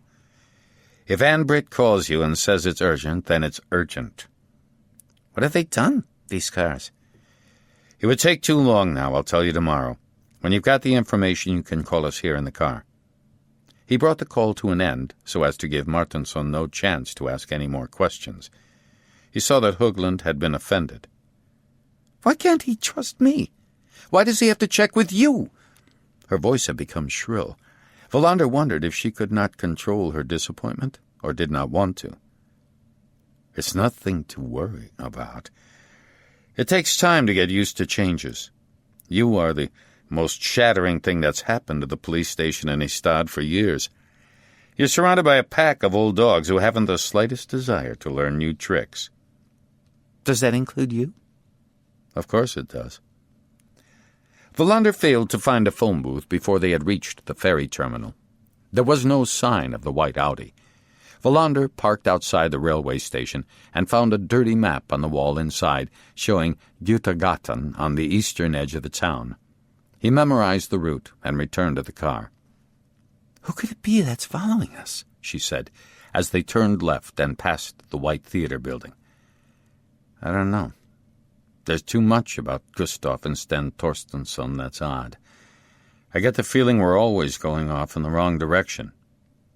"I have the feeling we're standing still." "Or that we're going around in circles.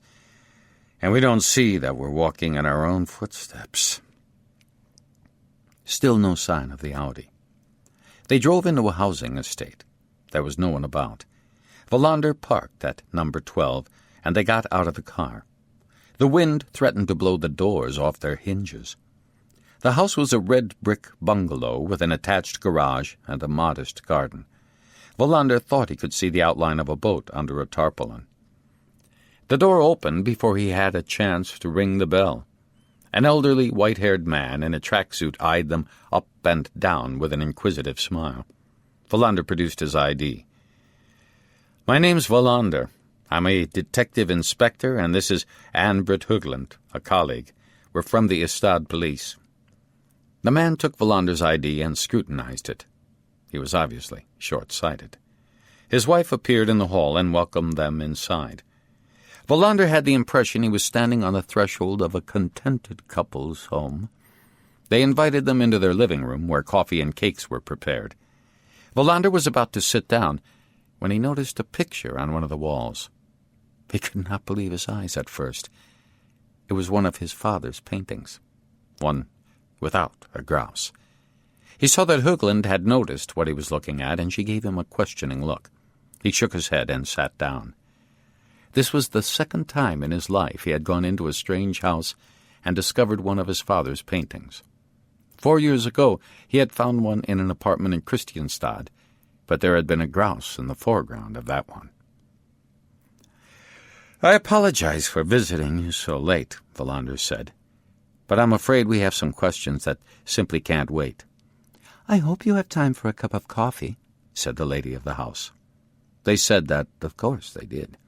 It occurred to Wallander that Högland had been eager to accompany him so that she could find out how he conducted an interview of this nature, and he felt insecure. There's been a lot of water under this bridge, he thought.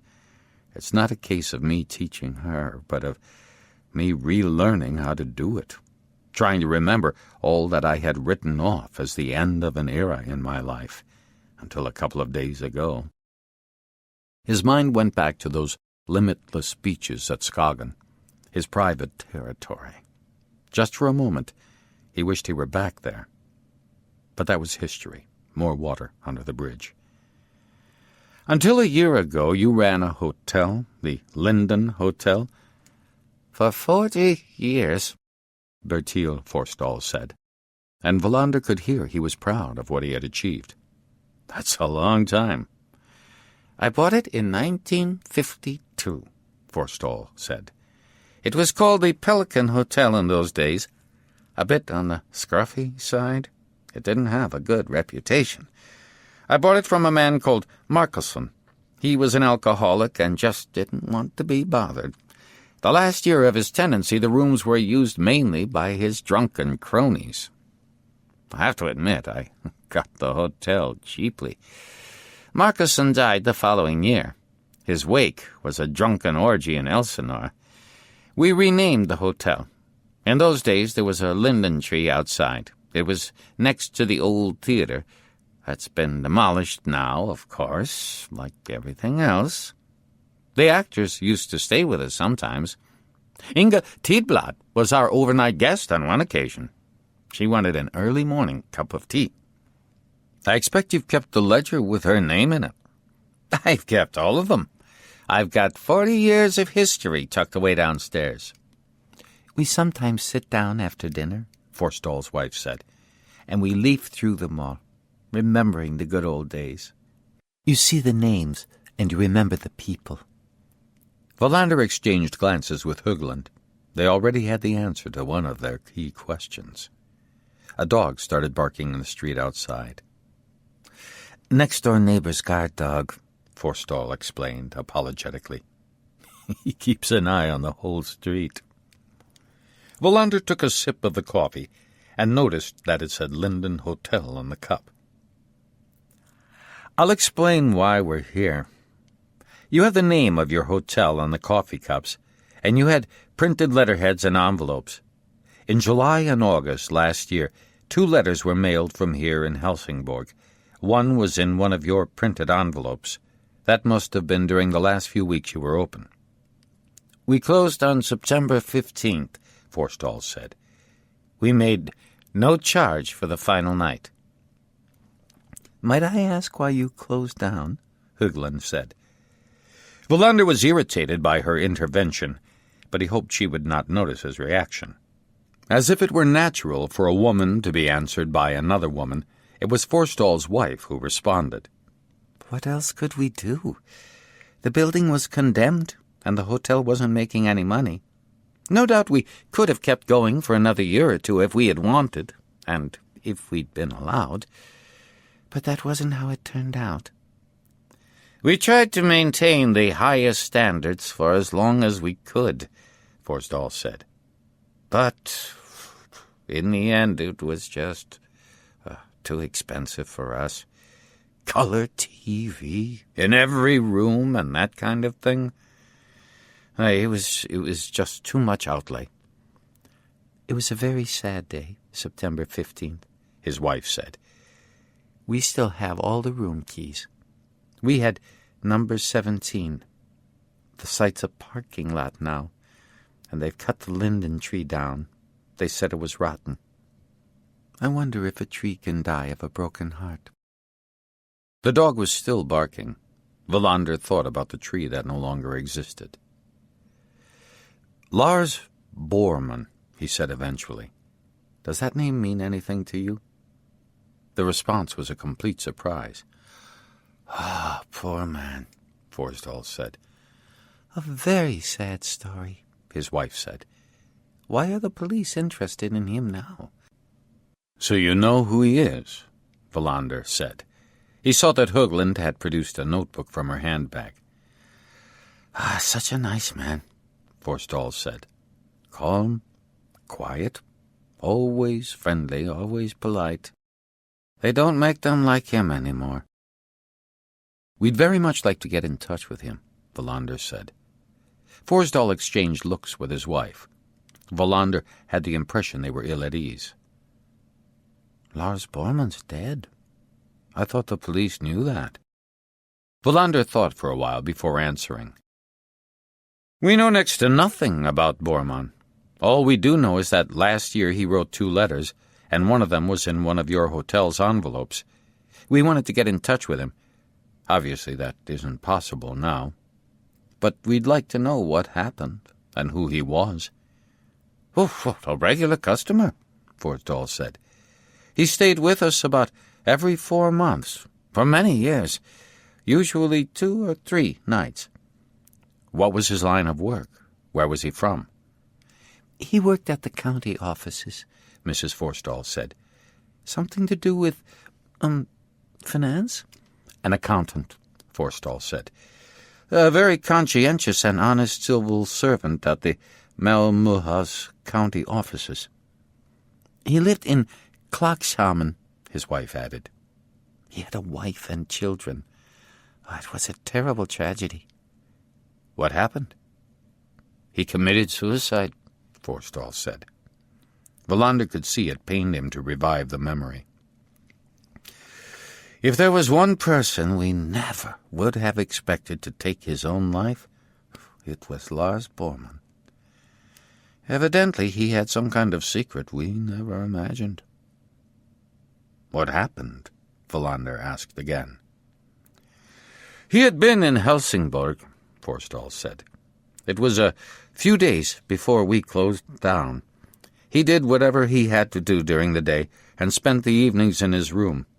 He would read a lot. That last morning he paid his bill and checked out.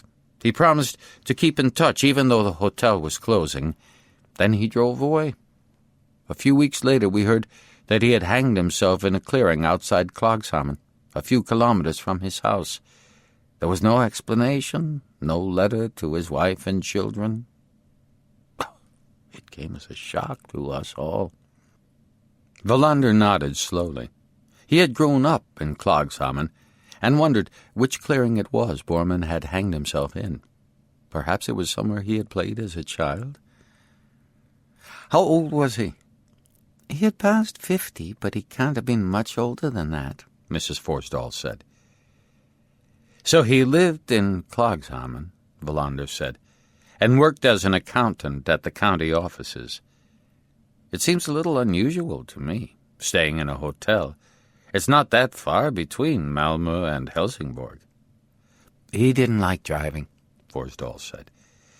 "Besides, I think he enjoyed it here.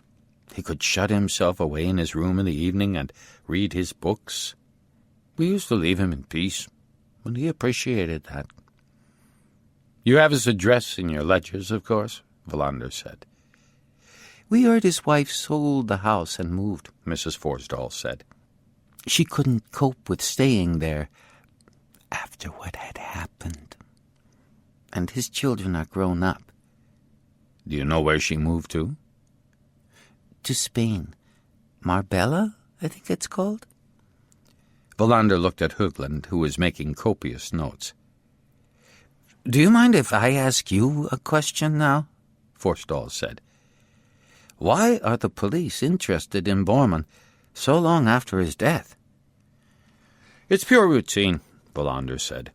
"I'm afraid I can't tell you more than that, except that there is no question of his being suspected of any crime." "He was an honest man," Forstall insisted. "He thought people ought to lead a simple life and always do the right thing. We talked quite a lot over the years. He would always get angry when we touched on the dishonesty that seems to be common nowadays in society." "Was there really no explanation for why he had committed suicide?" Wallander asked. Both Forstall and his wife shook their heads. "Okay, just one more thing. We'd like to take a look at the record books for the final year, if you don't mind." "They're in the basement," Forstall said, getting to his feet. "Martinsson might call," Högland said. "I'd better go get the car phone." Wallander gave her the keys, and Mrs. Forstall went with her. He heard her slamming the car door without the neighbor's dog starting to bark. When she returned, they all went down into the basement. In a room that was surprisingly big for a basement was a long row of ledgers on a shelf running the whole length of one wall. There was also the old hotel sign and a board with 17 room keys hanging on it. A museum, Wallander thought. How touching. This is where they hide their memories of a long working life. Memories of a little hotel that got to a point where it was no longer viable.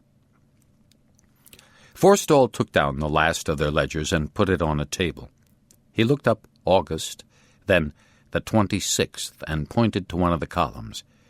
Wallander and Högland leaned forward to examine it. Wallander recognized the handwriting. He also thought the letter had been written by the same pen Bormann used when he signed the register. He was born on October 12, 1939, and described himself as a county office's accountant. Högland noted his address in Klagshamn, Meiramswagen 23. Wallander did not recognize the street name. It was probably one of the housing estates that had sprung up after he had left. He turned back to the records for June and found Bormann's name there again, on the day that the first of the letters had been mailed.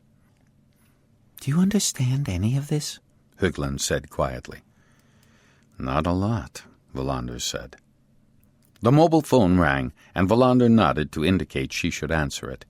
She sat down on a stool and started writing down what Martinsson had to say. Wallander closed the ledger and watched Forstall return it to its place. When the call was finished, they went back upstairs, and on the way Wallander asked what Martinsson had said. "It was the Audi," she said. "We can talk about it later." Wallander and Högland prepared to leave. "I'm sorry we're here so late," Wallander said. "Sometimes the police can't wait." "I hope we've been of some help," Forstall said. "Even though it's painful to be reminded of poor old Lars Bormann." "I understand how you feel. If you should remember anything else, please call the Ystad police." "What else is there to remember?" asked Forstall in surprise. "I don't know what it might be," Wallander said, shaking hands. They left the house and got into the car. Wallander switched on the interior light. Högland had taken out her notebook. "I was right," she said, looking at Wallander. "It was the white Audi. The number didn't fit the car. The license plate had been stolen. It should have been on a Nissan that hasn't even been sold yet. It's registered with a showroom in Malmö." "And the other cars?" "All in order." Wallander started the engine. It was 11:30, and there was no sign of the wind dropping. They drove out of town. There was not much traffic on the highway, and there were no cars behind them. "Are you tired?" Wallander said. "No." "In that case, let's stop for a while." He drove into a 24-hour gas station with an attached cafe that was just south of Helsingborg. "We can have a little late-night conference, just you and me, and see if we can figure out how far we got this evening. We can also see what other cars stop. The only one we don't need to worry about is a white Audi." "Why not?" "If they do come back, they'll be using a different car," Wallander said. "Whoever they are, they know what they're doing. They won't appear twice in the same car." They went into the cafe. Wallander ordered a hamburger, but Högland didn't want anything. They found a seat with a view of the parking area. A couple of Danish truck drivers were drinking coffee, but the other tables were empty.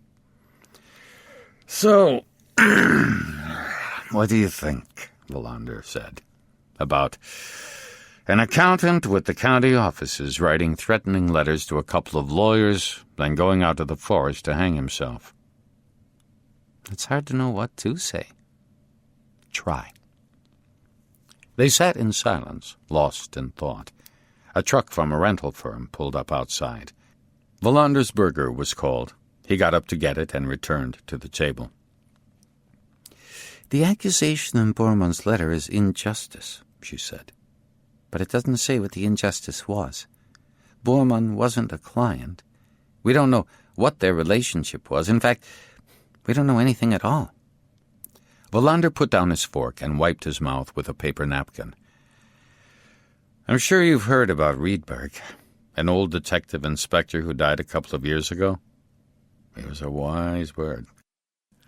He once said that police officers always tend to say they know nothing, whereas, in fact, we always know a lot more than we think." That sounds like one of those pearls of wisdom they were forever feeding us at college. The kind we used to write down and then forget as quickly as possible. Wallander was annoyed. He did not like anybody questioning Rydberg's competence. "I couldn't care less what you wrote down or didn't write down at the police academy, but at least pay attention to what I say, or what Rydberg said." "Have I made you angry?" she said, surprised. "I never get angry," Wallander said. But I think your summary of what we know about Lars Bormann was poor. Can you do any better, then? She said, her voice shrill again. She's thin-skinned, he thought. No doubt it's a lot harder than I think to be a lone woman among the Istad detectives. I don't really mean your summary was poor, but I do think you're overlooking a few things. I'm listening. I know I'm good at that. Wallander slid his plate to one side and went to get a cup of coffee. The Danish truck drivers had left, leaving the two police officers as the only customers. A radio could be heard faintly from the kitchen. It's obviously impossible to draw any reliable conclusions, Wallander said, but we can make a few assumptions. We can try fitting a few pieces of the puzzle together and see what they look like, see if we can work out a motive, perhaps. I'm with you so far. Bormann was an accountant, Wallander said. We also know that he seemed to be an honest, upright man. That was the most characteristic thing about him, according to the Forstals, apart from the fact that he was quiet and liked reading.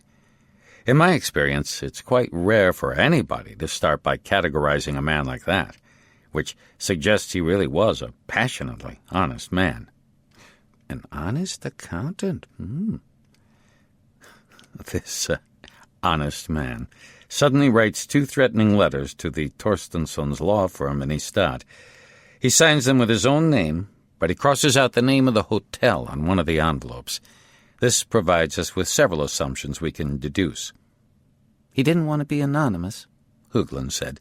But he didn't want to involve the hotel in the business. An honest man, upset about injustice. Whew. The question is, what injustice? Here we can make my last assumption, except for one, Wallander said. There's a missing link. Bormann wasn't a client of the Torstenssons, but there might have been somebody else. Somebody who was in contact both with Bormann and with the law firm. What does an accountant actually do? Höglund said. He checks that money is being used properly. He goes through receipts. He certifies that the proper practices have been adhered to. Is that what you mean? Gustav Torstensson gave financial advice, Wallander said. An accountant makes sure the rules and regulations are obeyed. The emphasis is a bit different, but an accountant and a lawyer, in fact, do very similar things, or should do. And your last assumption? Bormann writes 2 threatening letters. He may have written more, but we don't know that. What we do know is that the letters were simply put away in an envelope. But now, both the lawyers are dead, Höglund said. And someone tried to kill Mrs. Denner. And Bormann committed suicide. I think that's where we should begin, with his suicide. We have to get in touch with our colleagues in Malmö. There must be a document somewhere that rules out the possibility that the death was murder. There has to have been a doctor's certificate. There's a widow living in Spain. The children are presumably still in Sweden. We must talk to them as well. They stood up and left the cafe. We should do this more often, Wallander said. It's fun talking to you. Even though I don't understand anything and make poor summaries? Wallander shrugged. I talk too much. They got back into the car. It was almost 1 o'clock. Wallander shuddered at the thought of the empty apartment that awaited him in Ystad. It felt as if something in his life had come to an end a long time ago, long before he knelt in the fog in the military training ground near Ystad. But he hadn't figured out what it was. He thought about his father's painting that he had seen in the house in Göttergatan. In the old days, his father's paintings had always seemed to him something to be ashamed of, to be taking advantage of people's bad taste. It now seemed to him there might be another way of looking at it. Perhaps his father painted pictures that gave people a feeling of balance and normality they were looking everywhere for, but only found in those unchanging landscapes. "A penny for your thoughts?" she said. I'm not sure, he said vaguely. "I think I'm just tired." Wallander drove on toward Malmö. Even though it was the long way around, he wanted to stick to the main roads back to Ystad. There was not much traffic, and there was no sign of anybody following them. The gusting wind was buffeting the car. "I didn't think that kind of thing happened around here," she said suddenly. "Being followed by some stranger in a car, I mean." "I didn't think so either until a few years ago. Then things changed. They say Sweden changed slowly and imperceptibly, but I think it was rather open and obvious, if you only knew where to look." "Tell me what it used to be like, and what happened." I don't know if I can. I just see things from the point of view of the man in the street. But in our everyday work, even in an insignificant little town like Ystad, we could see a change. Crime became more frequent and more serious, different, nastier, more complicated, and we started finding criminals among people who had previously been irreproachable citizens. But what set it all off? I have no idea. That doesn't explain why we have a record for solving crimes worse than practically everywhere else in the world, either. Talk to Björk about that. It keeps him awake at night. I sometimes think that his ambition is for the Ystad force to make up for the rest of the country put together. But there must be an explanation. It can't just be that the Swedish force is undermanned and that we don't have the resources which everybody talks about without anybody being able to say what they actually should be. It's like two different worlds meeting head-on. Many police officers think, as I do, that we got our training and experience at a time when everything was different, when crime was more transparent, morals were clearer, and the authority of the police unchallenged. Nowadays, we need a different kind of training and different experiences in order to be as efficient. But we don't have that. And the ones who come after us, such as you, don't as yet have much chance to influence what we do, to decide where our priorities should lie. It often feels as if there's nothing to stop criminals getting even further ahead of us than they are already. And all society does in response is to manipulate the statistics. Instead of giving the police rein to solve every crime committed, a lot of them are just written off. What used to be considered a crime 10 years ago is now judged a non-crime. Things change by the day. What people were punished for yesterday can be something nobody thinks about twice today. At best, it might spark off a report that then disappears in some invisible shredder. All that's left is something that never happened. That can't be good, she said hesitantly. Wallander glanced at her. Who said that it was? They had passed Landskrona and were approaching Malmö. An ambulance passed them at high speed, blue light flashing. Wallander was tired. Without really knowing why, just for a moment he felt sorry for the woman sitting beside him. Over the coming years, she would constantly have to reassess her work as a police officer. Unless she was an exceptional person, she would experience an unbroken sequence of disappointments and very little joy. He had no doubt about that. But he also thought that the reputation that had preceded her seemed to be true. He could remember Martinson's first year when he had just graduated from the police academy and joined the Ystad force. He had not been much use then, but now he was one of their best detectives. "Tomorrow we'll make a thorough assessment of all the material we have," he said, in an attempt to cheer her up. "There must be a chance of breaking through somewhere along the line." "I hope you're right.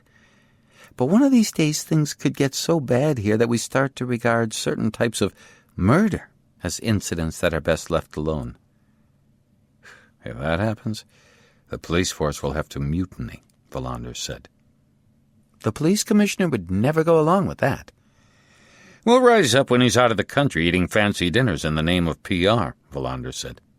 "Oh, we'll have plenty of opportunities then."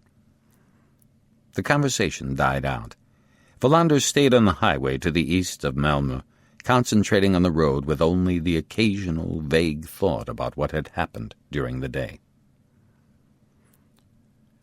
It was when they had left Malmö behind and were heading for Ystad on the E65 that Wallander suddenly had the feeling that something was wrong. Högland had closed her eyes and her head had sunk down on one shoulder. There was no sign of headlights in the rearview mirror. He was suddenly wide awake. "I've been on the wrong track," he thought. "Instead of establishing that we weren't being followed, I should have been wondering why. If Ann-Britt Högland was right, and I have no reason to doubt that somebody has been following us from the moment we left the police station, then the absence of a car behind us could indicate that they no longer considered it necessary." He thought about the mine in Mrs. Deneur's garden. Without a second thought, he braked and pulled up on the hard shoulder with his hazard lights blinking. Högland woke up. She stared at him drowsily. "Get out of the car." "Why?" "Do as I say." She flung aside her seatbelt and was out of the car before he was. "Take cover." "What's wrong?" she said, as they stood staring at the warning lights. It was cold, and the wind was gusty. "I don't know. Maybe nothing. I got worried because nobody was following us." He did not need to explain further. She understood right away. That convinced Wallander on the spot that she was already a good police officer. She was intelligent. She knew how to react to the unexpected. But he also felt for the first time in ages that he now had somebody with whom he could share his fear. On that stretch of hard shoulder, just before the Svedala exit, he had the feeling that all that endless walking up and down the beach at Skagen had come to an end. Wallander had been sufficiently alert to take the car phone with him. He started to dial Martinsson's number. "You'll think I've gone out of my mind," he said as he waited for a reply. "What do you think's going to happen?" "I don't know. But people who can bury a mine in a garden in Sweden would have no problem doing something to a car." "If it's the same people." "Yes, if it's the same people." Martinsson answered. Wallander could tell that he was half asleep. "It's Kurt. I'm on the E65 just outside Svedala. Ann-Britt's here with me. I'd like you to phone Nyberg and ask him to come out here." "What's happened?" "I want him to have a look at my car." "If your engine's dead, you could call for roadside assistance," Martinsson said, puzzled. "I don't have time to explain," Wallander said, and could feel his irritation rising. "Do as I say. Tell Nyberg he should bring with him equipment to test whether I've been driving around with a bomb under my feet." A car bomb?" "You heard." Wallander switched off the phone and shook his head. "He's right, of course. It sounds ridiculous. We're on the E65 in the middle of the night, and I think there might be a bomb in the car." "Is there?" "I don't know. I'm not sure." It took Nyberg an hour to reach them. By then Wallander and Högland were frozen to the bone. Wallander expected Nyberg to be annoyed, being woken up by Martinsson for reasons that must have seemed dubious, to say the least. But to his surprise, Nyberg was friendly and prepared to believe that something serious had happened. Despite her protests, Wallander insisted that Högland should get into Nyberg's car and warm up. "There's a thermos in the passenger seat," Nyberg said. "I think the coffee's still hot." Then he turned to Wallander, who could see that he was still in his pajamas under his overcoat. "What's wrong with the car?" "I was hoping you could tell me that. There's a real possibility that there's nothing wrong at all." "What am I supposed to be looking for?" "I don't know. All I can tell you is an assumption. The car was left unwatched for about half an hour. It was locked." "Do you have an alarm?" "I've got nothing. It's an old car, a piece of junk. I've always assumed nobody would want to steal it." "Go on." "Half an hour," Wallander repeated. "When I started the engine, nothing happened. Everything was normal. From Helsingborg to here is about 100 kilometers. We stopped on the way and had a cup of coffee. I had filled the tank in Helsingborg. It must be about 3 hours since the car was left unattended." "I wouldn't touch it," Nyberg said. "Not if you suspect it might blow up." "I thought that happened when you started the engine." Nowadays you can set explosions to go off whenever you like, Nieberg said. They could be anything from built-in, self-triggering delay mechanisms to radio-controlled ignition devices that can be set off from miles away. Maybe it's best just to leave it. Could be. But I'd like to take a look at it even so. Let's say I'm doing it of my own free will. You're not ordering me to do it. Nieberg went back to his car and came back with a powerful flashlight. Wallander accepted a mug of coffee from Höglund, who had now gotten out of the car. They watched Nieberg as he lay down beside the car and shone his flashlight underneath. Then he started to walk around it slowly. "I think I'm dreaming," Höglund murmured. Nieberg had stopped by the open door on the driver's side. He peered inside and shone his flashlight inside. An overloaded Volkswagen van with a Polish license plate drove past on its way to the ferry in Ystad. Nieberg switched off his flashlight and came back toward them. "Did I hear wrongly? Didn't you say you'd filled up with gas on the way to Helsingborg?" "I filled up in Lund," Wallander said, "right to the top." "Then you drove to Helsingborg, and to here?" Wallander thought a moment. "It can't have been more than about 150 kilometers?" Nieberg frowned. "What's the matter?" "Have you ever had reason to think there was something wrong with your gas gauge?" "Never. It's always been correct." "How many liters does the tank hold?" 60. "Then explain to me why the indicator suggests you've only got a quarter of a tank left." It didn't sink in at first. Then Wallander realized the significance of what Nieberg had said. Somebody must have drained the tank. The car uses less than 1 liter per 10 kilometers. "Let's move further back," Nieberg said. "I'm going to move my own car further back as well." They watched him drive further away. The hazard lights were still flashing on Wallander's car. The wind was still gusty. Another overfull car with a Polish license plate passed them, going east. Nieberg came to join them. They all looked at Wallander's car. "If somebody drains gas from a tank, they do it to make room for something else," Nieberg said. "Somebody might have planted explosives with some kind of delayed ignition that is gradually eaten away by the gas. Eventually it blows up. Does your gas gauge usually go down when the car's in neutral?" "No." "Then I think we should leave the car here till tomorrow. In fact, we should close off the E65 altogether." "Bjork would never agree to that. Besides, we don't know for sure that anybody's put anything in the gas tank." "I think we should call people out to cordon the area off no matter what," Nieberg said. "This is the Malmö Police District, isn't it?" "I'm afraid it is. But I'll phone them even so." "My handbag's still in the car," Höglund said. "Can I get it?" "No," Nieberg said. "It'll have to stay there, and the engine can keep running." Höglund got back into Nieberg's car. Wallander called the police in Malmö. Nieberg had wandered off to the side of the road to urinate. Wallander looked up and contemplated the stars while he waited to be connected. It was 3:04 in the morning. Malmö answered. Wallander saw Nieberg zipping up his fly.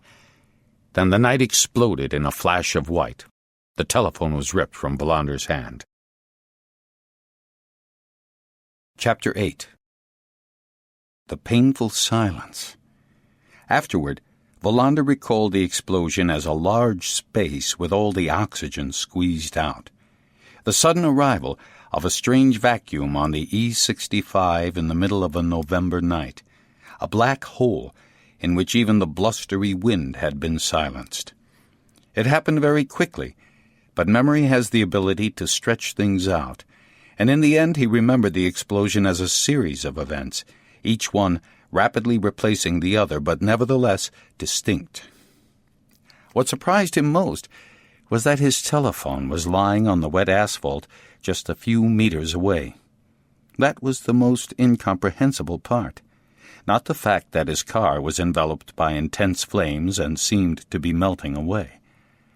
Nieberg had reacted quickest. He grabbed hold of Wallander and dragged him away, possibly afraid there would be another explosion from the blazing car. Höglund had flung herself out of Nieberg's car and sprinted to the other side of the road. Perhaps she had screamed, but it seemed to Wallander he might have been the one to scream. Or Nieberg. Or none of them. Perhaps he had imagined it. On the other hand, he thought he should have screamed. He should have screamed and yelled and cursed the fact that he had gone back to duty, that Sten Torstensson had been to see him in Skagen and dragged him into a murder investigation he should never have been involved in. He should never have gone back. He should have signed the documents Bjork had prepared for him, attended the press conference, and allowed himself to be interviewed for a feature in Swedish Police magazine, on the back page, no doubt, and gotten out of it all. In the confusion following the explosion, there had been a moment of painful silence, when Wallander had been able to think perfectly clearly as he looked at the telephone lying in the road and his old Peugeot going up in flames on the hard shoulder. His thoughts had been lucid, and he had been able to reach a conclusion. The first indication that the double murder of the lawyers, the mine in Mrs. Deneur's garden, and now the attempted murder of himself, had a pattern, not itself clear as of yet, and with many locked doors still to open. But a conclusion had been possible and unavoidable amid the chaos, and it had been a terrifying one. Somebody thought Wallander knew something they did not want him to know. He was convinced that whoever had put the explosives in the gas tank had not planned to kill Ann-Britt Högland. That merely revealed another aspect of the people who lurked in the shadows. They didn't care about human life.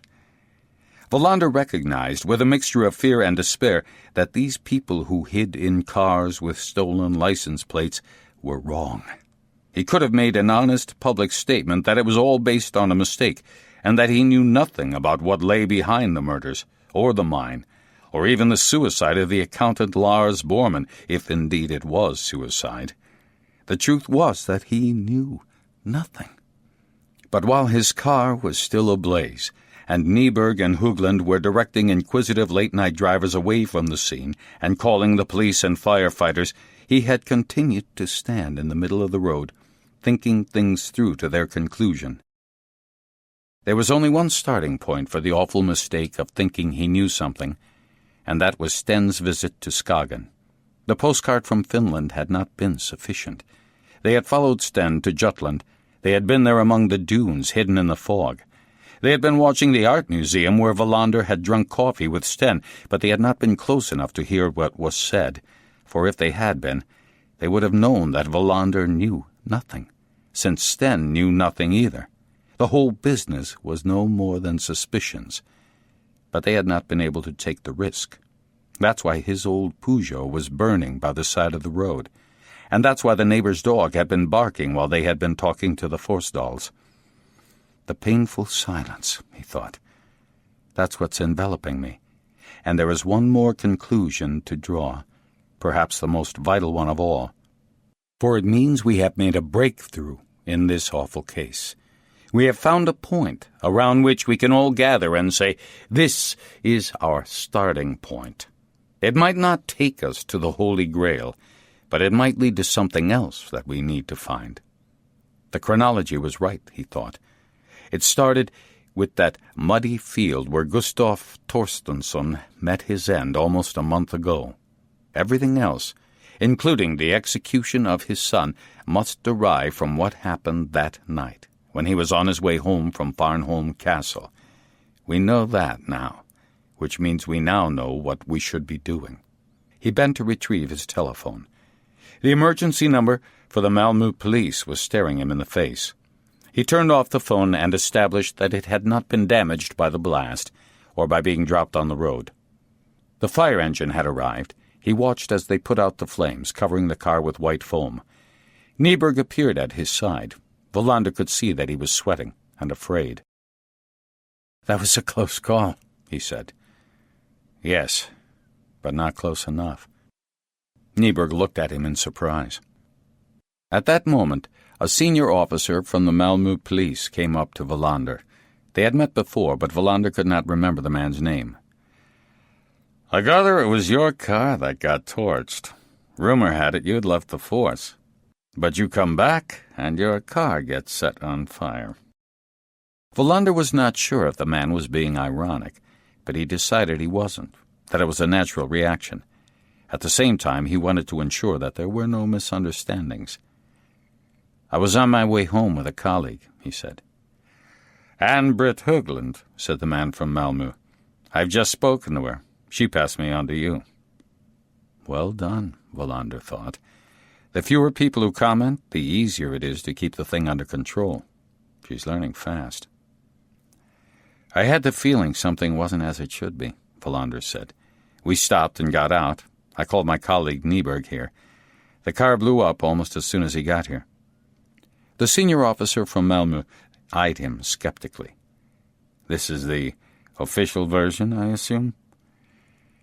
"Well, the car will have to be examined," Wallander said. "But nobody's been hurt. For the moment, you can report just what I said. I'll ask Björk to get in touch with you. He's the chief of police in Ystad. Forgive me, but I'm afraid I can't remember your name." "Rosland," Wallander remembered. "We'll cordon the scene off. I'll leave a car here." Wallander checked his watch. It was 4:15. "I think it's time for us to go home to bed." They all got into Nyberg's car. Nobody had anything to say. They dropped Högland outside her house. Then Nyberg drove Wallander home to Mariagatan. "We'll have to get to grips with this a few hours from now," Wallander said before getting out. "We can't put it off." "I'll be at the station by 7, Nyberg said. 8 will be soon enough." "Thanks for your help." Wallander had a quick shower, then stretched himself out between the sheets. He was still awake at 6 o'clock. He got up again shortly before 7. He knew it was going to be a long day. He wondered how he would cope. Thursday, November 4th, began with a sensation. Björk came to work unshaven. This had never happened before. But when the door of the conference room was closed at 8:05, everybody could see that Björk had more stubble than anybody could have imagined. Wallander knew that he was still not going to have the opportunity to talk to Björk about what had happened before his visit to Farnholm Castle. But it could wait. They had more important things to figure out first. Björk slapped his hands down on the table and looked around the room. "What's going on?" he demanded to know. "I get a phone call at 5:30 in the morning from a senior officer in Malmö who wants to know if they should send their own forensic people to examine Inspector Wallander's burned-out car that's standing near Svedala on the E65, or were we going to send Nyberg and his team? There I am, in my kitchen. It's 5:30 in the morning, wondering what in the world I should say because I haven't the slightest idea what's going on. What happened? Has Kurt been injured, or even killed in a crash that ended with his car going up in flames? I know nothing at all. But Rosland from Malmö is a sensible man who is able to fill me in. I am grateful to be told roughly what's been going on, but the fact is that I'm mostly in the dark." "We have a double murder to solve," Wallander said.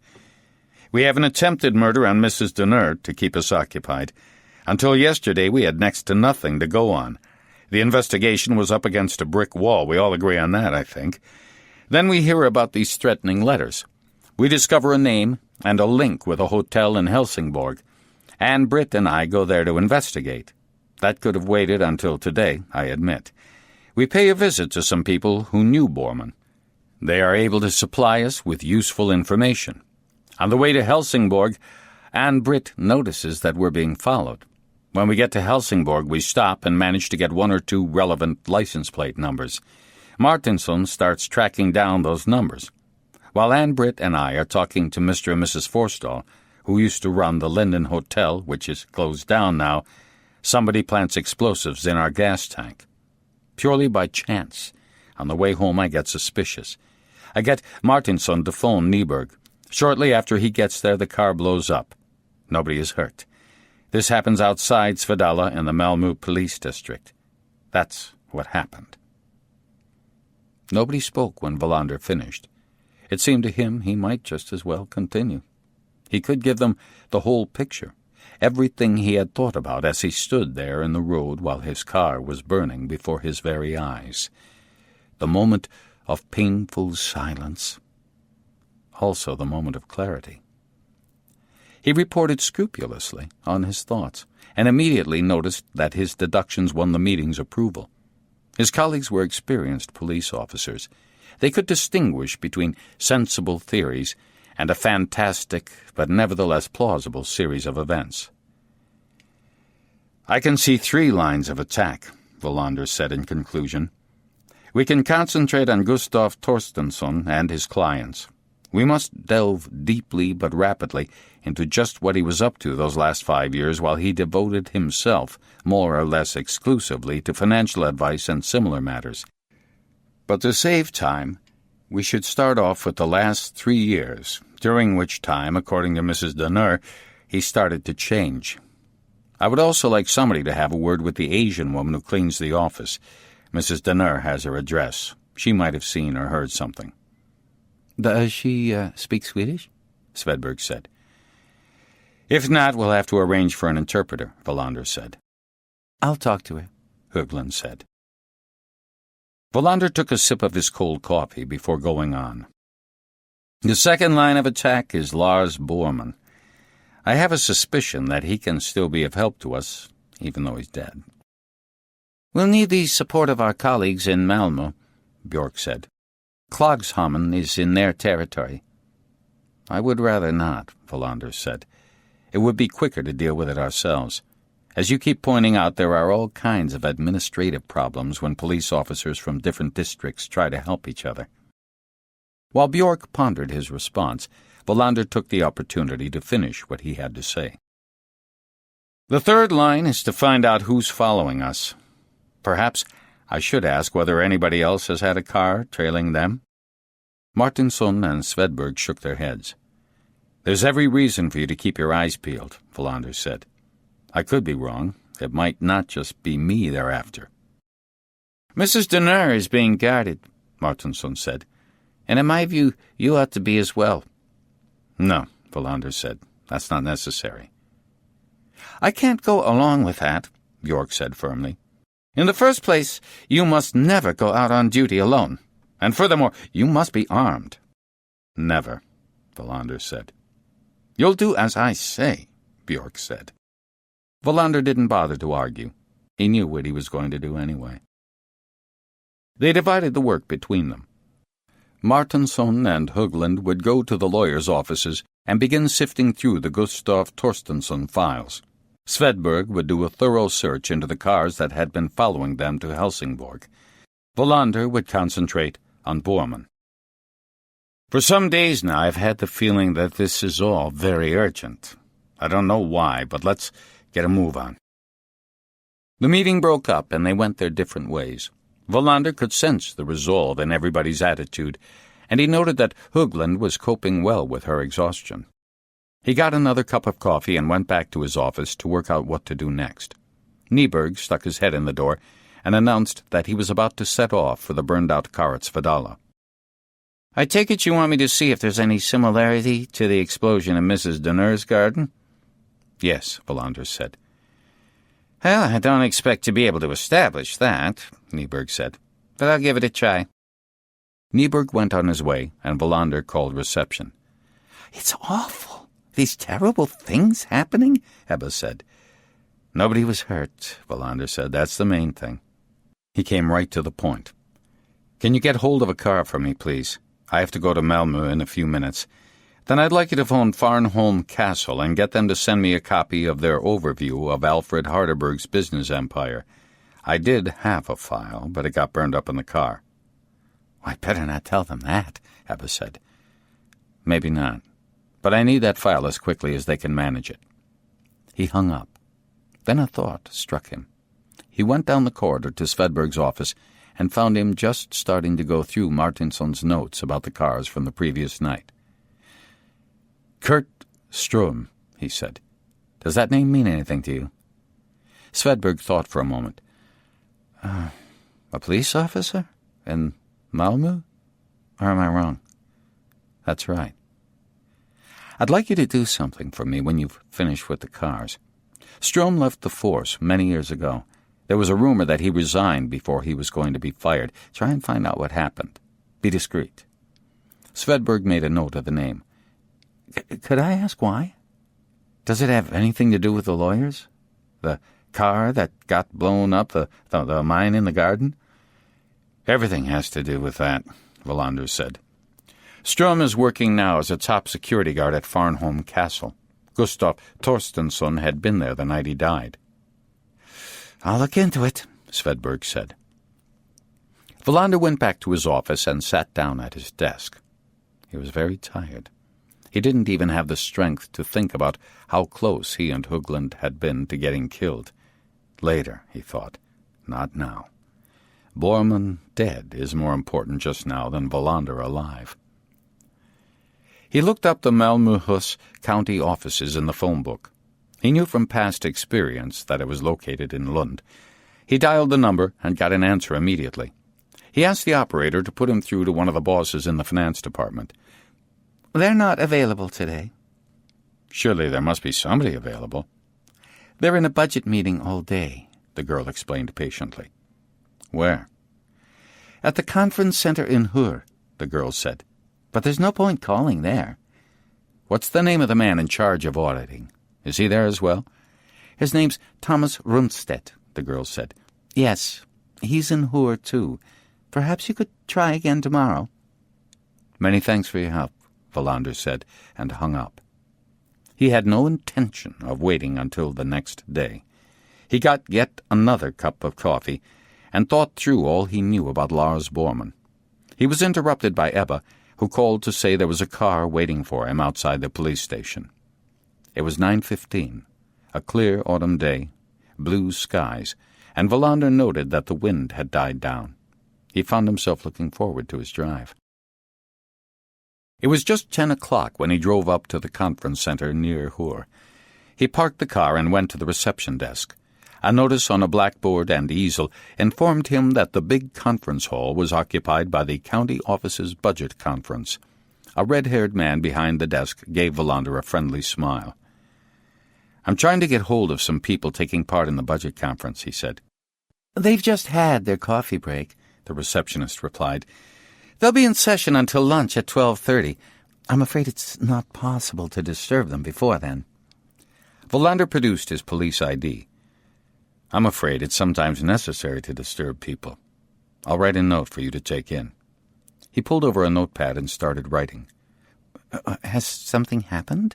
the receptionist said, sounding worried. "Nothing too serious, but it can't wait, I'm afraid." He tore off the page. "It's for a man called Thomas Rundstedt, the chief auditor. I'll wait here." The receptionist went out. Wallander yawned. He felt hungry. He could see a dining room through a half-open door. He went to investigate. There was a plate of cheese sandwiches standing on a table. He took one and ate it, then another. Then he went back to the sofa in reception. It was another 5 minutes before the receptionist reappeared. He was accompanied by a man Wallander assumed was the person he was looking for, Mr. Rundstedt. The man was tall and broad-shouldered. It occurred to Wallander that he had always thought accountants were short and thin. The man facing him could have been a boxer. He was also bald and eyed Wallander up and down suspiciously. "My name's Kurt Wallander, and I'm a detective inspector with the Ystad police," he said, reaching out his hand. "I take it you're Thomas Rundstedt and auditor-in-chief at the Malmöhus county offices?" The man nodded abruptly. "What's this all about?" "We specifically asked not to be disturbed. The financial affairs of the county offices are not to be treated lightly, especially just now." "I'm sure they're not. I won't keep you long. Does the name Lars Bormann mean anything to you?" Rundstedt raised his eyebrows in surprise. "That was before my time. Bormann was an accountant at the county offices, but he's dead. I've only been working there for 6 months. Shit, Wallander thought. I've come here for nothing. "Was there anything else?" Rundstedt said. "Who did you replace?" "Martin Oscarsson," Rundstedt said. "He retired." "And he was Lars Bormann's boss?" "Yes." "Where can I get hold of him?" He lives in Limhamn, on the Sound, in Mühlewagen. I can't remember the number. I assume he'll be in the phone book. That's all. Thank you very much. I apologize for disturbing you. Do you know how Bormann died, by the way? They say it was suicide, Rundstedt said. Good luck with the budget. Will you be raising the council tax? Who knows, Rundstedt said, and went back to his meeting. Wallander waved a salute to the receptionist and went back to his car. He called directory assistants and wrote down Martin Oskarsson's address, Mühlewagen 32. He was there before noon. The house was stone-built, around the turn of the century. It said 1912 over the big entrance. He went through the gate and rang the doorbell. The door was opened by an old man in a tracksuit. Wallander explained who he was, showed his ID, and was invited in. In contrast to the dreary facade, the house inside was filled with light-colored furniture, had pretty curtains in pastel shades, and had large, uncluttered spaces. Music could be heard from another room. Wallander thought he recognized the voice of Ernst Rolf, the popular variety artist.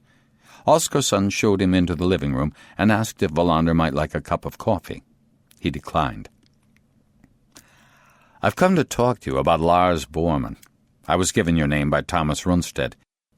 About a year ago, shortly before you retired, Bormann died. The official explanation was suicide." "Why do you want to talk about Lars Bormann?" Oskarsson said, and Wallander noted the unfriendly tone in his voice. "His name has come up in a criminal investigation we're dealing with." "What sort of criminal investigation?" Wallander decided that he might as well not beat around the bush. "You'll have seen in the newspapers that a lawyer in Ystad was murdered a few days ago. The questions I need to ask are about Bormann's connection with that investigation." Oskarsson stared at him for some time before replying. "Although I'm an old man, tired, but perhaps not yet quite finished, I admit to being curious. I'll answer your questions, if I can." Bormann was an accountant at the county offices. What exactly did he do, and how long had he been working there? "An accountant is an accountant," Oskarsson said. "The job title tells you what he did. He kept the books, in this case the county council books. He checked that all the regulations were being observed, that budgets laid down by the appropriate authority were not exceeded. He also checked to make sure people were paid what they should be paid. You have to remember that a county office is like a large business, or rather, an industrial empire associated with a small duchy.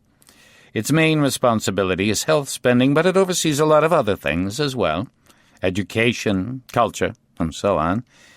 Bormann wasn't our only accountant, of course. He came to the county offices from the municipal corporation at the beginning of the 80s.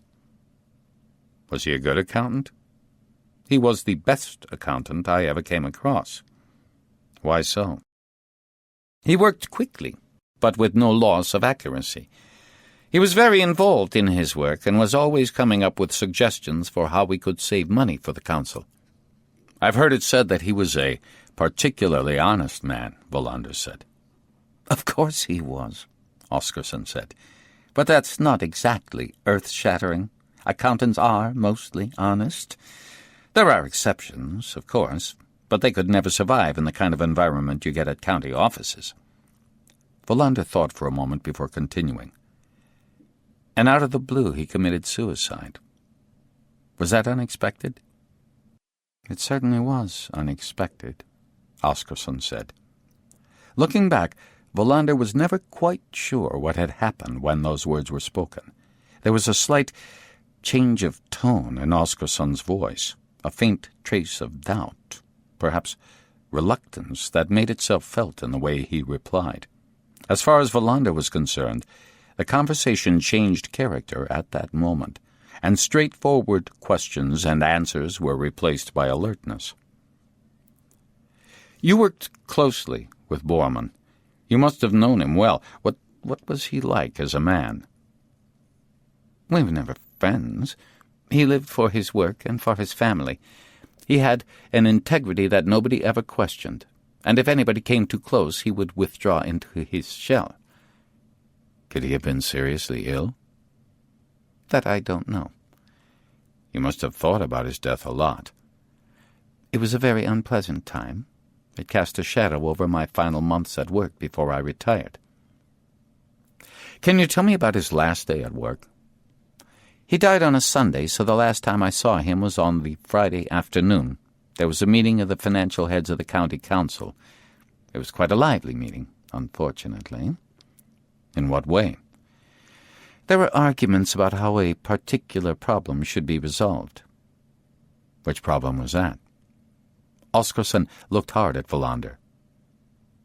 I'm not sure I should answer that question. Why not? In the first place, I'm retired now, and also there are laws regarding those aspects of public administration that are confidential. We have a right of access principle in Sweden. But that doesn't apply to specific cases which, for various reasons, are deemed unsuitable to be made public. On the last day Borman was at work, he was at a meeting with the finance heads of the county council. Is that right? Oscarson nodded. And at that meeting, a problem was discussed, sometimes heatedly, which was later designated unsuitable, etc. In other words, the minutes of that meeting are locked away somewhere, correct? No, not correct. There were no minutes. In which case it can't have been an official meeting, Wallander said. If it had been, minutes would have to have been taken and kept, and in due course submitted for approval and signed.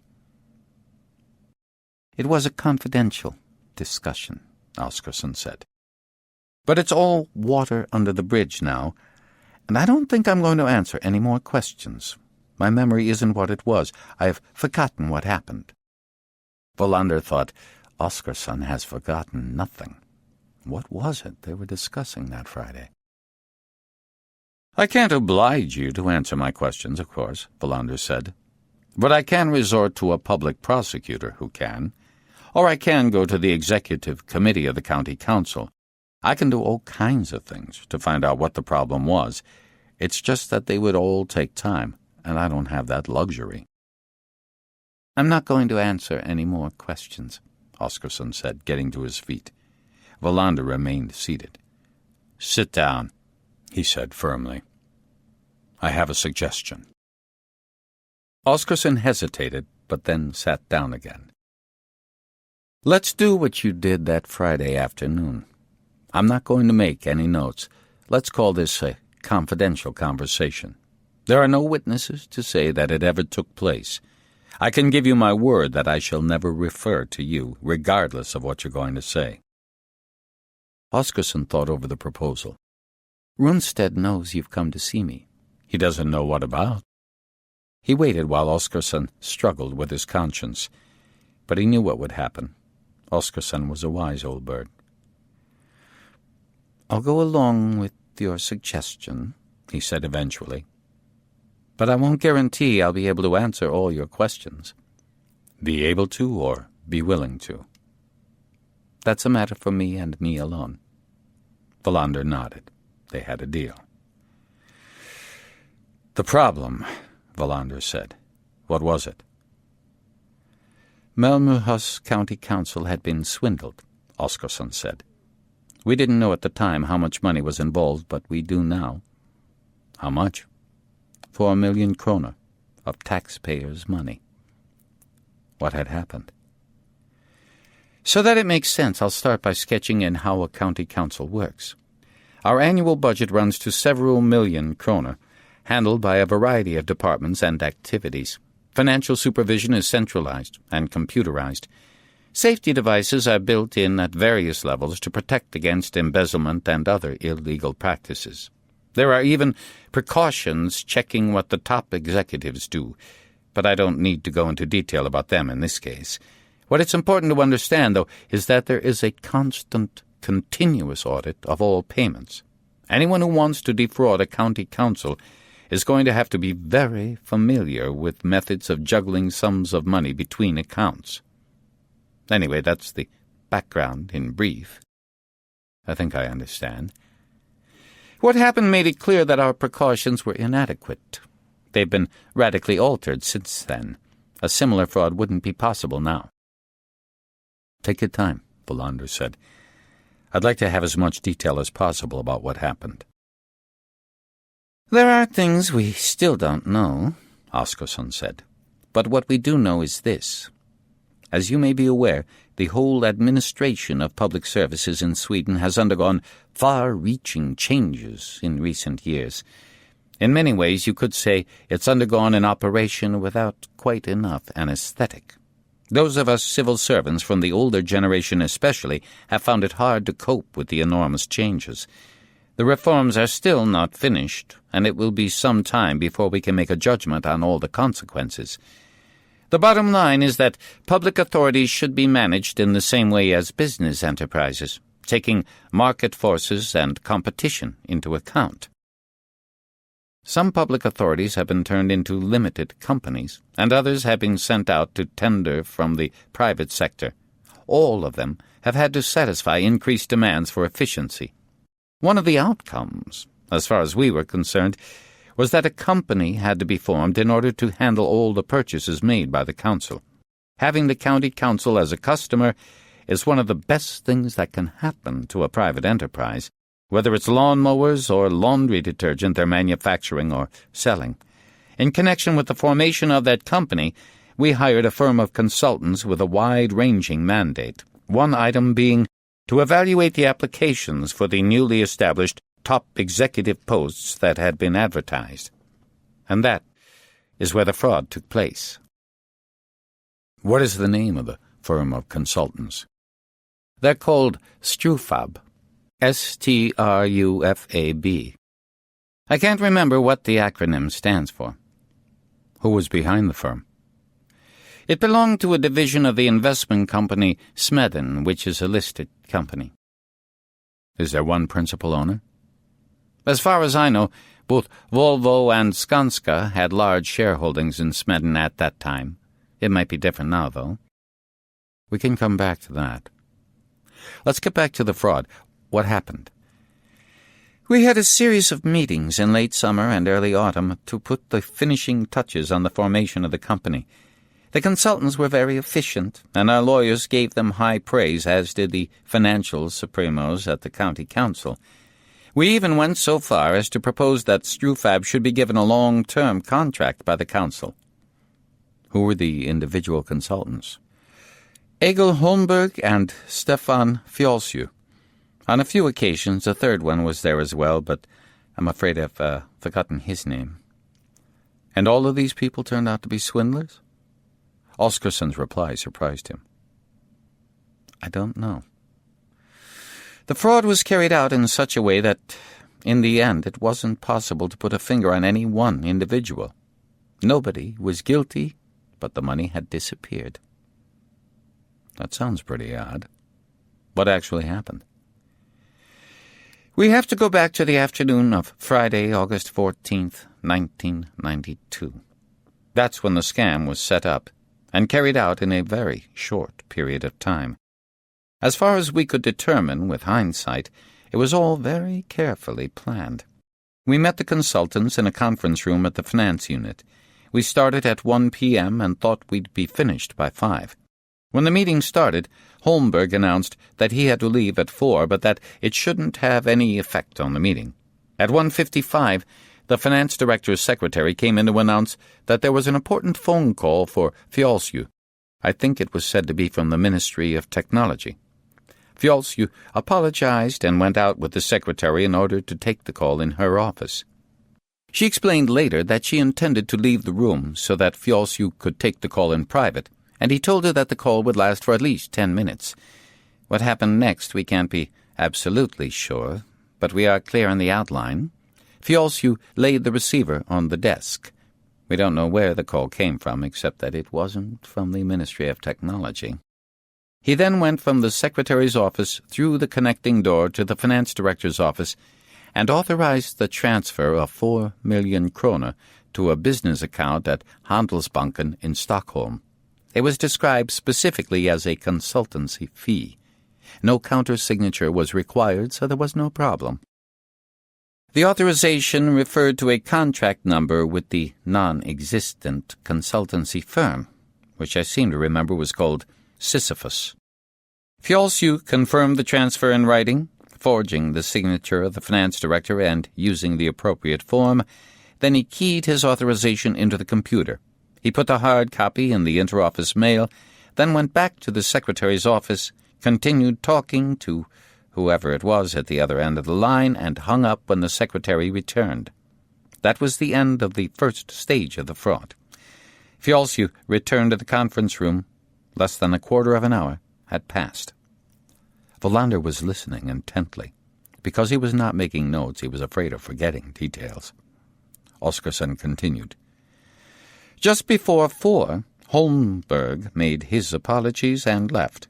We realized afterward that he didn't leave the building, but went down to the next floor, where the chief clerk had his office. I should perhaps mention that it was empty because the chief clerk was attending our meeting. He didn't usually do so, but on this occasion the consultants had specifically asked for him to be present. In other words, the whole thing was meticulously prepared. Holmberg hacked into his computer, entered the invented contract number, and inserted an authorization for a payment of 4 million kroner, backdated a week. He phoned the Handelsbanken head office in Stockholm and requested payment, and then he sat back and waited calmly for the response. 10 minutes later, Handelsbanken called back to check. He took the call and confirmed the transaction. There was only one thing left to do. He called the county council's own bank and authorized the payment, and then left the premises. Early the following Monday morning, somebody collected the money from Handelsbanken in Stockholm. The person was authorized by Sisyphus to sign on behalf of the company and claimed to be called Ricard Eden. We have reason to believe that it was Fiolsiu who collected the money using this alias. It was about a week before the fraud was discovered. The police were called in, and it did not take long to work out what must have happened. But there was no proof, naturally. Needless to say, Fiolsiu and Holmberg were vociferous in denying all knowledge. We severed all links with the consultancy firm, but we were unable to get any further. In the end, the public prosecutor wrote the whole thing off, and we managed to hush it up. Everybody agreed that was what we had to do, apart from one person. Bormann? Oskarsson nodded slowly. He was truly upset. We all were, of course. But Bormann took it hardest. He seemed to take it personally because we weren't prepared to force the public prosecutor and the police to follow the case through. I suppose he took it so badly because he thought we'd failed in our duty. Did he take it badly enough to commit suicide? I believe so. Some progress, Wallander thought. But where does the law firm in Ystad fit in? They must be involved, in light of Bormann's letters. Do you know what Holmberg and Fiolsiu are doing now? Their consultancy firm changed its name. That's all I know. We warned county councils the length and breadth of the country about them. Discreetly, to be sure. You said that the consultancy firm was part of a bigger concern, an investment company, but you didn't know who owned it. Who was chairman of the board of Smedden? From what I've read in the newspapers, Smedden has been transformed during the last year or so. It's been split up. Several sectors have been sold off and new elements have been acquired. It might not be going too far to say that Smedden has quite a poor reputation. Volvo have sold their shares. I forget who bought them, but somebody at the stock exchange could tell you. You've been a great help, Wallander said. You won't forget our agreement. I never forget anything. But tell me, did it ever occur to you that Bormann might have been murdered? Oskarsson stared at him in evident unease. No. Never. Why on earth would I have thought that? I was only asking. Many thanks for your help. I might need to be in touch again. Oskarsson stood on the steps, watching him leave. Wallander was now so exhausted he wanted nothing more than to lie down in the car and go to sleep, but he forced himself to think ahead. The natural thing would have been to return to Hur, call Thomas Rundstedt out from his budget conference, and ask him some quite different questions. He set off for Malmö while allowing a decision to mature in his mind. Then he stopped on the hard shoulder and called the Malmö police. He asked for Rossland, gave his name, and said he had an urgent matter to discuss. It took the operator less than a minute to find Rossland. "It's Wallander here from Ystad. We met last night." "I haven't forgotten," Rossland said. "They told me you had something urgent to discuss." "I'm in Malmö," Wallander said. "I'd like to ask you a favor." "I'm listening." About a year ago, at the beginning of September, the first or second Sunday in the month, a man called Lars Borman hanged himself in a clearing in the woods at Klagshamn. There must be an incident report, some notes about death by unnatural causes, and a post-mortem report. I'd be very grateful if you could dig them out for me. If at all possible, I'd like to get in touch with one of the officers who answered the call and took the body down. Do you think this might be possible? What was the name again? Wallander spelled it out. "I don't know how many suicides we get per year," Rossland said. "I don't recall this one. But I'll look for the documents and see if one of the officers called out is in today." Wallander gave him his cell phone number. "I'll drive to Klagshamn in the meantime," he said. It was 2:00. He tried in vain to shake off his exhaustion, but was forced to give in and turned off onto a road that he knew led to an old quarry. He switched off the engine and pulled his jacket tightly around him. A minute later he was asleep. He woke up with a start.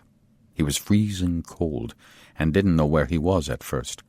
Something had strayed into his consciousness, something he had dreamed, but he couldn't remember what it was. A feeling of depression gripped him when he looked around at the gray landscape on every side. It was 2:35, so he had been asleep for half an hour. He felt as if he had been roused from a long period of unconsciousness. That is about as close as one can get to the greatest loneliness of all, he thought, being all alone in the world, the final human being, forgotten about. He was roused from his thoughts by the phone ringing. It was Rossland. "You sound half asleep," he said. "Have you been taking a nap in the car?" "Well, not at all," Wallander said. "I have a bit of a cold." "I found the stuff you asked for. I have the papers here on my desk. I also have the name of the police officer, Magnus Staffensson. He was in the car that was called out when a jogger found a body hanging from a birch tree. No doubt he can explain how a man can hang himself in a birch, of all trees. Where would you like to meet him?" Wallander could feel his exhaustion slipping away. "At the slip road for Klagshamn." "You'll be there in a quarter of an hour," Rossland said. "By the way, I spoke to Sven Nyberg a few minutes ago. He hasn't found anything in your car." "I'm not surprised." "You won't have to see the wreck when you drive back home," Rossland said. "We've just arranged for it to be towed away." "Thanks for your help." He drove straight to Klagshamn and parked at the meeting place. After a few minutes, a police car drove up. Wallander had gotten out of his car and was walking up and down. Magnus Staffensson was in uniform and saluted. Wallander responded with an awkward wave. They sat in Wallander's car. Staffensson handed over a plastic file containing photocopies. "I'll glance through this," Wallander said. "Meanwhile, you can try to remember what happened." "Suicide is something you'd prefer to forget," Staffensson said in a thick Malmö accent. Wallander smiled to hear how he too used to speak, before his move to Ystad had changed his dialect. He read swiftly through the terse reports, the post-mortem document, and the record of the decision to abandon the investigation. There were no suspicious circumstances. "I wonder," Wallander thought. Then he put the file on the shelf on the dashboard and turned to Staffensson. "I think it would be a good idea to take a look at the place where it happened. Can you remember how to get there? Yes, it's a few kilometers outside the village. I'll go first. They left Klagshamn and drove south along the coast. A container ship was on its way through the sound. A bank of clouds hovered over Copenhagen. The housing estates petered out, and soon they were surrounded by fields. A tractor made its way slowly over one of them. They were there almost before he knew it. There was a stretch of deciduous woods to the left of the road. Wallander pulled up behind Steffenson's police car and got out. The path was wet, and he thought he'd better put on his rubber boots, but on his way to the trunk to get them he realized they had been in his Peugeot. Steffenson pointed to a birch tree, bigger than the rest. That's where he was hanging. Tell me about it. Most of it's in the report. It's always better from the horse's mouth. It was Sunday morning, about 8. We had been called out to calm down an angry passenger on the morning ferry from Dragor who claimed he had gotten food poisoning from the breakfast during the crossing. That was when we got the emergency call. A man hanging from a tree. We got a location and headed there. A couple of joggers had come across him. They were in shock, of course, but one of them had run to the house on the hill over there and called the police.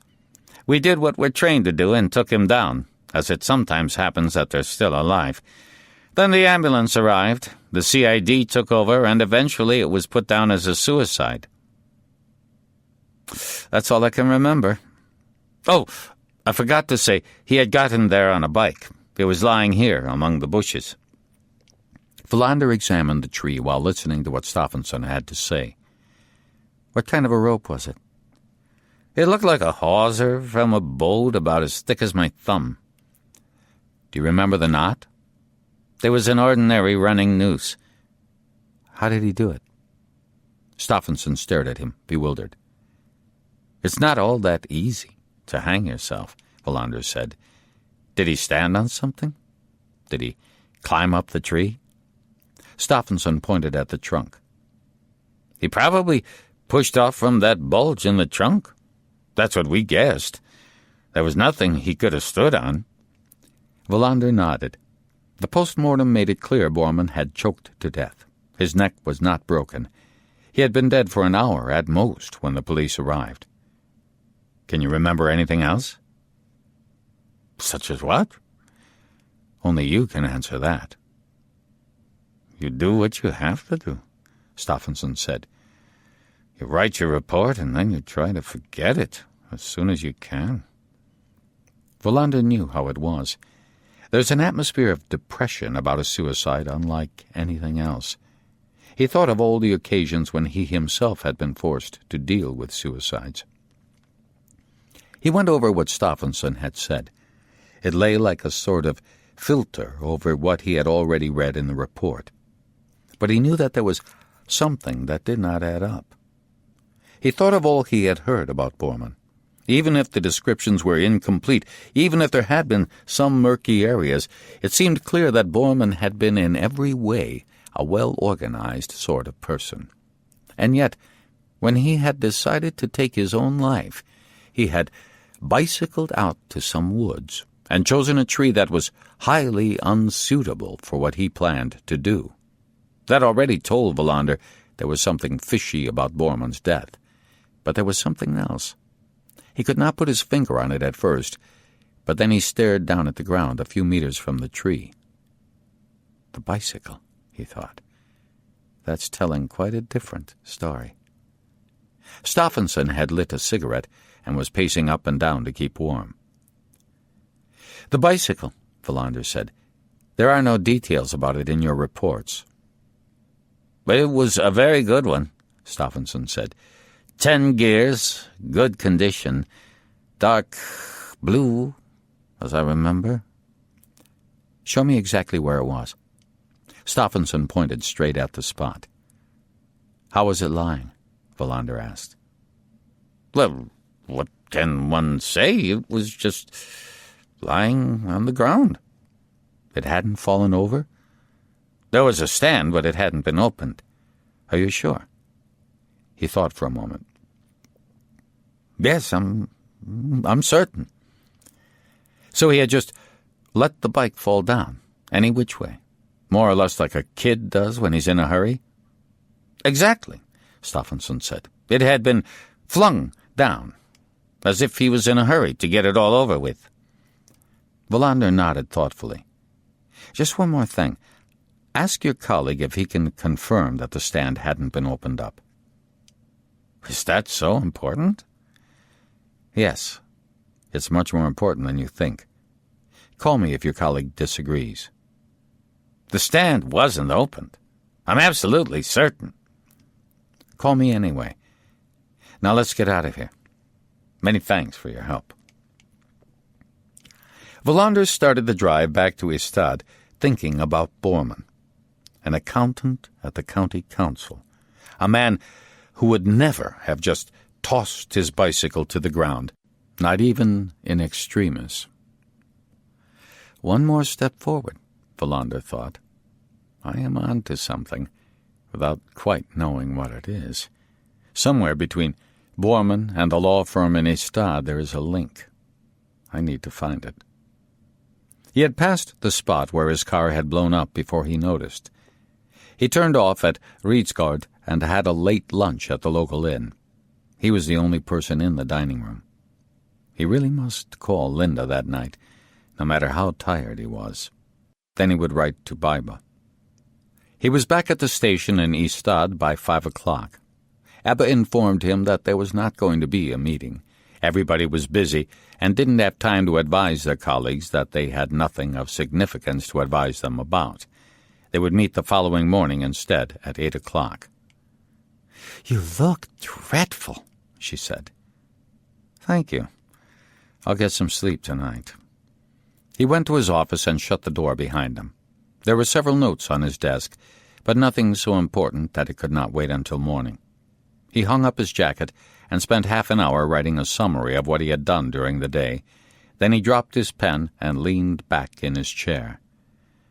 We really must break through now, he thought.